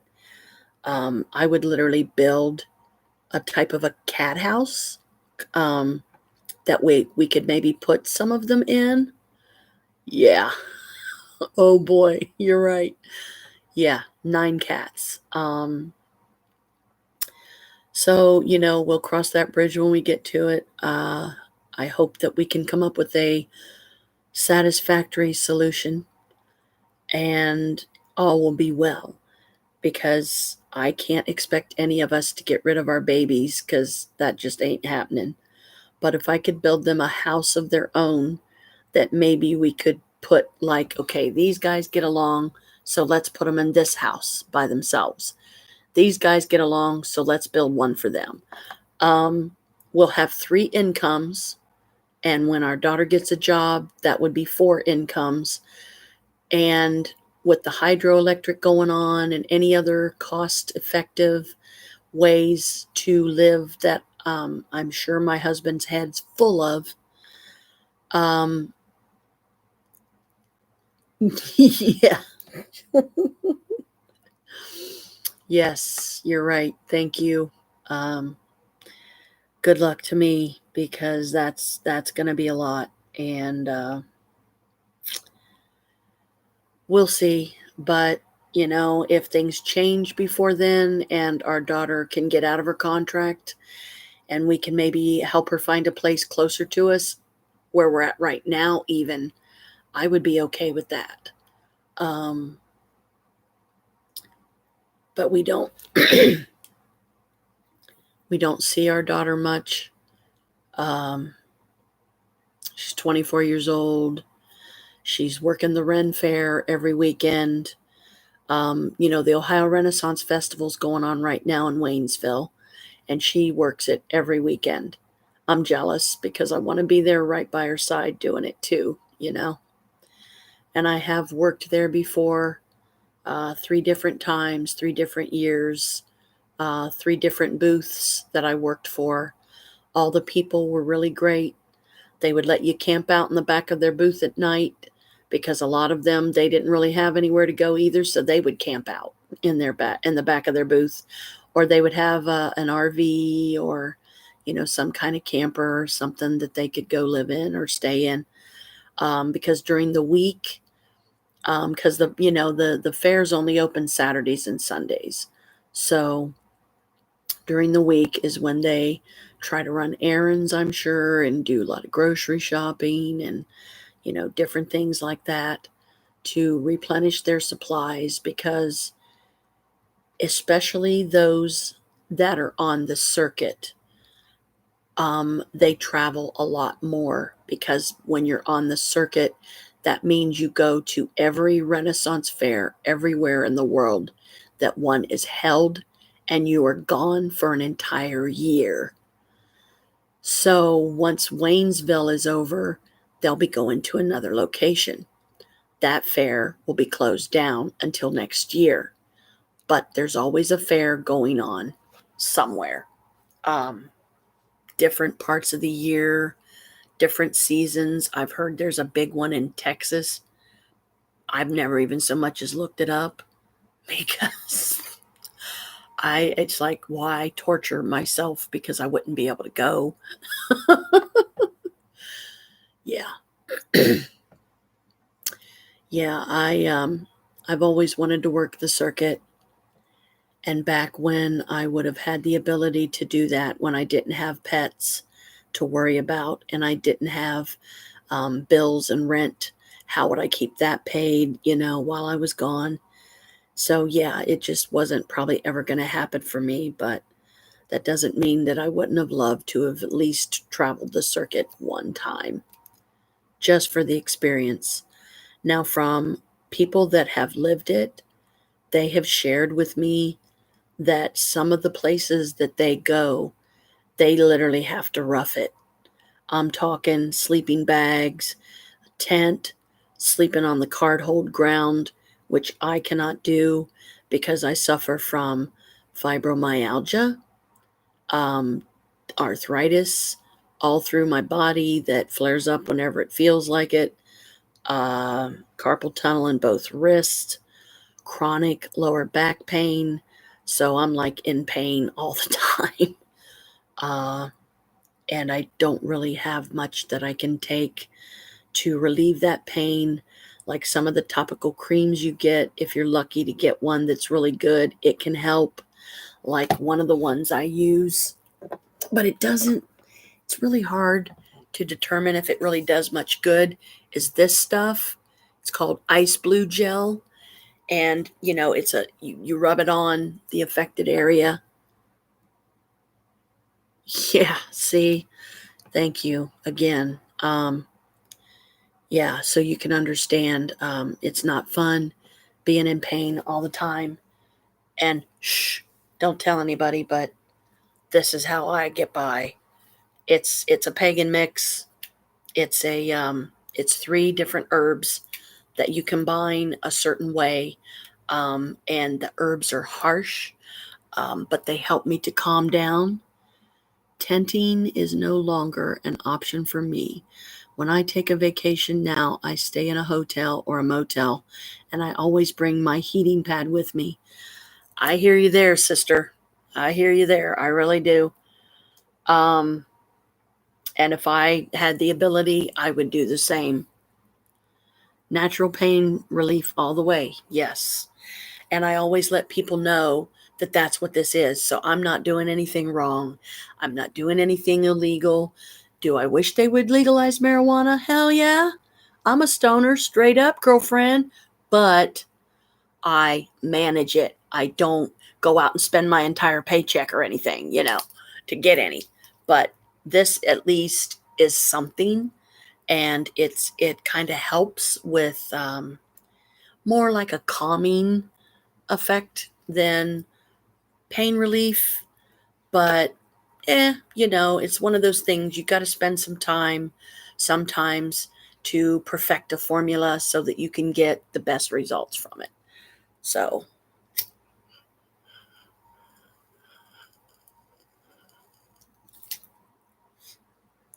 I had to turn it sideways because I'm down to resin. MJ is legal here. Lots of cannabis stores too. Oh, I'm jealous. You are so lucky. That's it. I'm moving there tomorrow. I wish. It would be nice. Has arthritis. We both rely on the natural herbage to bring relief that nothing else can give us. Exactly. Exactly. And the goddess gave it to us for a reason, right? She gave us all these herbs. It's very physically demanding, so it's critical that I have pain medication with me. I hear you. I hear you. I'm glad to have what I do have because I inquired one time at the pharmacy that I go to, just out of curiosity.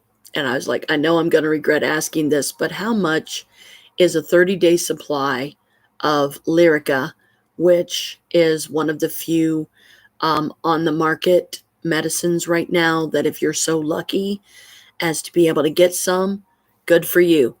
But I asked the lady, the pharmacist, and she said, oh, it's over $600. I was like, yeah, that ain't happening then. Yeah. Plant on this planet, free to anyone who knows how to recognize and harvest it. Yes, absolutely. And I would love to grow a beautiful herb garden right now.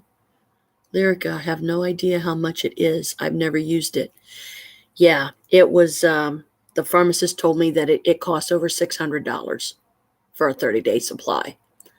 Lyrica is one of those that you have to get special,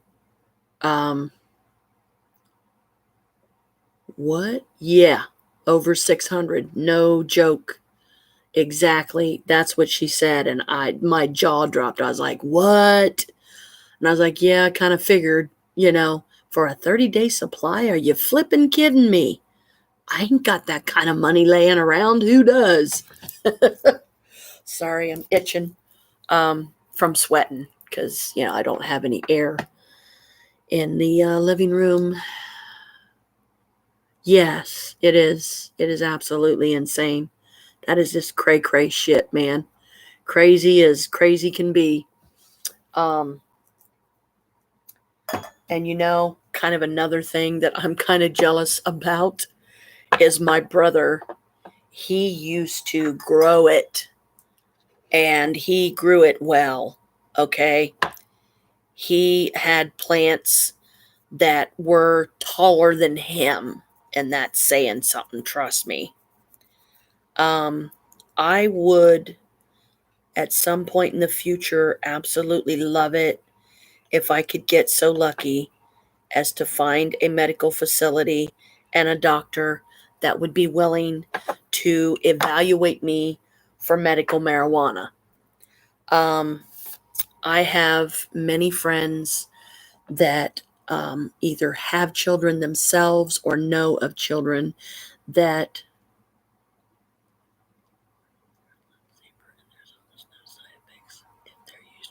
yes, I agree 100%. That's why, like you, it's like I go natural because natural isn't going to hurt you. natural isn't going to possibly be cut with something that could kill you, I don't want to go out that way. Now, would I like to go to the Golden Triangle and be able to legally grow it in my backyard? Hell yeah, sign me up, girl. Let's go tomorrow. No crap. Golden Triangle. It's a certain area in California. I don't remember the name of it, but it's considered the Golden Triangle. And if you live in that Golden Triangle, you literally can grow your own MJ stuff. And I've seen some plants that were as tall as a house. And for somebody to have a whole backyard full of it, oh, I was so jealous. They also have dispensaries, I guess, there, and like stores that you can go into, cannabis stores. And if you show them your little card that proves that you can legally smoke it, then you can have access to, I couldn't even begin to tell you how many different strains. I have no problem with CBD related stuff, but it's more, they say it's more like a body relief, pain relief of sorts, not what like THC does, to people that smoke, the MJ.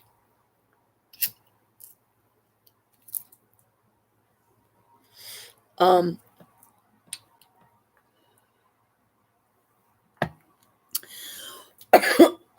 see, yeah, they do make you cough. Oh wow, that's cool. I will definitely have to come up there sometime, if I can improve my finances by some miracle only the goddess can help me with. Uh, my daughter, she has literally gone to parts of Michigan and it's legal there. And she went up one time and she tried to let us know when she was going. And she asked us if she wanted us to bring her anything, if she wanted us for her to bring anything back. If we wanted her to bring anything back, I would have loved to, but we didn't have the money. Because it may not sound like a lot, but I pay $465 in rent a month here. And the apartment building is very old. It has a history of its own. It used to be an office years ago. I don't know how many. I can only tell you I've been in this same building for 14 years, me and Chris both. Well, I had 7 months. I had the apartment to myself before Chris came into my life. But he, minus that 7 months, he and I have been here together ever since. And $465 in rent for a lot of people, they're like, that's nothing. Well, it's a lot for someone like me that's only getting $794 a month. Now that sounds like a lot, but it really isn't when you figure $465 is taken out for rent. And then there's a $5 card fee for the particular card that I have. So every time I use it, no matter how much I use it, they charge a $5 fee. That's $5 that I could use right now in my pocket. And, again, it's not a lot. No, it's not. And if you mean the rent and stuff, it's the building is old. I don't know the actual date of its inception, like the very first time it was built. So I don't even know how far back you would have to go if you, like, say, went to a library and looked it up on the archives, and like the computers and stuff, if they even still do that. Microfilm, I think, is what they called it. And you could look up dates and you could look up newspaper clippings from 80 years ago if you wanted. And this is a 1-bedroom apartment. One of these times I will definitely pan the computer around and show you just how tiny. I mean, to me, my living room is tiny. If I didn't have a fraction of the stuff I have in here right now, it would be a lot more open, spacious. We'd have our apartment back. What you get each month, you don't get a lot each month. No, I don't. Taking half out just for rent doesn't leave you a lot to keep yourself going for a month at a time. No, it doesn't. And me and Chris together, our combined incomes is over, because 7 and 7's 14, so it's actually over 1,400. But he pays primarily all of the bills. I only pay the rent. But yeah, you're right. It doesn't give me any money to do anything really. And now I've had to recently add 2 more payments to the, at one point in time, if I spent absolutely nothing at all, which isn't possible, I would have had, if I was lucky, around 100 a month to live on, maybe as much as 250, but no, it isn't exactly. 1,400 is not a lot. And the apartment's fallen apart.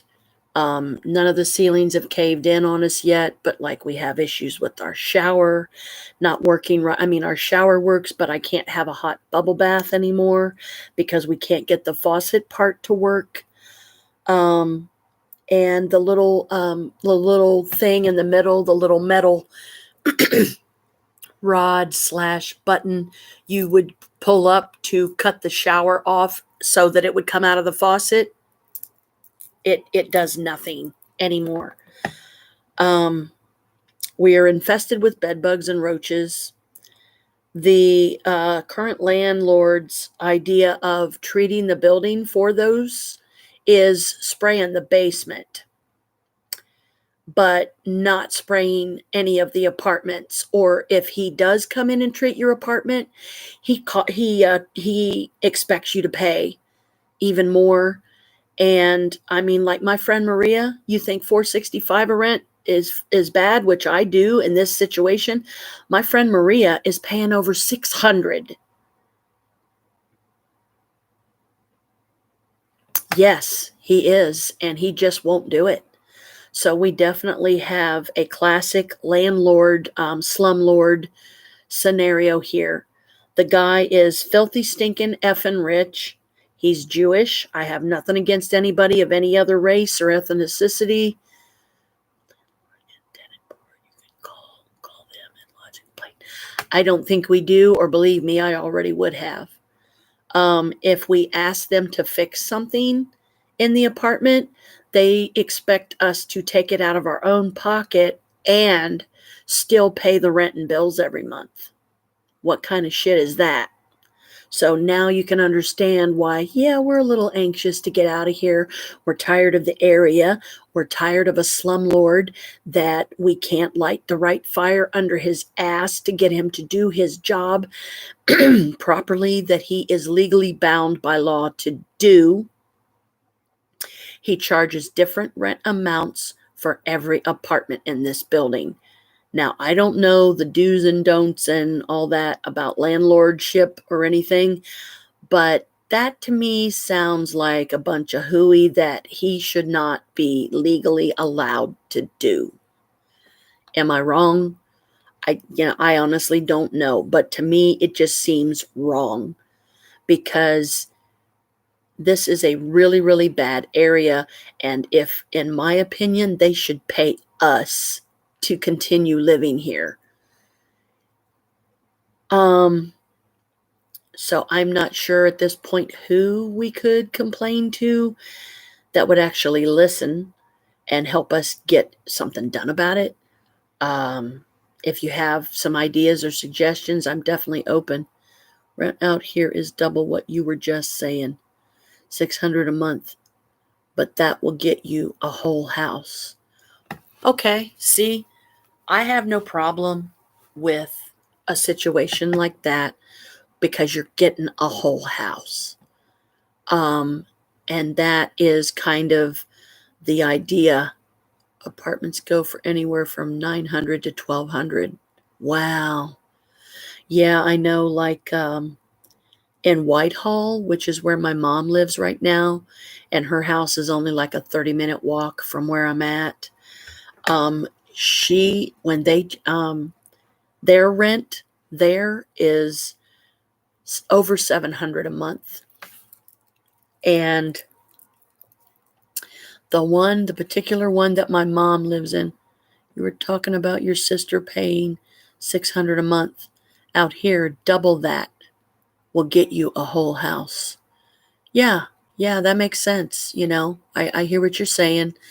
And yeah, if we could find a house there tomorrow, I'd be like, let's go check it out, because a lot of these houses that Krista's been looking at, we haven't been able to go out and see a single one of them. We are definitely trying to get in the country as much as possible, like Virginia, you know, Kentucky maybe. But Chris doesn't want our nearest neighbor to be so close that we can holler out the window at each other, and hear each other. He wants as much space between us and them as humanly possible. But yeah, 1200 for a whole house. If you had 3 incomes that you could go off of and pull together, then yeah, that is very feasible. And I will write that down so that I can discuss that with my husband and my friend Maria, and just to kind of throw it out there and see what they think, and see if they think it would be worth it. Because yeah, 1200 for a whole house. I think so. I think we could swing it. Canada costs 1200 range for a whole house.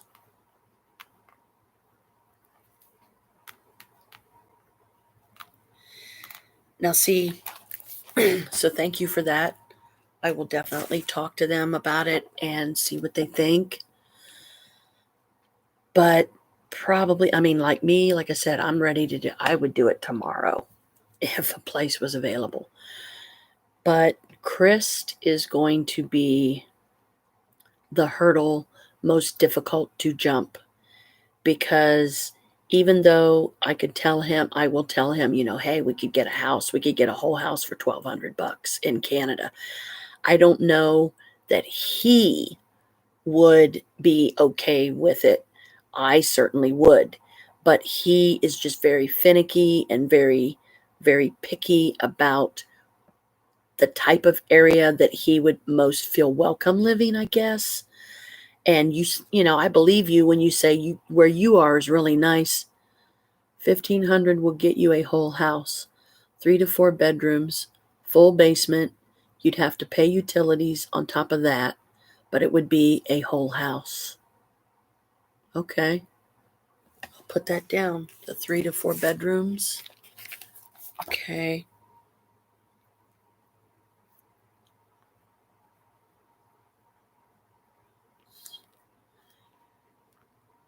$1,500. Full basement.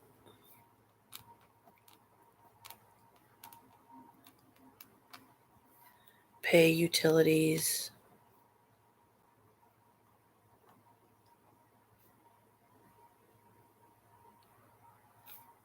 Okay.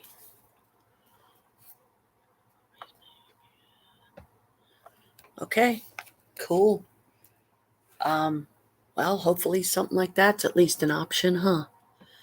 Including utilities, you'd be looking at anywhere from about $1,575 to $1,700 at the top end.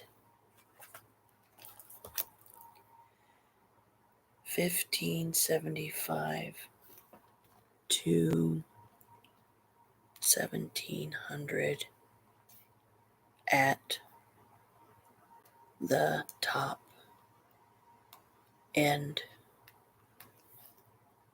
All utilities included.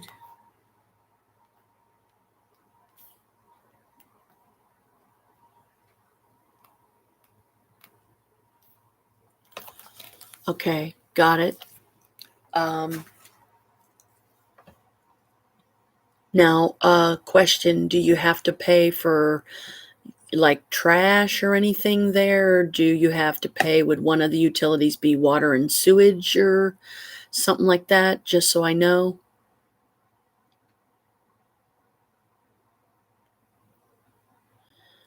Better than paying a boatload for an apartment where you have to get permission to do anything. Yes, absolutely. I agree. And here's another thing, a project that I have been working on for many years that would be really nice if I could finally find a way to pull it off. But I would need a serious increase in finances to do it. And that's my current goal of what I'm trying to do. Find different ways to make money under the table that I don't have to report to SSI just to have money to live on. Is water and sewage? Yes. Heat, water, lights are the utilities. Okay. Okay. So pay for water and sewage, just so I get all the important down.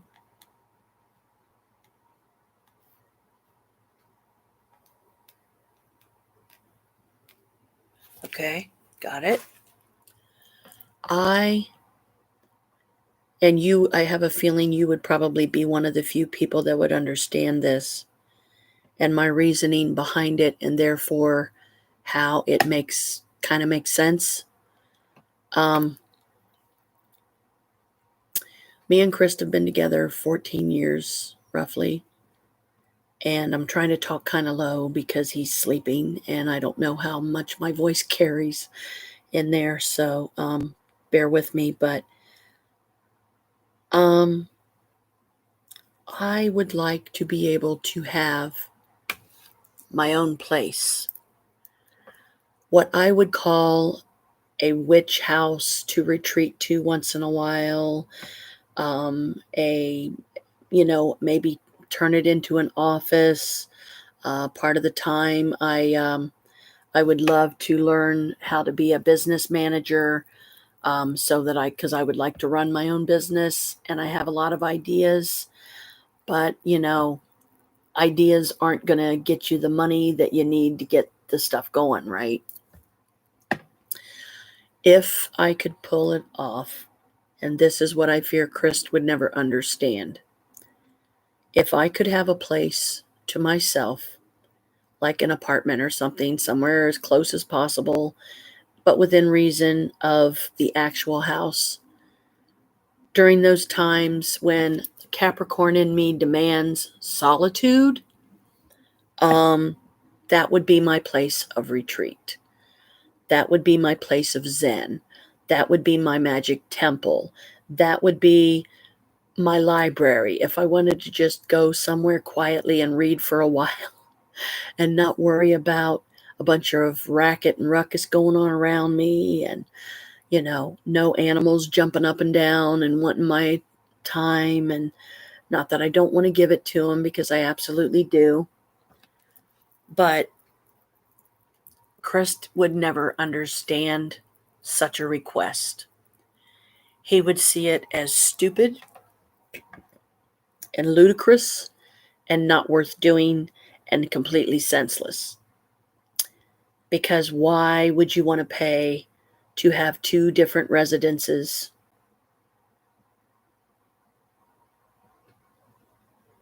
See, I mean, at this point, I would even be happy for something like that. And I'm glad that you have something like that for yourself. I don't. The closest I get to any kind of a break is going down to my friend Maria's apartment. And the only time that I have any time to myself down there alone is on Saturdays and Sundays, because she works on Saturdays and Sundays. And it's not that I love my family any less or that they're suddenly unimportant to me. I would do my very best to equalize the time that I would spend at my place of retreat as opposed to the house where everybody is. Doggone carpal tunnel giving me fits again. So thank you, for being so understanding. And I'm really thrilled that you and I have already so much in common, and so much that we can relate to on many levels. Understand it either, but he respects me enough to give me what I need when I need it. See, now that to me is the way a husband should be.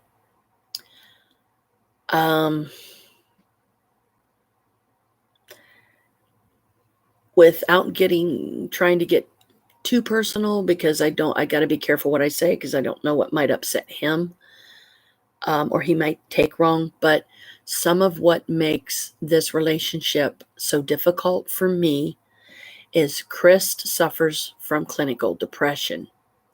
He has 2 stents in his heart. He has COPD and asthma. He has various pains throughout his body. This is meant to make you smile. He knows that if he does disturb me, You go, girl. You go. Yes, that did make me chuckle. Thank you. But right now, with the way things are, I don't have that luxury.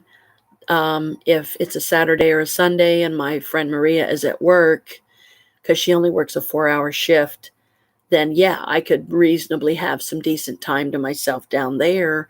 But she has 3 cats, so I automatically see to their needs too, and take care of them as best as I can. I clean their litter box. I put their food and water. I put fresh food and water down. I turn on the air conditioners, because luckily Maria, she's lucky she has 2. She has one in the bedroom she never sleeps in. It's a perfectly good bed. It's the most comfortable bed she says that she's ever laid on in her life. She paid a lot of money for this bed. She sleeps on her couch in the front room. I don't understand that. She lives alone. Sadly, her husband died. I think this Halloween has been like 6 years.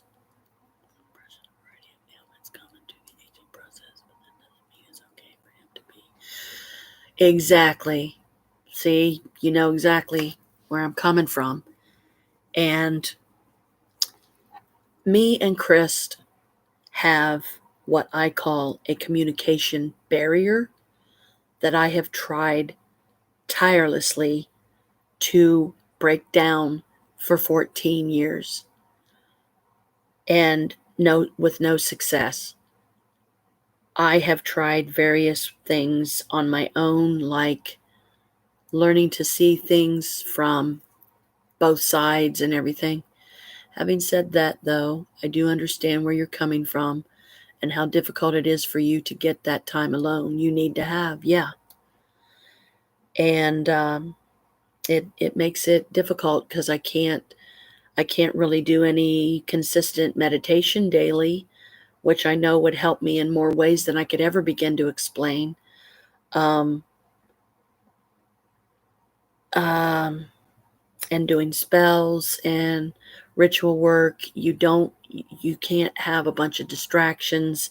You don't want to go into it with a negative attitude, or you don't want to be angry or anything like that, because it's just the spell's going to backfire, and then it's just more of a headache than it's worth.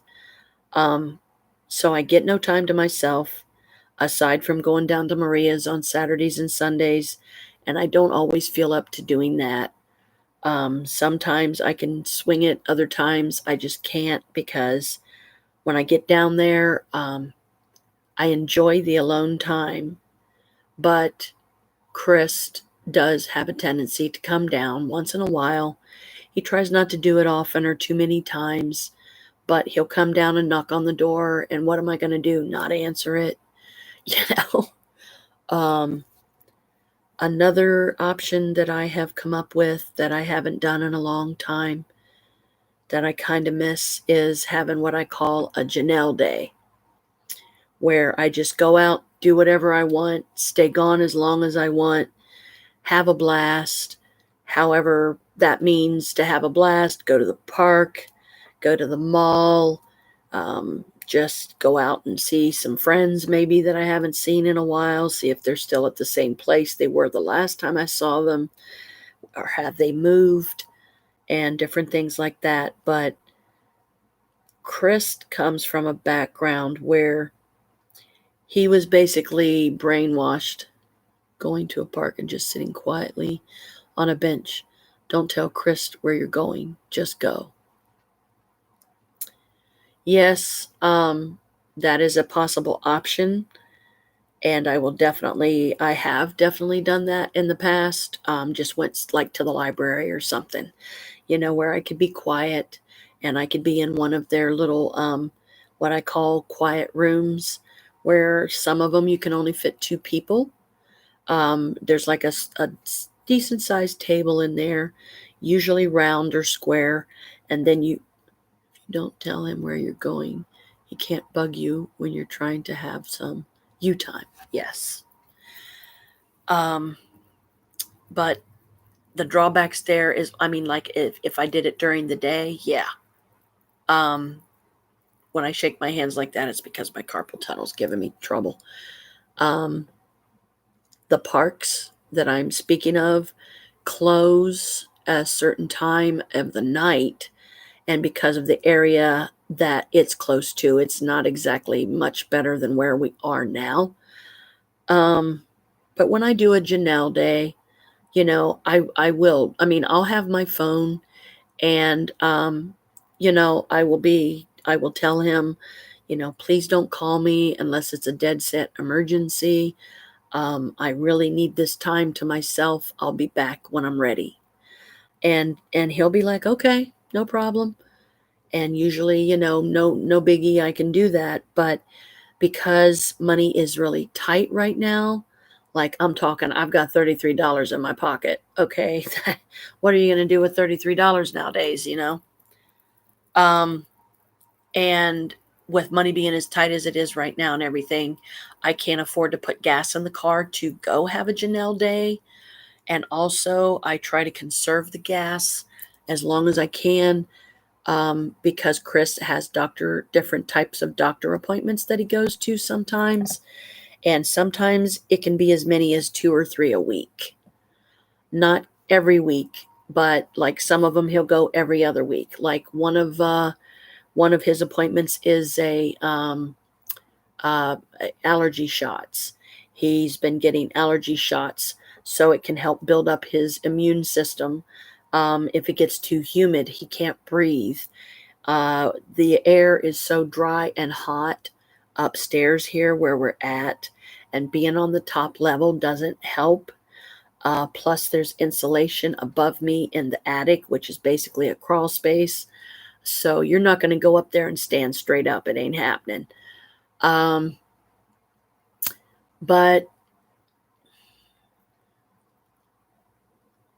I try to conserve the gas so that he can make his appointments. One of the appointments he goes to is a smoking cessation, which I guess, I don't know if they try to like help you quit or what all that entails, because no, I'm not allowed to go with him, because if I did go, I'd have to sit in the car. Like with COVID and everything going on right now, especially, they don't allow people to go to doctor appointments with their loved ones anymore. They have to stay in the car. I myself have not been inoculated for COVID. I am absolutely terrified of the shots. A lot of reasons for you to not give yourself what you need. You can't look after Chris if you're not looking after yourself first. Yes, exactly. And that's what I'm trying to do. But yeah, I don't do it enough. And if I have to start walking places, which now would be a good time because, before the weather gets too cold, I can start walking to my mom's again. I can start walking to the library. That way I'm still getting my needs met, And I'm also, bless you, Kalika sneezed and startled me half out of my skin. Um, uh, by walking, it's given me exercise, which I know I need. Like right now, I'm trying to drink water, just ice water and stuff, because I don't drink enough water. I'm a sugar and salt junkie. I'm saying that from a place of love and compassion, Janelle, not unkindness or insensitivity. I hope you can hear that. Yeah, yeah, yeah. I totally get, what you're saying. And I appreciate that you're trying, to help and be positive and supportive. It's more than I get from Chris, believe me. Um, I'm not saying that he does it intentionally. Maybe he just can't help it. But he wasn't exactly raised in a loving home.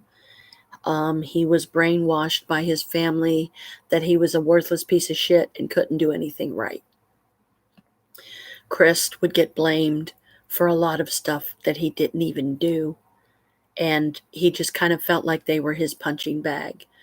And I can understand, like when I go to see my mom, love her to bits. Bless her that she's 90 years old and she's still with us. But when I go to see her, it's difficult because I'm not just trying to visit with her and give her my time and attention, but I'm also visiting my brother. And yeah, I do. I'm getting to know. I'm very happy. We definitely have a lot in common. So I'm thankful. I can definitely appreciate it for sure. um, but yeah, I mean, I can understand, that his upbringing wasn't the greatest. I myself come from a dysfunctional broken home where my dad was very violent and abusive, and yeah, that was not fun. My mom divorced him when I was 4, and so I've never really truly had my dad in my life. I got to see him a couple times before he died. Um, he's been dead now for, you might as well say, 31 years, really, because I wasn't even able to go to my dad's funeral because I was 8 months pregnant with my oldest son at the time, and it was not safe for me to make the journey because it could have started premature labor. Sorry, itchy nose. I could have lost the baby. I could have had complications, any number to name, but I wasn't able to go. I've never even been to my dad's grave. There's times when I can have his spirit around me, and then there's times when I just can't because I'm so full of anger towards him and so disappointed and let down because, he cheated on my mom. He was a womanizer. He was highly intelligent, and my mom actually had caught him cheating before. It's a mess. So, but they lasted until I was 4, and I've pretty much primarily been raised by my mom. But my daughter, on the other hand, my ex-husband, that's her biological father, took her from me when she was 2 years old. Adam was adopted into a very wealthy family, and when I had my daughter, they just decided that I had served my purpose. You never got closure. You never got to confront him. Yeah, exactly. So I'm hoping someday in the future, um, I'll be able to finally go to my dad's grave and have a nice talking to with him.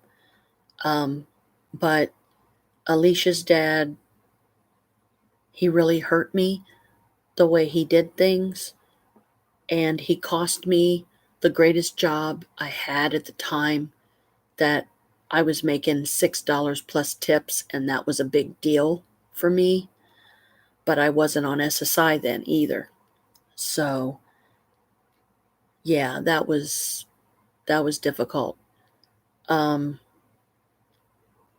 but my dad, he let us down. He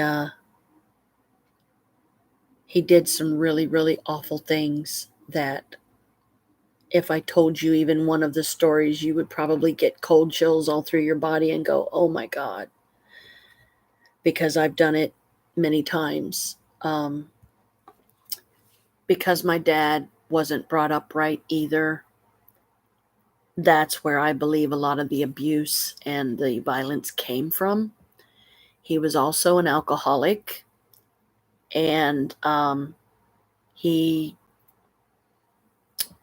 would physically hit my mom and all kinds of crap. Yeah, sure.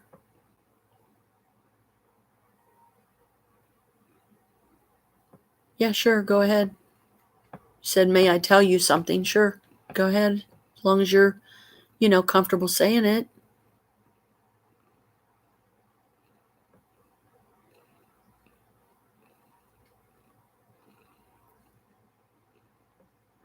Kalika's on my lap again. Well,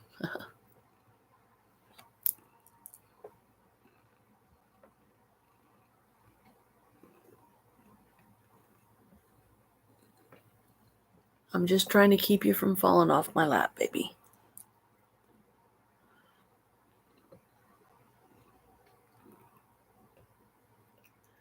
My father was an alcoholic. He was also physically very violent with me. Oh, honey. Oh, bless you. I'm sorry to hear that. So, see, again, you can understand totally. And yeah, my mom, she put up with a lot from my dad, and he was like that too. Like he's tried to break her back before. First near-death experience when I was 6 years old. My father killed me. He literally beat me to death. Oh, honey. Oh my gosh, I am so sorry. That is just horrible. My father, when I was a helpless baby in my crib, yes, the anger I feel towards my father and why. Exactly. When I was a helpless baby in my crib, it was the middle of summer. My mom was taking a nap next to the crib. Yeah, I can understand. Yeah, you got to have that closure. That's why I want to go. And my dad's buried in Pennsylvania. So that's a little bit of a drive. And with the money not being there to make the journey, I don't, all I have left to me right now. But even then, it still isn't the same as physically being there. Since I couldn't change the past, I might as well just go forward and focus on the good things I have in my life. Yeah, absolutely. So it's the middle of summer. My mom was awakened because she felt very hot. She didn't know why, but something woke her up. It was the middle of summer. It was very hot outside. My mom saw my dad sitting at the kitchen table, sweat pouring off his body, and my dad was really heavy. He had all the windows and doors in the entire house closed and had all the burners on in probably the oven too. He was literally trying to suffocate us all. He was trying to kill us all. And I was a helpless baby in my crib. So if he would have succeeded, I probably would have been the first to go. And that's pretty scary. Your pain is justified and completely understandable. When you are ready to let it go, you will. Just try in the meantime to not let it rule your present. Yes, yes, I agree. And that's what I strive to do every day. By helping others, it helps my life to feel more fulfilled. By guiding others in a positive way and sharing some of the funner experiences I've had, that's absolutely golden. And it is so much needed in the world because the world is so full of darkness and death anymore. It's like the world's locked in a season of death or a world of death. Look how many COVID has taken, how many it kills every day. And it doesn't age discriminate. It doesn't care what color your skin is, what your beliefs are, if you're a baby or a grown man. During the times when I'm more open to having my dad's energy around me, I will let him know that, okay, Dad, you can come and visit, but I can't promise you for how long because I'm still very angry at you. Once I get down there to his grave and I can really get some things out, I better bring a crap ton of tissues because I'm probably going to need them. When you feel your anger about the past seeping into your present, stop, take a breath, and force yourself to think of something really positive that's happening in your life in the present.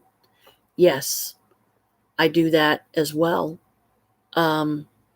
Like yesterday, I was finally able to get back into this account because the majority of my videos right now and my video logs like this, my live streams, are on my other account, which is Janet Mabius, which is my true name. My birth name is Janet Marie Mabius. I like Janelle. It's different. It's unique. Not that Janet is bad, but I want my name to be different. I want it to stand out, to be unique, to be uncommon, like I myself am. I'm a unicorn. You are too, it sounds like. We both have our own unique way of viewing the world and things that happen in it. When I was doing some of my other videos, let me try to find that channel so I can sub to it, unless you're going to close it. No, please do sub. I'm keeping both of them. But there's a lot more videos on that one right now than this one. But at least I was able to finally get back into this one because it dawned on me that day that you subbed to this channel, that it was this channel, and I was trying to access a different one or the other one, and because the last name is the same, because it's the same person, I had to have my husband's technological computer abilities and skills to figure out how to do it. And now that I have, I'm really glad I did. Because I was like, oh, wow, that's right. She subbed to the, or rather Wolf Paranormal, because I didn't know it was you until now. But Wolf Paranormal, I remember, subbed to the Janelle Mabius one. I was like, yes, all right. So, yeah, Janet Mabius. And I think the latest video live stream I did on that one, I don't remember if it was yesterday. Is your profile pic a bouquet of roses on that other channel? Yes, that's me. You found it. You found me. Yeah, it's a dozen of red long stem roses that my friend Maria got me one day. Or is it the one with a video that says test?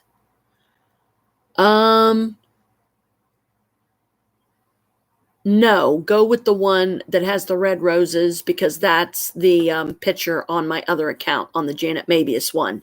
On this one, it's just a blue circle with a white J, like a capital J.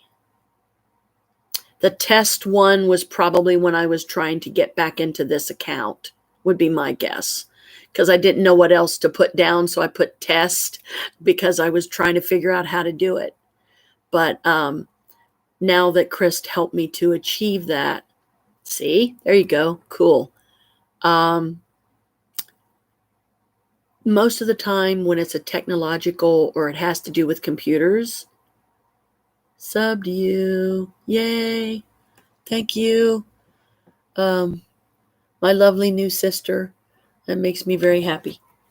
Oh, I'm sorry, Kalika. I was just trying to pet you, silly. What you jumping down for? So yeah. Oh, I also love Lisa Frank. Lisa Frank stuff. My daughter got me into it when she was little. I've got my computer here, my Chromebook covered with Lisa Frank stickers right now.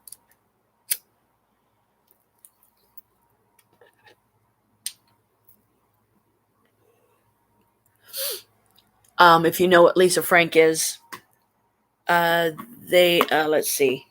Wait a minute. I have the sticker book around here somewhere. Here we go. Oops. Yeah, knocked the daggone table over, Janet.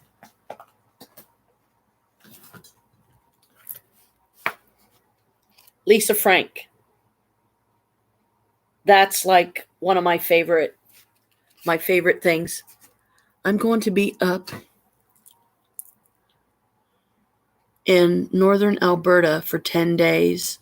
I'll be checking in on occasion and doing a live stream. Okay, cool. Hope to see your live stream. I know you can hear me, but I just felt like typing something. So Alberta, huh? 10 days. Wow. Alberta. Never been there. Lots of places I haven't been that I'd love to go to. So cool. I keep looking up every once in a while because I want to make sure that I'm succeeding in hopefully keeping my voice down, that it's not disturbing Chris, because he really has trouble getting sleep a lot of times. And I can relate, because there's nights when I'll lay there in bed and try for 4 hours straight to go to sleep. Me and nature, I can hardly wait. I leave on Friday, September 24th. Ooh. Lucky you.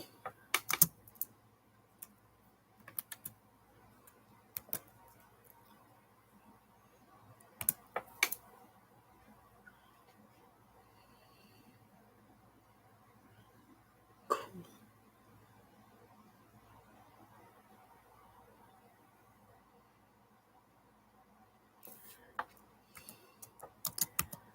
I'm gonna film my Maybon ceremony and have Crest help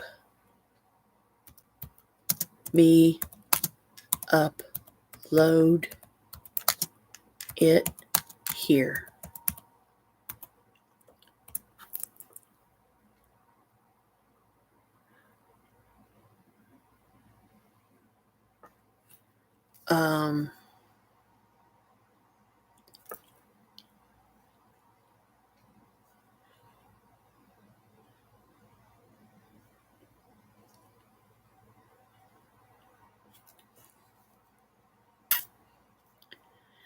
Yeah.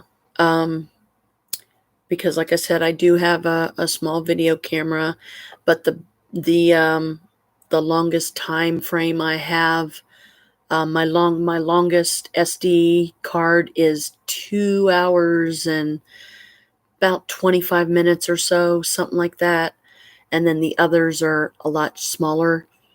of time frame that, you know, you can tape or videotape or whatever, record before it closes down because you don't have any more record time. So the video will stop on its own then. And my little Canon, I will have it as well. And my little Canon camera, I can only get 30 minutes of video footage at a time. So, and I've only got 2 batteries for it right now. So when I get the first 30-minute session taped, then I have to take the battery out, put the other battery in, then I get 30 more minutes. And then while I'm doing the other 30 minutes, then the first battery's charging, and it takes forever. You know, it can be a monotonous, tedious task at times, you know.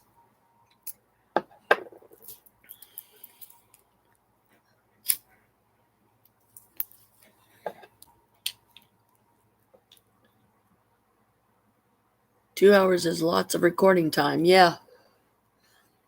You know, it's not too shabby. And if I can improve my finances in some way in the near future, I'm definitely going to stock up on some SD cards. How long does your ceremony typically last?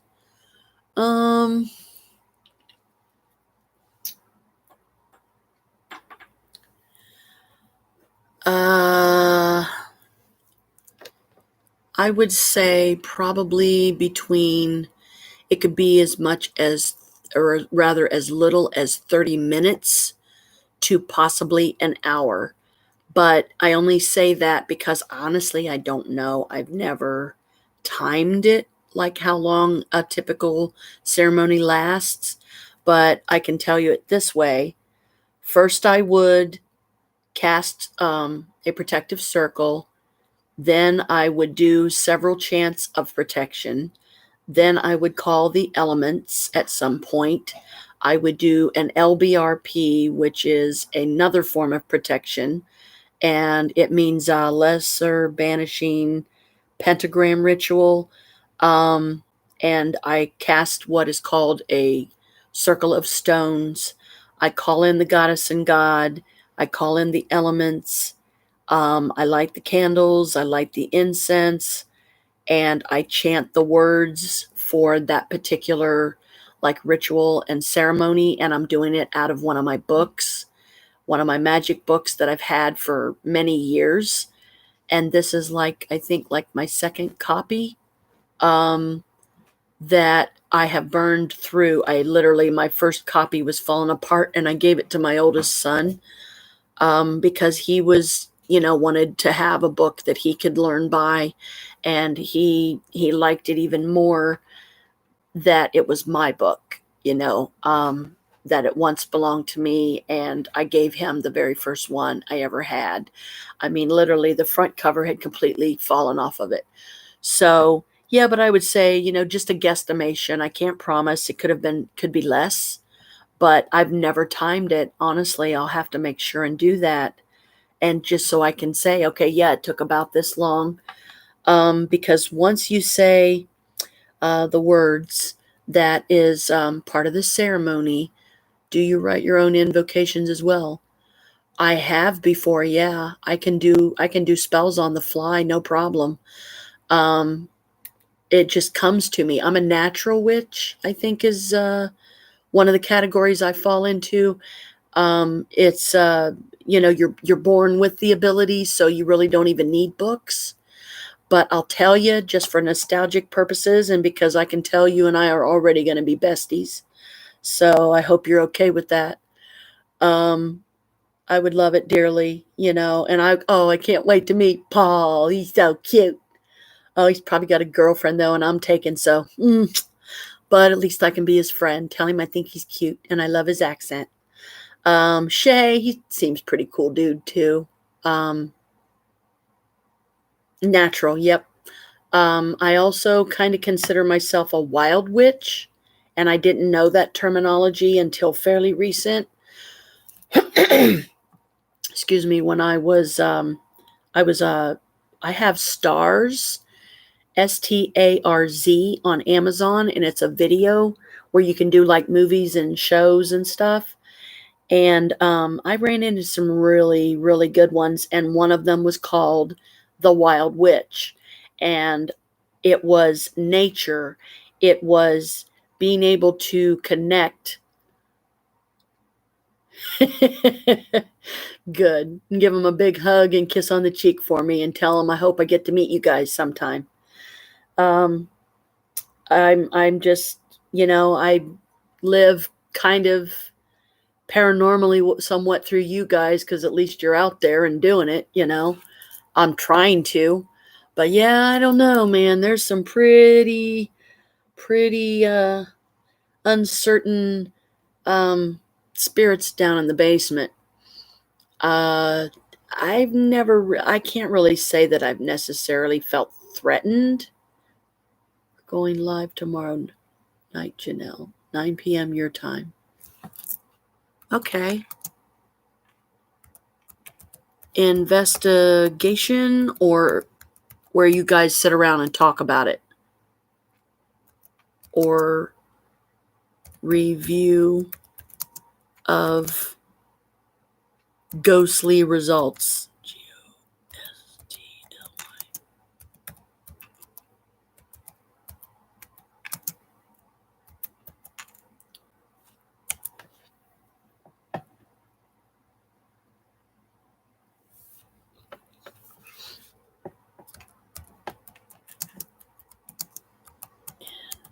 Investigation.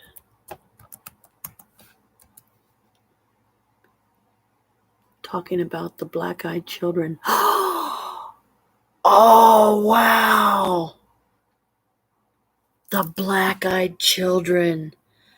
Yeah, that one is talk about spooky. Holy.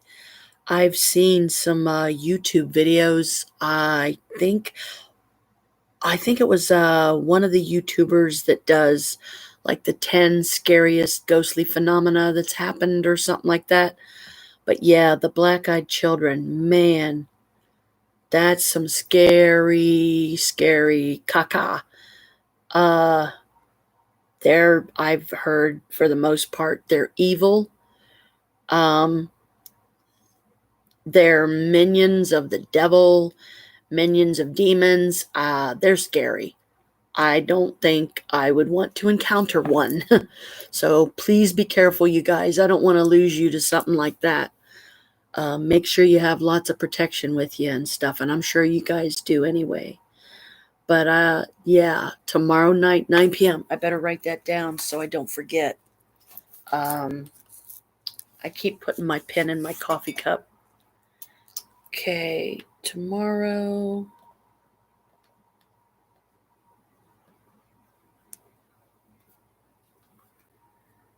"9 p.m. my time. Wolf, paranormal,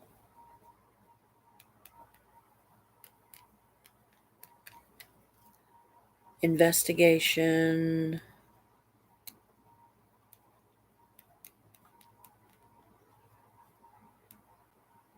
black-eyed children."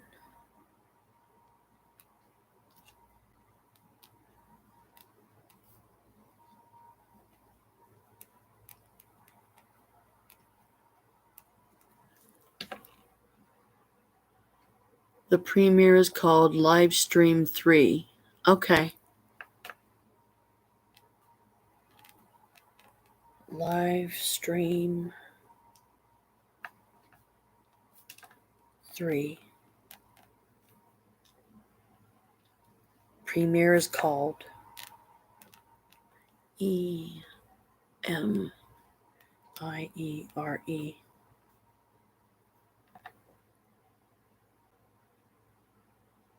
Okay, got it. Color me there. 9 p.m. I'll even set my alarm on my phone. So is it going to be you and Paul and Shay doing the investigation, or some other members of the team? Because I thought you showed some others on your, basically your pilot episode where you were showing like the team members and stuff.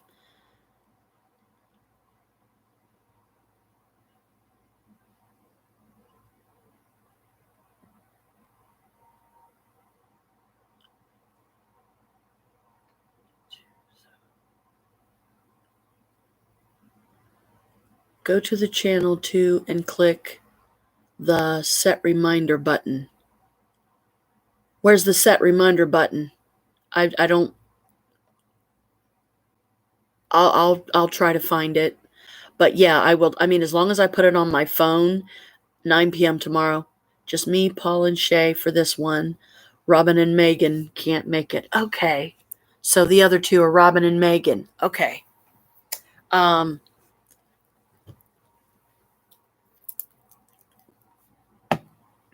Yeah, that'll be cool because then I'll be able to talk to hopefully all three of you.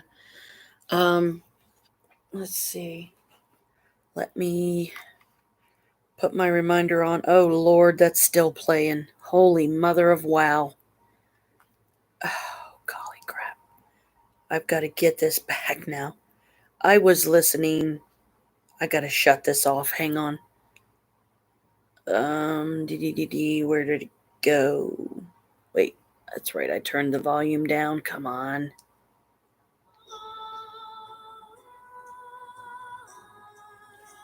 It's some Celtic music. When you go to our channel, look for the upcoming section. The live stream will be there, and there will be a button on the bottom right corner that says set reminder. Okay. I gotta give me a minute. I gotta find my way back to. I think it's this one. Yes. Okay, I've got to. How do I stop this thing? I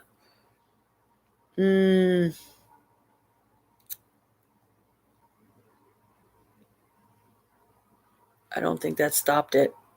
Hang on. Okay, here. Maybe I have to do this. I'm still new at my new phone. Go to our. Okay. I just wanted to make sure I didn't miss anything from you.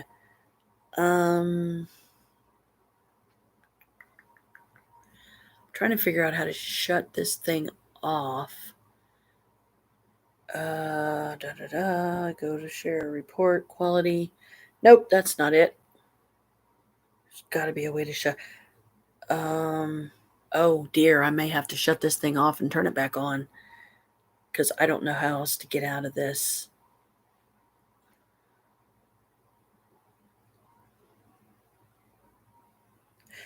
Home. I don't know if that stopped it or not. Crap. I'm gonna have to shut this thing off and back on, I think. So I don't know what else to do. Especially when like phone updates, go to the home button. That should close it out for you. Yeah, I just did that, and I just went ahead and decided to shut it off for a minute and then turn it back on. And then I can set my reminder. Show me the screen, Janelle. Hang on a second. I got to turn this back on. There we go.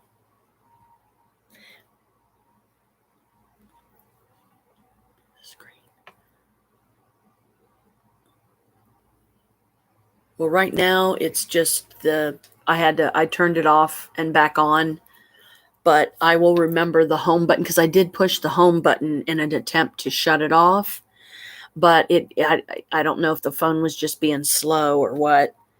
I think I got it. Hang on. I think it's okay now. I'll let you know.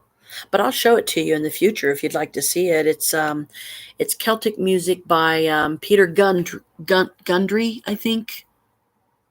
Yeah, I'm okay. Okay, come on. All right. Let me do this. There's my clock.